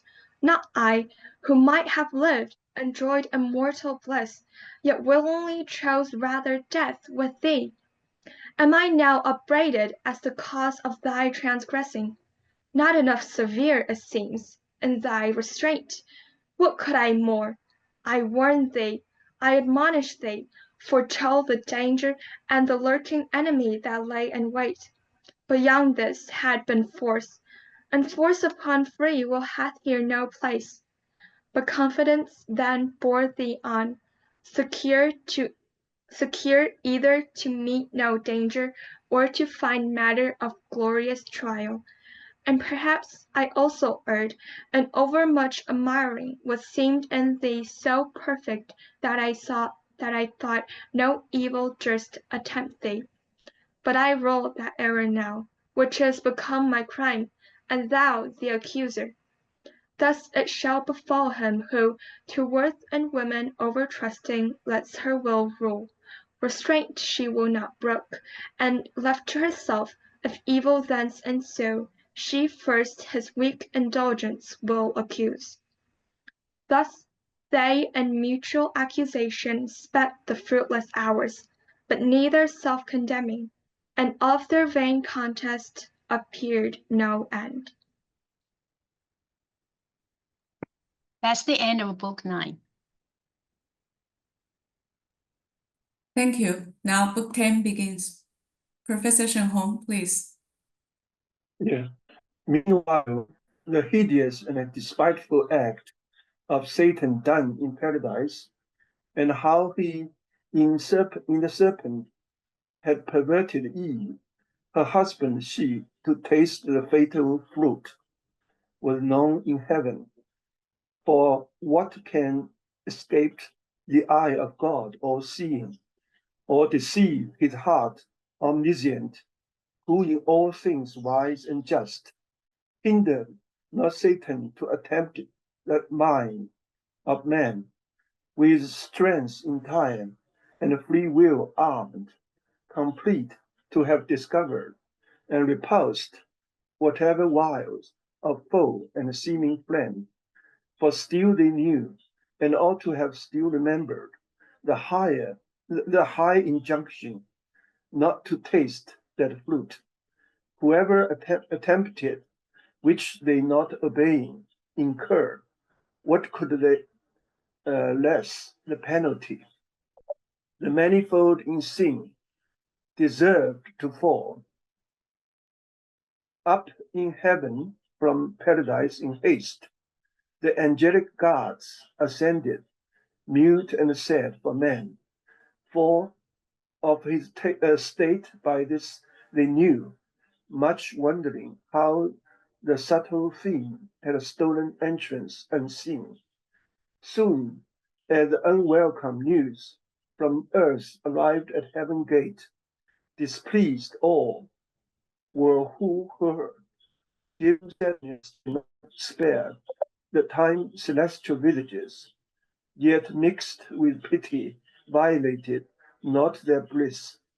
About the new arrived in multitudes, the Assyrian, they towards the throne supreme, accountable, made haste to make appear with righteous plea their utmost vigilance, and easily approved when the Most High, Eternal Father from a secret cloud, amidst in thunder, uttered thus his voice. Assembled angels, and ye powers return from unsuccessful charge, be not dismayed, nor troubled at these tidings from the earth, which your sincerest care could not prevent, foretold so lately what would come to pass. When first this tempter crossed the gulf from the hell, I told ye then he should prevail and speed on his bad errand. Man should be seduced and flattered out of all, believing lies against his Maker. No decree of mine concurring in to necessitate his fall, or touch with lightest moment of impulse his free will to hear to her own inclinings left in even scale. But fallen he is. But now what rests but that the mortal sentence pass on his transgression? Death denounced that day, which he presumes already vain and void, because not yet inflicted, as he feared, by some immediate stroke, but soon shall find forbearance, no acquaintance ere they end. Justice shall not return, and bounty scorned. But whom sent I to judge them? Whom but thee, vicegerent son? To thee I have transferred all judgment, whether in heaven or earth or hell. Easy it might be seen that I intend mercy colleague with justice, sending thee, man's friend, his mediator, his designed both ransom and redeemer voluntary, and destined man himself to judge man fallen. So spake the Father, and unfolding right towards the right hand of glory, and the Son blazed forth unclouded deity. He full resplendent, all his Father manifest, expressed, and thus divinely answered mild. Father eternal, thine is to decree, mine both in heaven and earth to do thy will supreme, that thou in me, thy Son beloved, mayst ever rest well pleased. I go to judge on earth these thy transgressors, but thou knowest, whoever judged the worst on me must light. When time shall be, for so I undertook before thee, and not repenting this obtain of right, that I may mitigate their doom. Only deceived, yet I shall tempt so justice and mercy, and may illustrate most them fully satisfied, and thee appease. Attendance none shall need, nor train where none are to behold the judgment, but the judged. Those two, the third best absent is condemned, convict by flight, and rebel to all law. Conviction to the serpent none belongs. Thus saying, from his radiant seat he rose, of high collectoral glory, him, thrones and powers, princedoms and dominions, ministering, accompanied to heaven gate, from whence Eden and all the coast in prospect lay.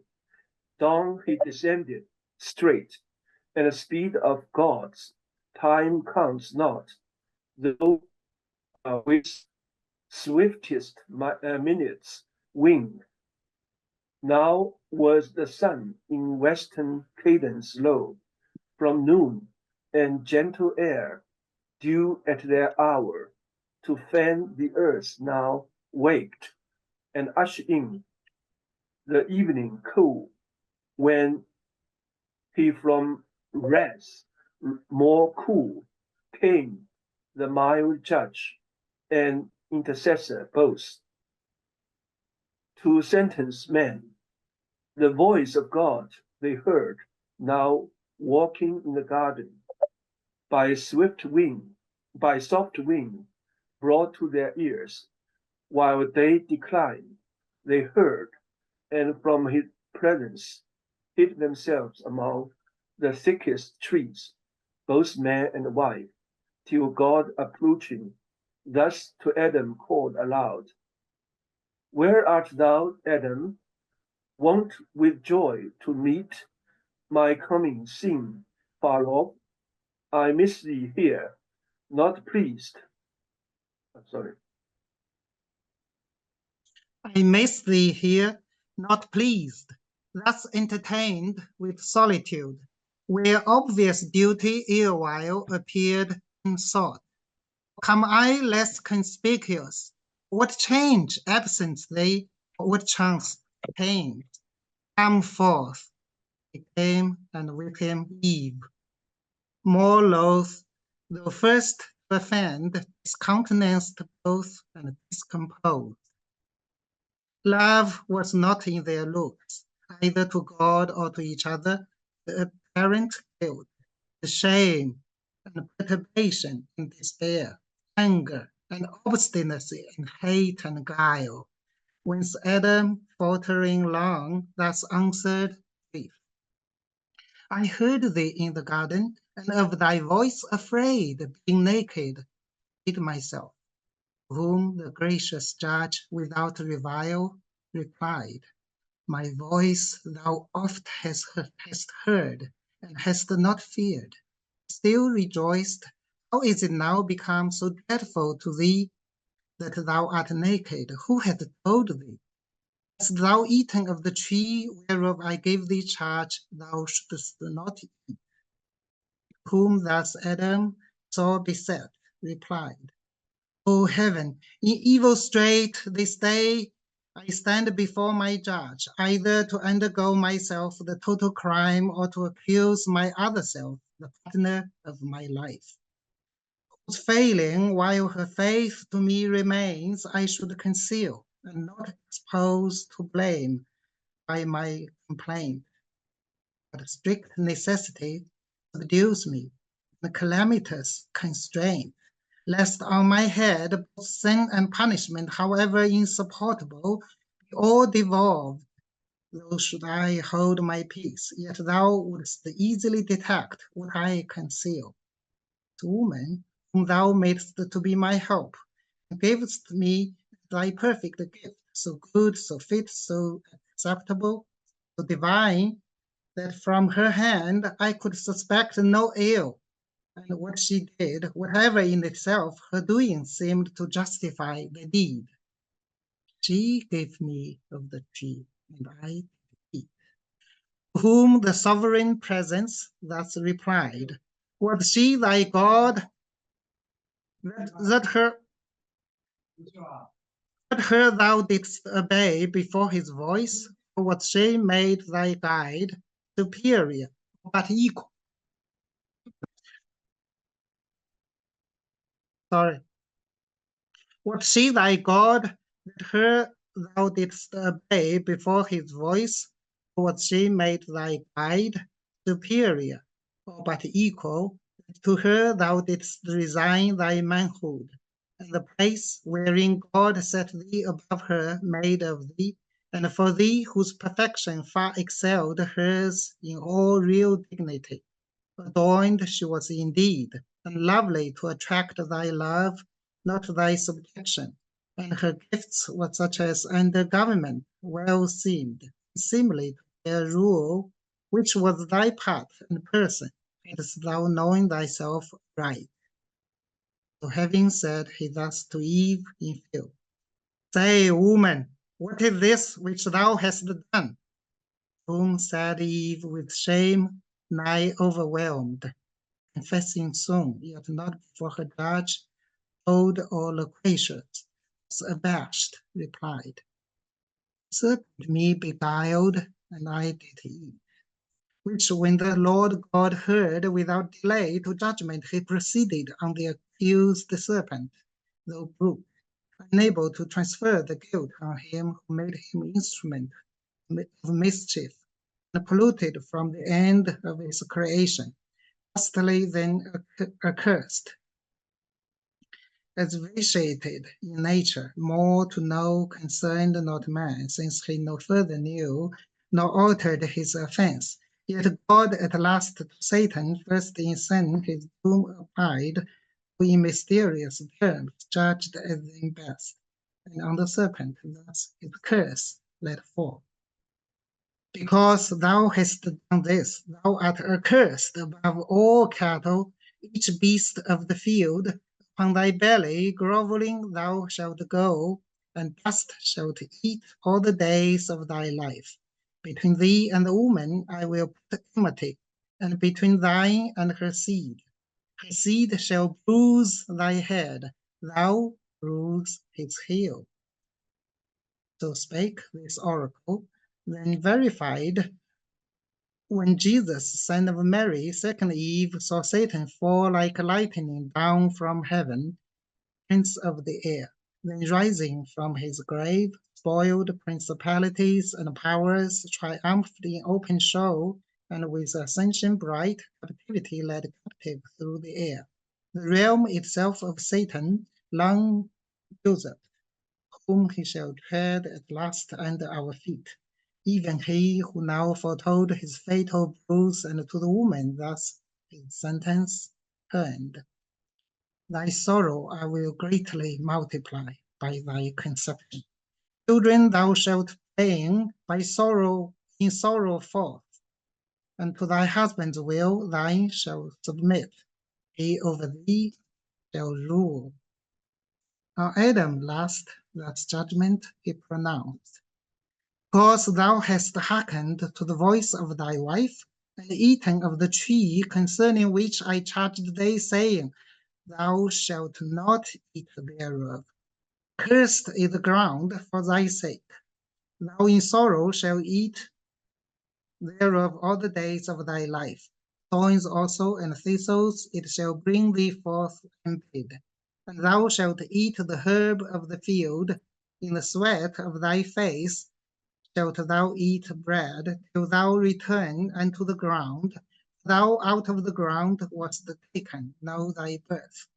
Dust thou art, and shalt to dust return.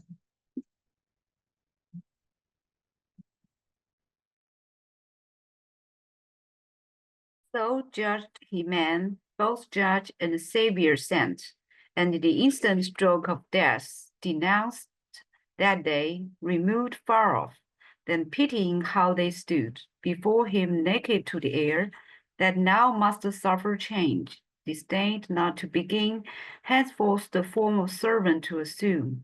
As when he washed his servants' feet, so now, as father of his family, he clad their nakedness with skins of beasts, or slain, or as the snake with useful coat repaid, and thought not much to clothe his enemies, nor he their outward only with the skins of beasts, but inward nakedness, much more opprobrious, with his robe of righteousness, a reign covered from his father's sight. To him with swift ascent he up returned, into his blissful bosom reassumed, in glory as of old, to him appeased. All, though all-knowing, what had passed with man recounted, mixing intercession sweet. Meanwhile, ere thus was seen and judged on earth, within the gates of hell sat sin and death, in counterview within the gates, and now stood wide open wide, belching outrageous flame far into chaos, since the fiend passed through, sin opening, who thus now to death began. O son, why sit we here each other viewing idly?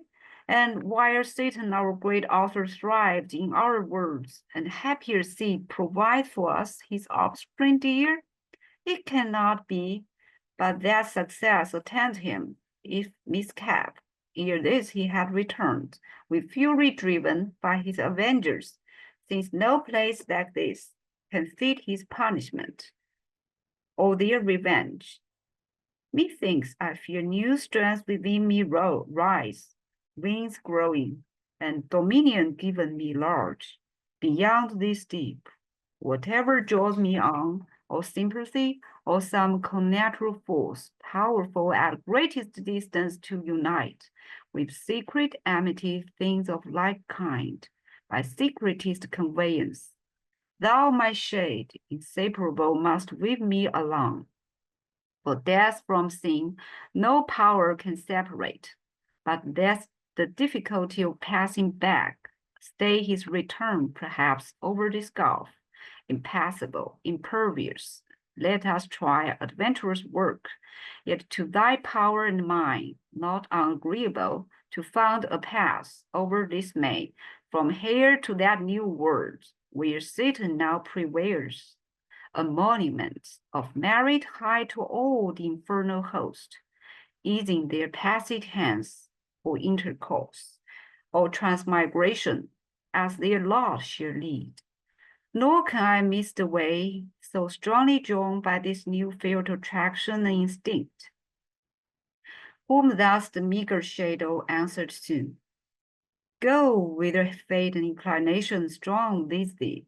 I shall not lag behind, nor err the way, thou leading. Such ascent I jaw of carnage, prey innumerable, and taste the savor of death from all things there that live. Nor shall I to the work thou enterprised be wanting, but afford thee equal aid. So saying, with delight he snuffed the smear of mortal change on earth, as when a flock of ravenous fowl, though many a league remote, against the day of battle, to a field where armies lie encamped, come flying, lured with scent of living carcasses designed for death, the following day in bloody fight.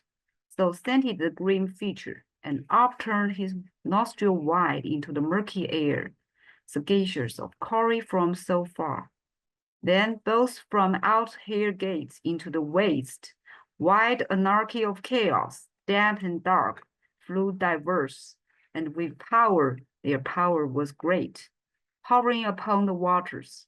Were they met, solid or slimy, or in raging sea, tossed up and down, together crowded drove from each side, shouting towards the mouth of hell, as when two polar winds blowing adverse upon the Cronian sea, together drive the mountains of ice, and that stop the imagined way beyond Petsoro eastward to the rich Cathayan coast.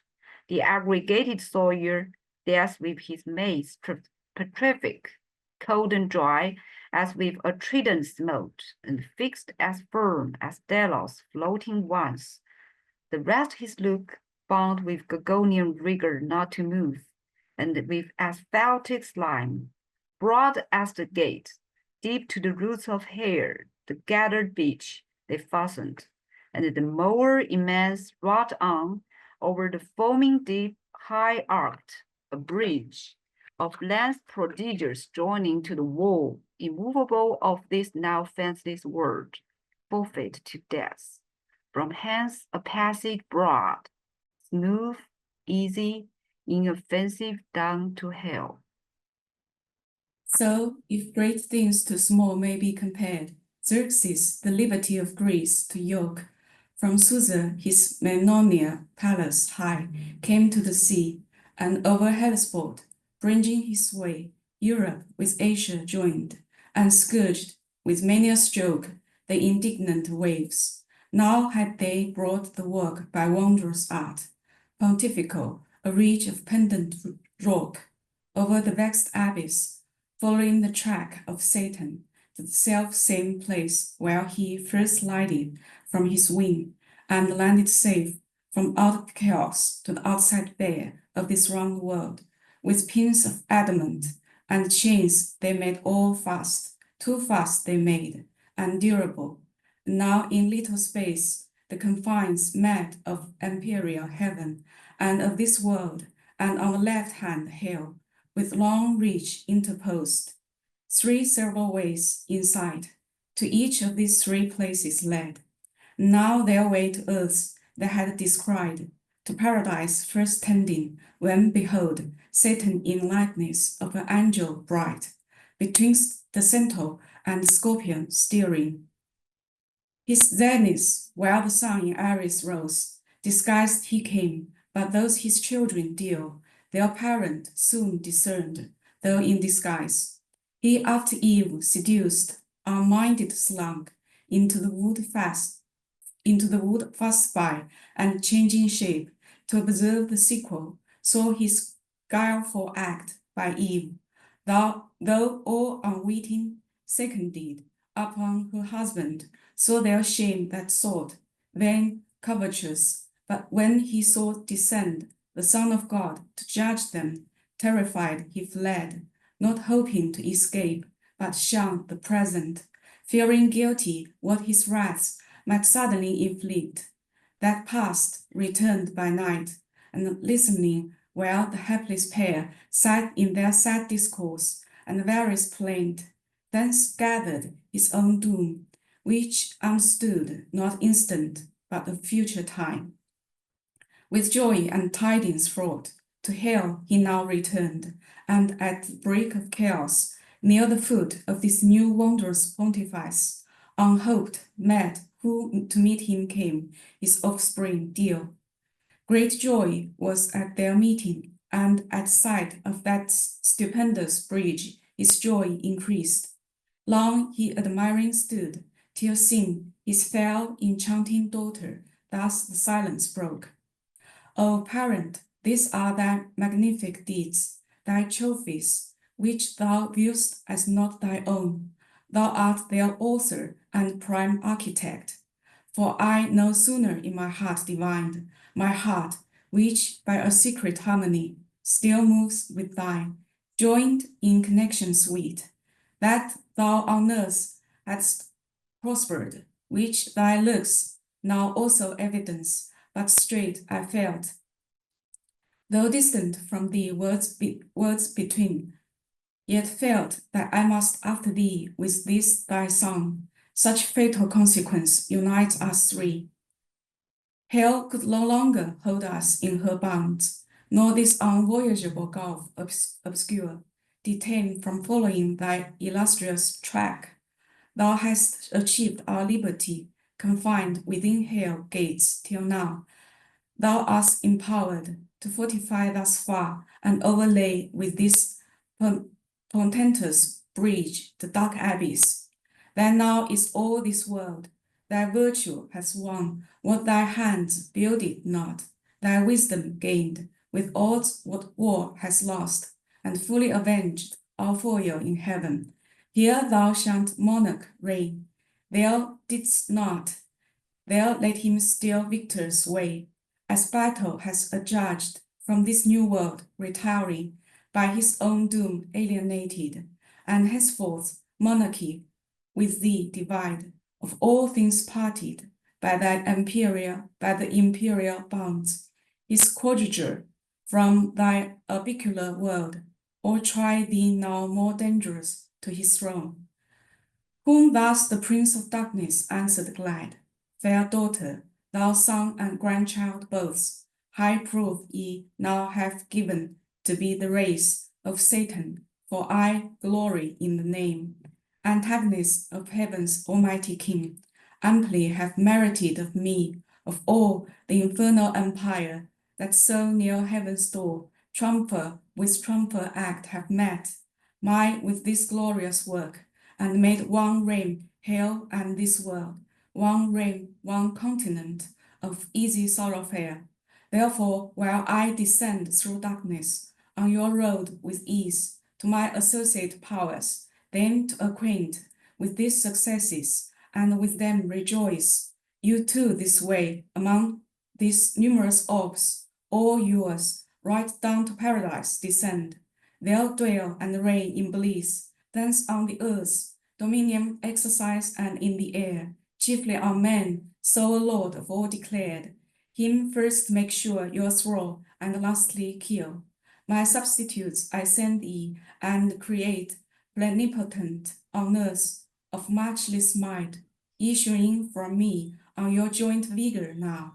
My hold of this new kingdom all depends, through sin to death exposed by my exploit. If your joint power prevails, the affairs of hell no detriment need fear. Go and be strong. So saying, he dismissed them. They will speed their course through thickest constellations held, spreading their bane. The blasted stars looked wan, and planets struck. Real eclipse then suffered. The other way Satan went down the causey to hell gate.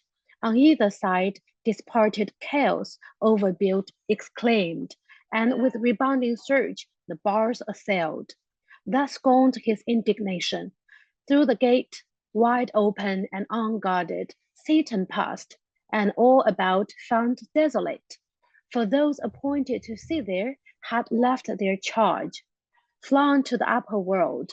The rest were at all far to the inland retired, about the walls of Pandemonium, city and prime seat of Lucifer, so by illusion called, of that bright star so to Satan paragoned.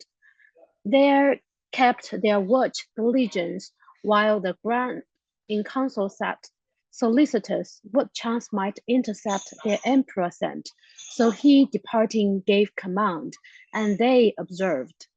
As when the Tartar from his Russian foe by Astrakhan over the snowy plains retires, or Bactrian Sophie from the horns of Turkish crescent leaves all waste beyond the realm of Aladdin in his retreat to Taurus or Kazabin.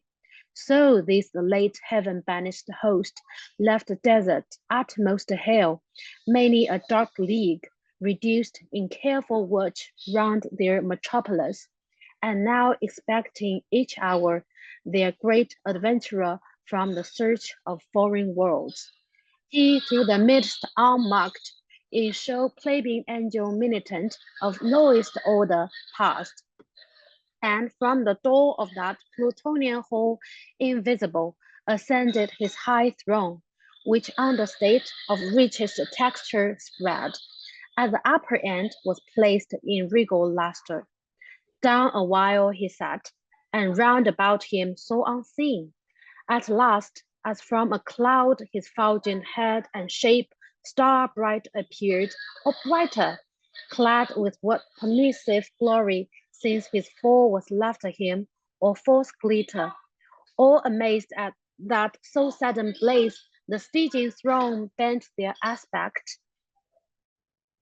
as and whom they wished beheld, their mighty chief returned.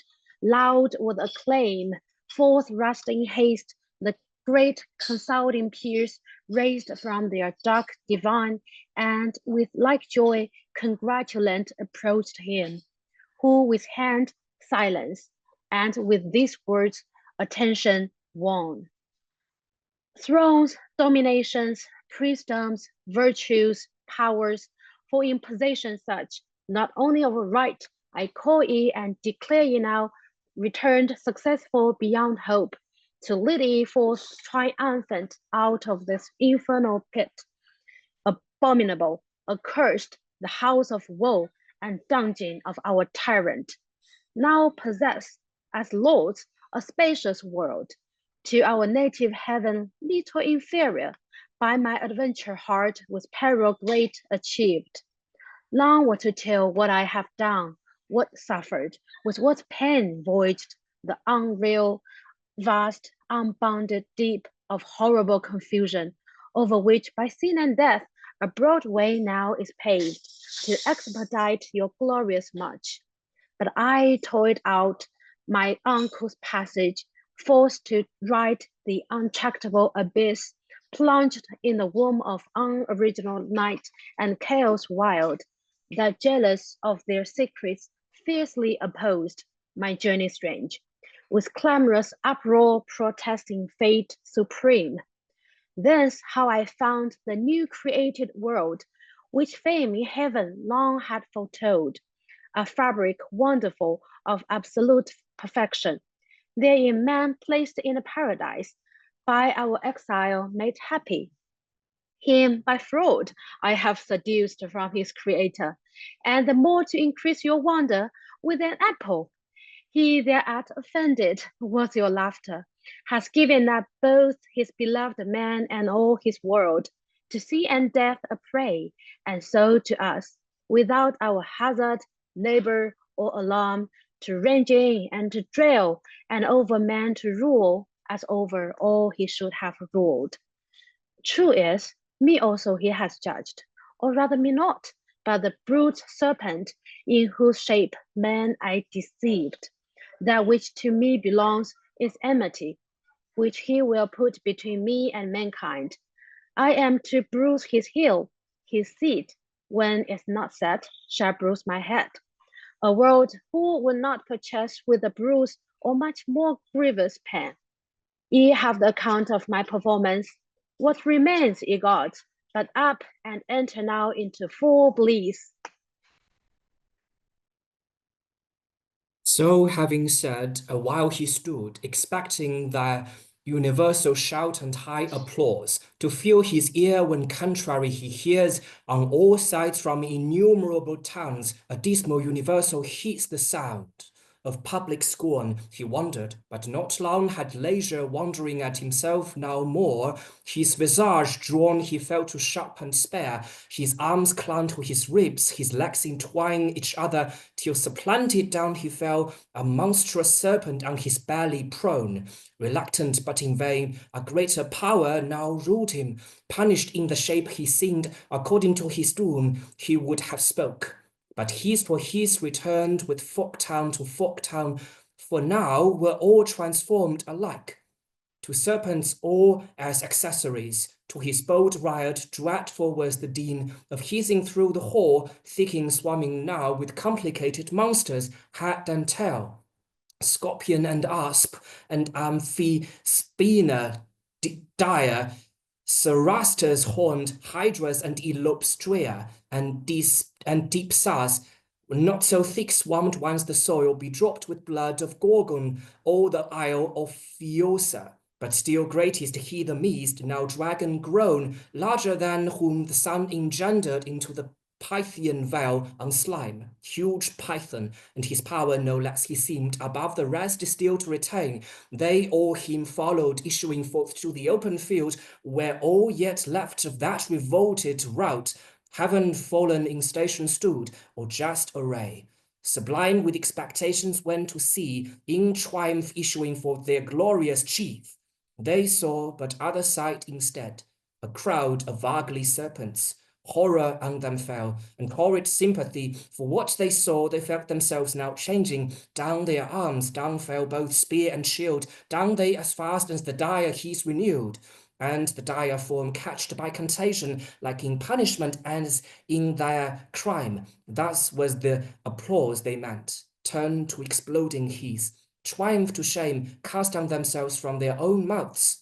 There stood a grove hard by, sprung up with these their change. His will, who reigns above, to aggravate their penance, laden with fruit like that, which grew in paradise, the bait of Eve, used by the tempter. On that prospect strange their earnest eye they fixed, imagining for one forbidden tree a multitude now reason to work them further woe or shame, yet parched with scalding thirst and hunger fierce, though to delude them sent could not abstain, but on they, rooting heaps and up the trees, climbing set thicker than the snackish locks that curd Margera, greedily they plucked the fruitage fair to sight, like that which grew near the bituminous lake, where Sodom flamed.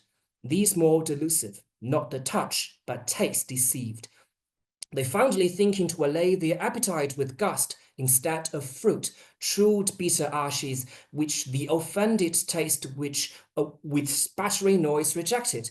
Oft they essayed, hunger and thirst constraining, dragged as oft with hatefullest disrelish wreathed their jaws. With soot and cinders filled, so oft they fell into the same illusion. Not as man whom they triumphed once lapsed, thus were they plagued and warned with famine, long and ceaseless his, till they lost shape permitted. They resumed yearly enjoyed, some say, to undergo these annual humbling certain numbered days, to dash their pride and joy for man seduced. However, some tradition they dispersed among the heathen of their purchased gods, and fabled how the serpent from they called Orphean with Eurynom, the wide encroaching Eve, perhaps had first the rule of high Olympus, thence by Saturn driven and ops. Yet Dictean Jove was born. Meanwhile, in paradise, the hellish pairs too soon arrived, seen there in power before, once actual, now in body, and to dwell habitual habitant. Behind her death closed following pace for pace, not mourned yet on his pale horse, to whom sin thus began. Second of Satan sprang, all-conquering death. What thinkst thou of our empire now, though earned with trivial difficult, not bitter far, than still at hell's dark threshold to have set watch, unnamed, undreaded, and thyself half-starved? Whom thus the sin-born monster answered soon, to thee, to me, who with eternal famine pine, alike is hell, or paradise, or heaven, their best, where most with raven I may meet. Which here, though plenteous, all too little seems to stuff these vast, unhide-bound corpse. To whom the incestuous mother thus replied, though therefore on these herbs and fruits and flowers feed first, on each beast next, and fish and fowl, no homely morsels, and whatever thing the scythe of time mows down, devour unspared, till I, in man residing through the race, his thoughts, his books, words, actions, all in fact, and season him thy last and sweetest prey. This said, they both betook them several ways, both to destroy or unimmortal make, all kinds, and for destruction to mature sooner or later, which the Almighty seen, from his transcendent seat, the saints among, to those bright orders utter thus his voice. See with what heat these dogs of hell advance, to waste and havoc yonder world, which I so fair and good created, and had still kept in that state, had not the folly of man let in these wasteful furies, who impute folly to me, so does the prince of hell and his adherents, that with so much ease I suffer them to enter and possess a place so heavenly, and conniving seem to gratify my scornful enemies, that love, as if transported with some fit of passion, I to them had quitted all, at random yielded up to their misrule, and know not that I caught and drew them thither, my hell hounds, to lick up the drought and fields which man's polluting sin with taint has shelled on that was pure, till crammed and gorged, night burst with sucked and glutted offal at one sling of thy victorious arm, well-pleasing Son, with sin and death and yawning grave, at last, through chaos hurled, obstruct the mouths of hell forever, and seal up his ravenous jaws. Then heaven and earth renewed shall be made pure, to sanctity that shall receive no stain. Till then, the curse pronounced on both precedes. He ended, and heavenly audience loud sung hallelujah at the sound of cease. Through multitude that sung, just are thy ways, righteous are thy decrees on all thy works. Who can extenuate thee next to the Son, destined the restorer of mankind, by whom new heaven and earth shall to ages rise, or down from heaven descend? Such was their song, while the Creator, calling forth by name his mighty angels, gave them several charge, as sorted best with present things. The sun had first his precede so to move, so shine, as might affect the earth with cold and heat, scarce tolerable, and from the north to call decrepit winter, from the south to bring celestial summer's heat. To the blank moon, her office, they prescribed, to the other five their planetary motions and aspects in sextile, square, and trine opposite of noxious efficace, and when to joy in synod unbenign, and how to fix their influence malignant when to show which of them rising with the sun or falling shall prove tempestuous. To the winds they set their corners, when with bluster to compound sea, air, and shore, and thunder when to rule with terror through the dark aerial hall. Some say he bid his angels turn askance the post of earth twice, 10 degrees and more from the sun axle. They with labor pushed oblique the centric globe. Some say the sun was bid run rings from the equinoctial road, like distant breaths to Taurus with the 7 Atlantic sisters and the Spartan twins up to the tropic grub. Thence down Amain by Leo and the Virgin and the Scales, and deep as Capricorn, to bring in change of seasons to each clime. Else had the spring perpetual smiled on earth with verdant flowers, equal in days and nights. Except to those beyond the polar cycles, to them day had benighted, shone, while the low sun, to recompense his distance, in their sight had rounded still the horizon, and not known or east or west, which had forbid the snow from cold as Tortiland, and south as far beneath Magellan. At that hasty fruit, the sun, as from Siastian banquet, turned his course intended. Else, how had the world inhabited, though sinless, more than now, avoided pinching cold and scorching heat? These changes in the heavens, though slow, produce like change on sea and land, sidereal blast, vapor and mist, exhalation hot, corrupt, and pestilent.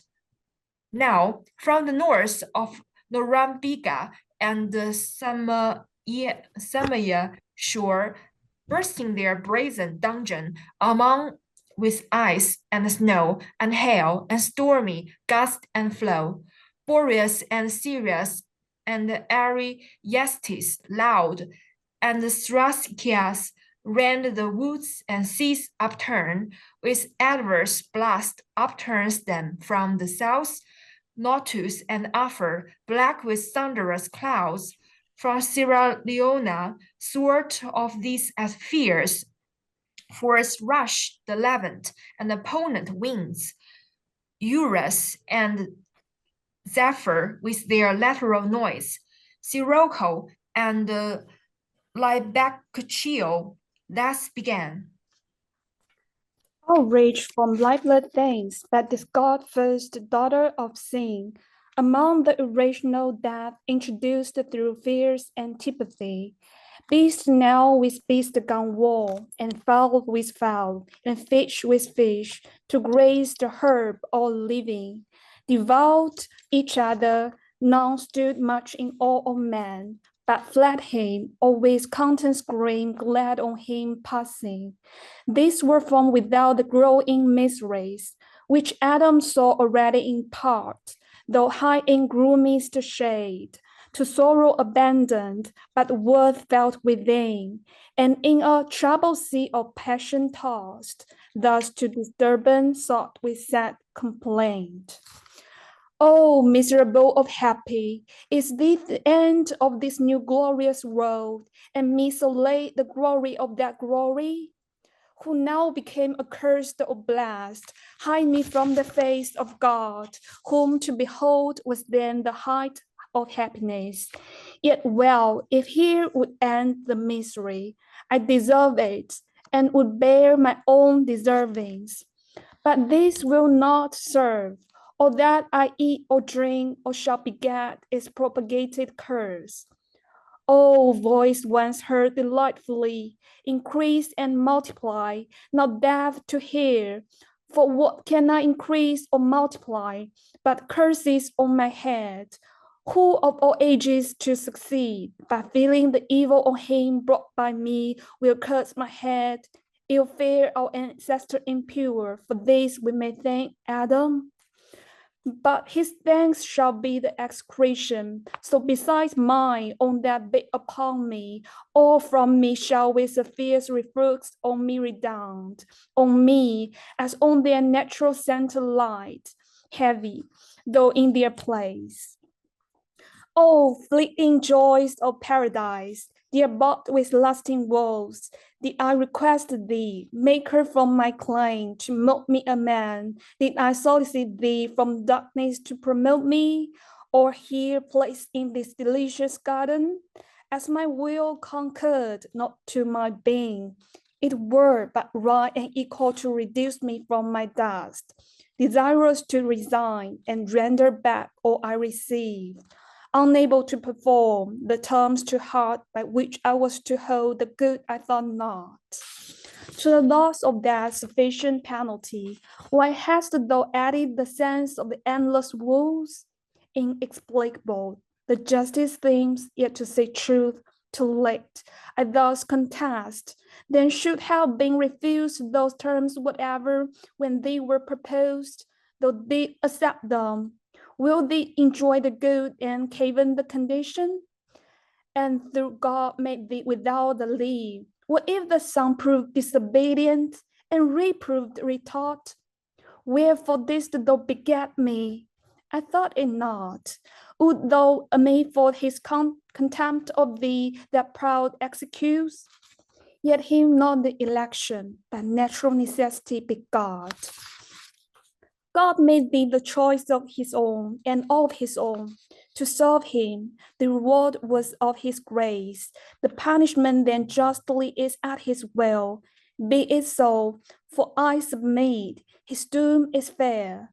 That dust I am, I shall to dust return. A welcome hour will never. Why delays his hand to execute what he decree fixed on this day? Why do I outlive? Why am I marked with death and lengthened out to deathless pain? How gladly would I make mortality my sentence and be up insensible? How glad would lay me down as in my mother's lap? There I should rest and sleep secure. His dreadful voice no more would thunder in my ears, no fear or worse to me, and to my offspring would torment with cruel expectation. Yet one doubt to pursue me still, lest to all I cannot die, lest the pure breath of life, the spirit of man, which God inspired, cannot together perish with this corporeal clod. Then in the grave or in some other dismal place, who knows, but I shall die a living death? A thought horrid if true, yet why? It was but breath of life that sinned, what dies but would have life and thing. The body properly has neither. All on me then shall die. Let this appease the doubt, since man reach no further knows. For though the Lord of all be infinite, is his wrath author? Be it, man is not so, but mortal doomed. How can he exercise wrath without end on men whom death must end? Can he make deathless death? That were to make strange contradiction, which to God himself impossible is held as argument of weakness, not of power. Will he draw out, for anger's sake, finite to infinite, in punished man to satisfy his rigor, satisfy never? that were to extend his sentence beyond dust and nature's law, by which all causes else according to the reception of their matter act, not to the extent of their own sphere.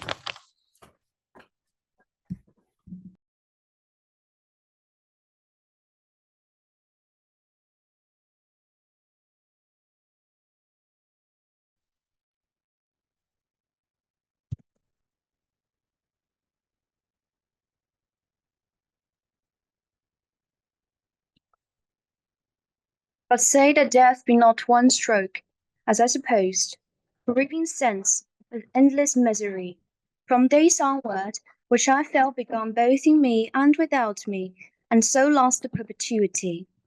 I me, that fear comes thundering back with dreadful revolution on my defenceless head. Both death and I am found eternal, nor I on my part single. In me all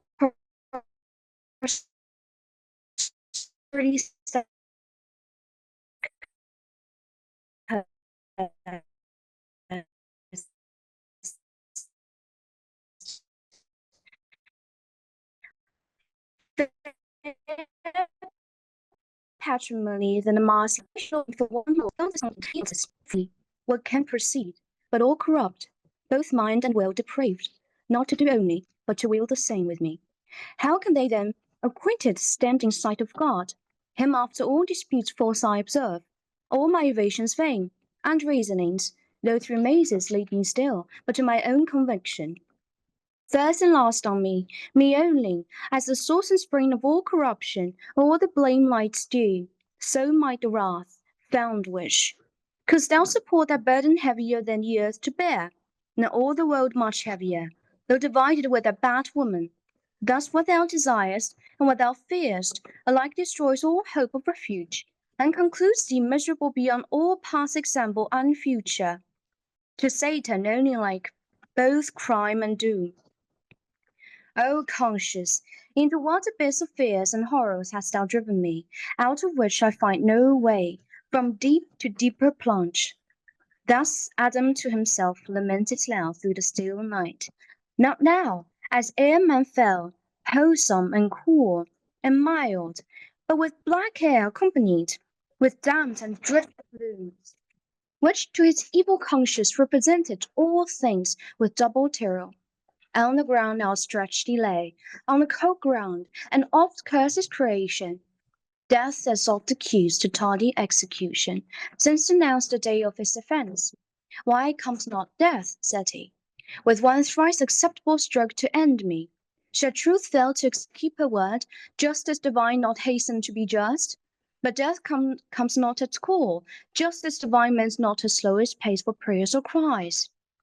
O woods, O fountains, hillocks, dales, and bowers, with all the echo late at torture shades to answer, and resound far other song. Whom thus afflicted when sad Eve beheld, desolate where she sat, approaching nigh, soft words to his fierce passion she essayed, but her with stern regard he thus repelled. Out of my sight, thou serpent! That name best befits thee with him leagued, thyself as false and hateful.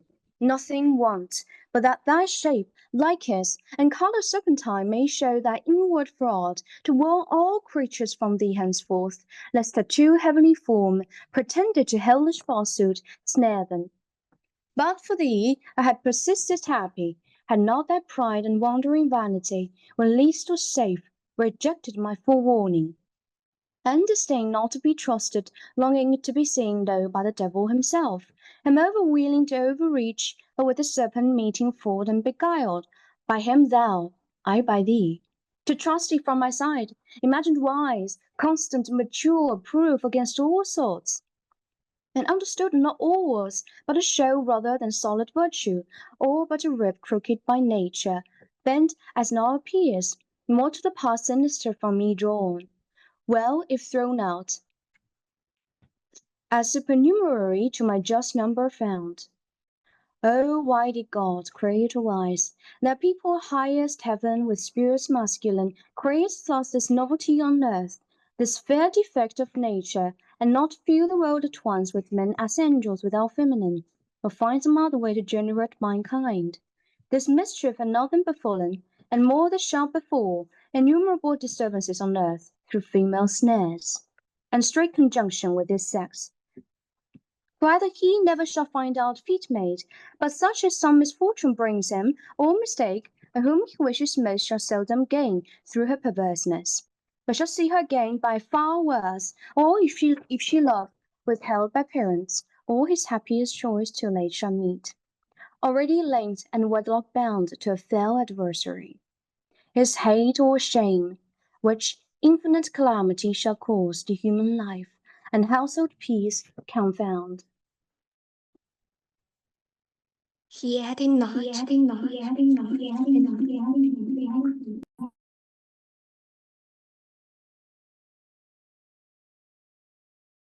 From her turn.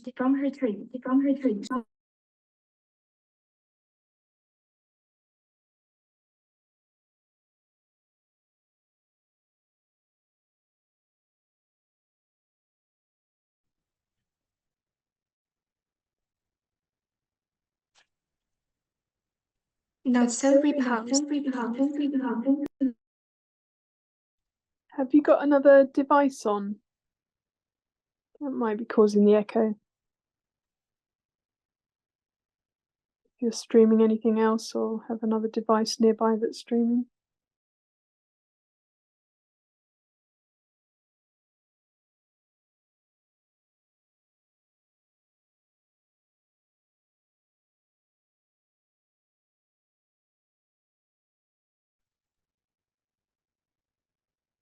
Shall we switch to Dr. You Maybe continue? I can try again. Okay, please. Thank you.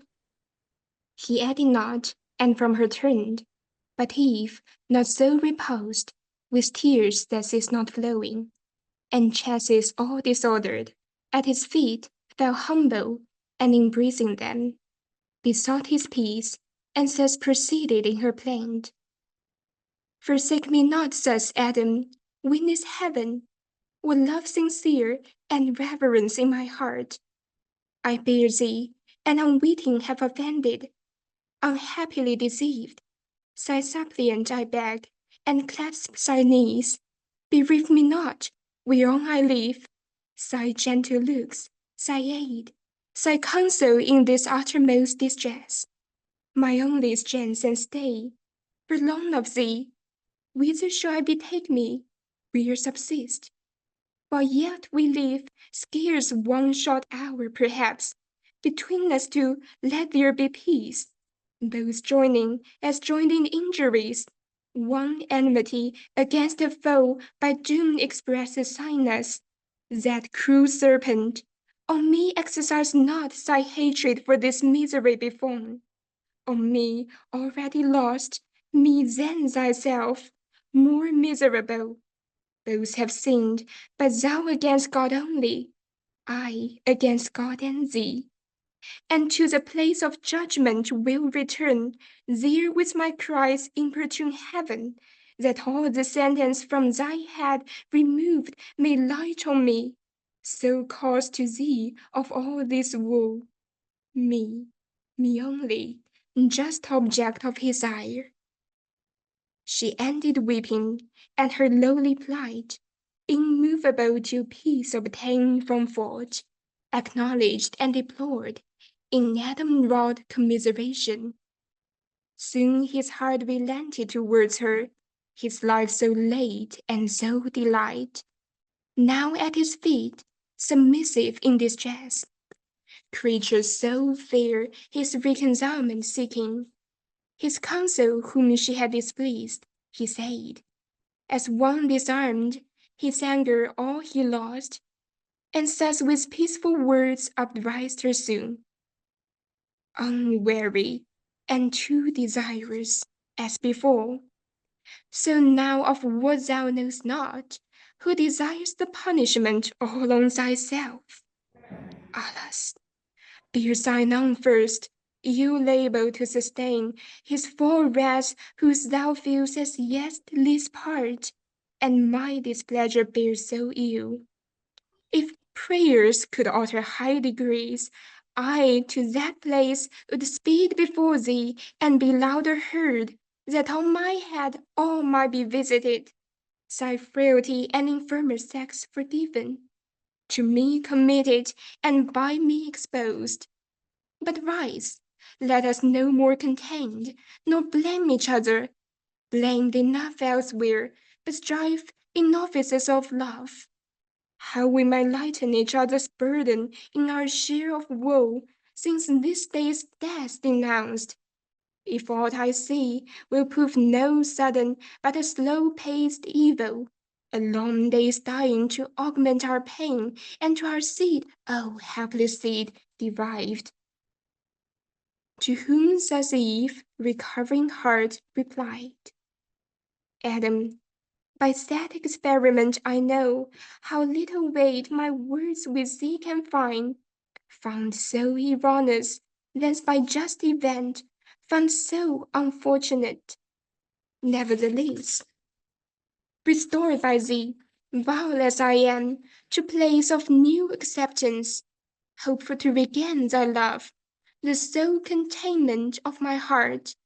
Living or dying, from thee I will not hide, what thoughts in my unquiet breast are raised, tending to some relief of our extremes, or end, though sharp and sad, yet tolerable, as in our evils, and of easier choice.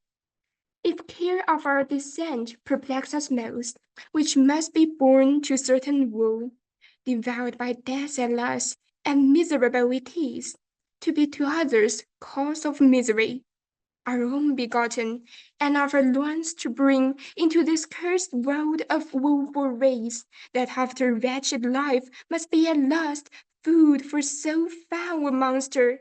In thy power it lies, yet ere conception to prevent, the race unblessed, to being yet unbegot.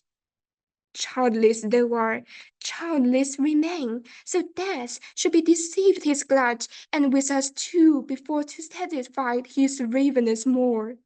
But if thou judge it hard and difficult, conversing, looking, loving, to abstain from love's due rites, nuptial embraces wait, and with desire to languish without hope, before the present object languishing, with like desire, which would be misery and torment less than none of what we dread, then both ourselves and seed at once to free from what we fear for both.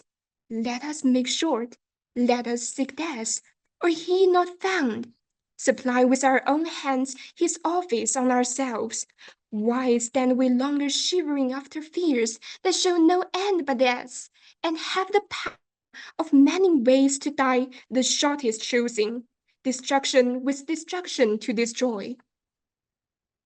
We ended here, or Wilmon disappeared, broke off the rest, and so much of death her thoughts had entertained, as did her cheeks with pale, by Adam, with such counsel nothing swayed, to better hopes. His more attentive mind laboring had raised, and thus to Eve replied, Eve, thy contempt of life and pleasure seems to argue in thee something more sublime and excellent. Then what thy mind condemns, but self-destruction therefore sought, refutes that excellence sought in thee, and implies not thy contempt, but anguish and regret for loss of life, and pleasure overloved. Or, if thou cover death as utmost end of misery, so thinking to evade the penalty pronounced, thou know, but God hath wisely armed his vengeful ear, than so to be forestalled. Much more I fear, lest death so snatched will not exempt us from the pain we are by doomed to pay. Rather, such acts of contumacy will provoke the highest to make death in us live. Then let us seek some safer resolution, which methinks I have in view, calling to mind with head part of our sentence, that thy seed shall bruise the serpent's head. Piteous amends, unless be meant. Whom I conjecture our grandfoe Satan, who in the serpent hath contrived against us in this deceit, to crush his head, to be revenge indeed, which will be lost by death, brought on ourselves, or childless days resolved. As thou proposed, so our foe shall escape his punishment ordained, and we instead shall double ours upon our heads. No more be mentioned, then, of violence against ourselves, and wilful barrenness that cuts us off from hope and save us. Only rancor and pride, impatience and despite, reluctance against God, and his just yoke laid on our necks. Remember with what mild and gracious temper he both heard and judged, without wrath or reviling. We expected immediate dissolution, which we thought was meant by death that day, when, lo, to thee pains only in childbearing were foretold, and bringing forth soon recompensed with joy, fruit of thy womb. On me, the cursed slope glanced on the ground. With labor I must earn my bread.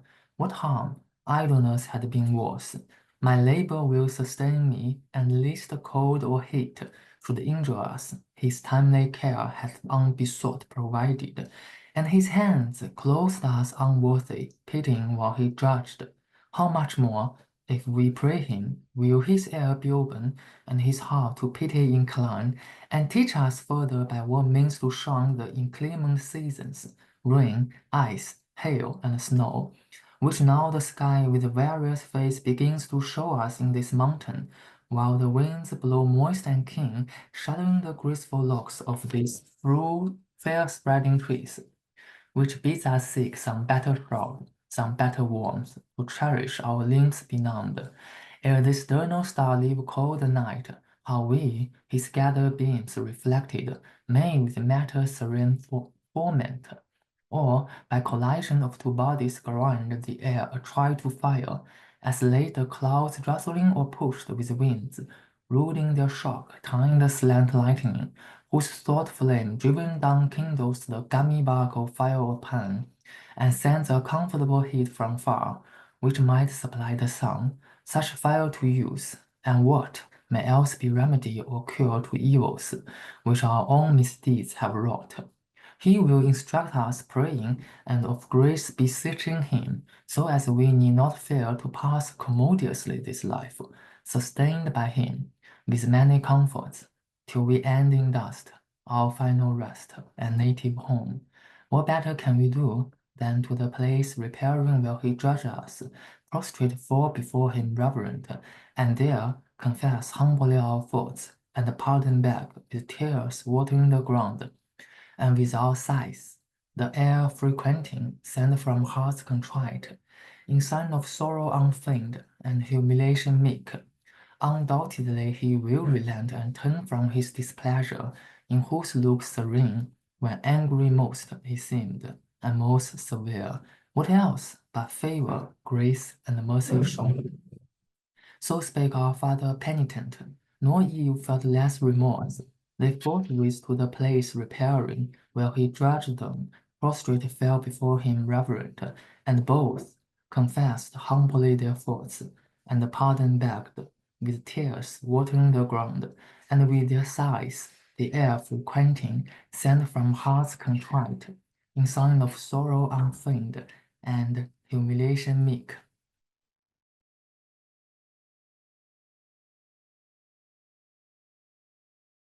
That's the end of Book 10. Thank you.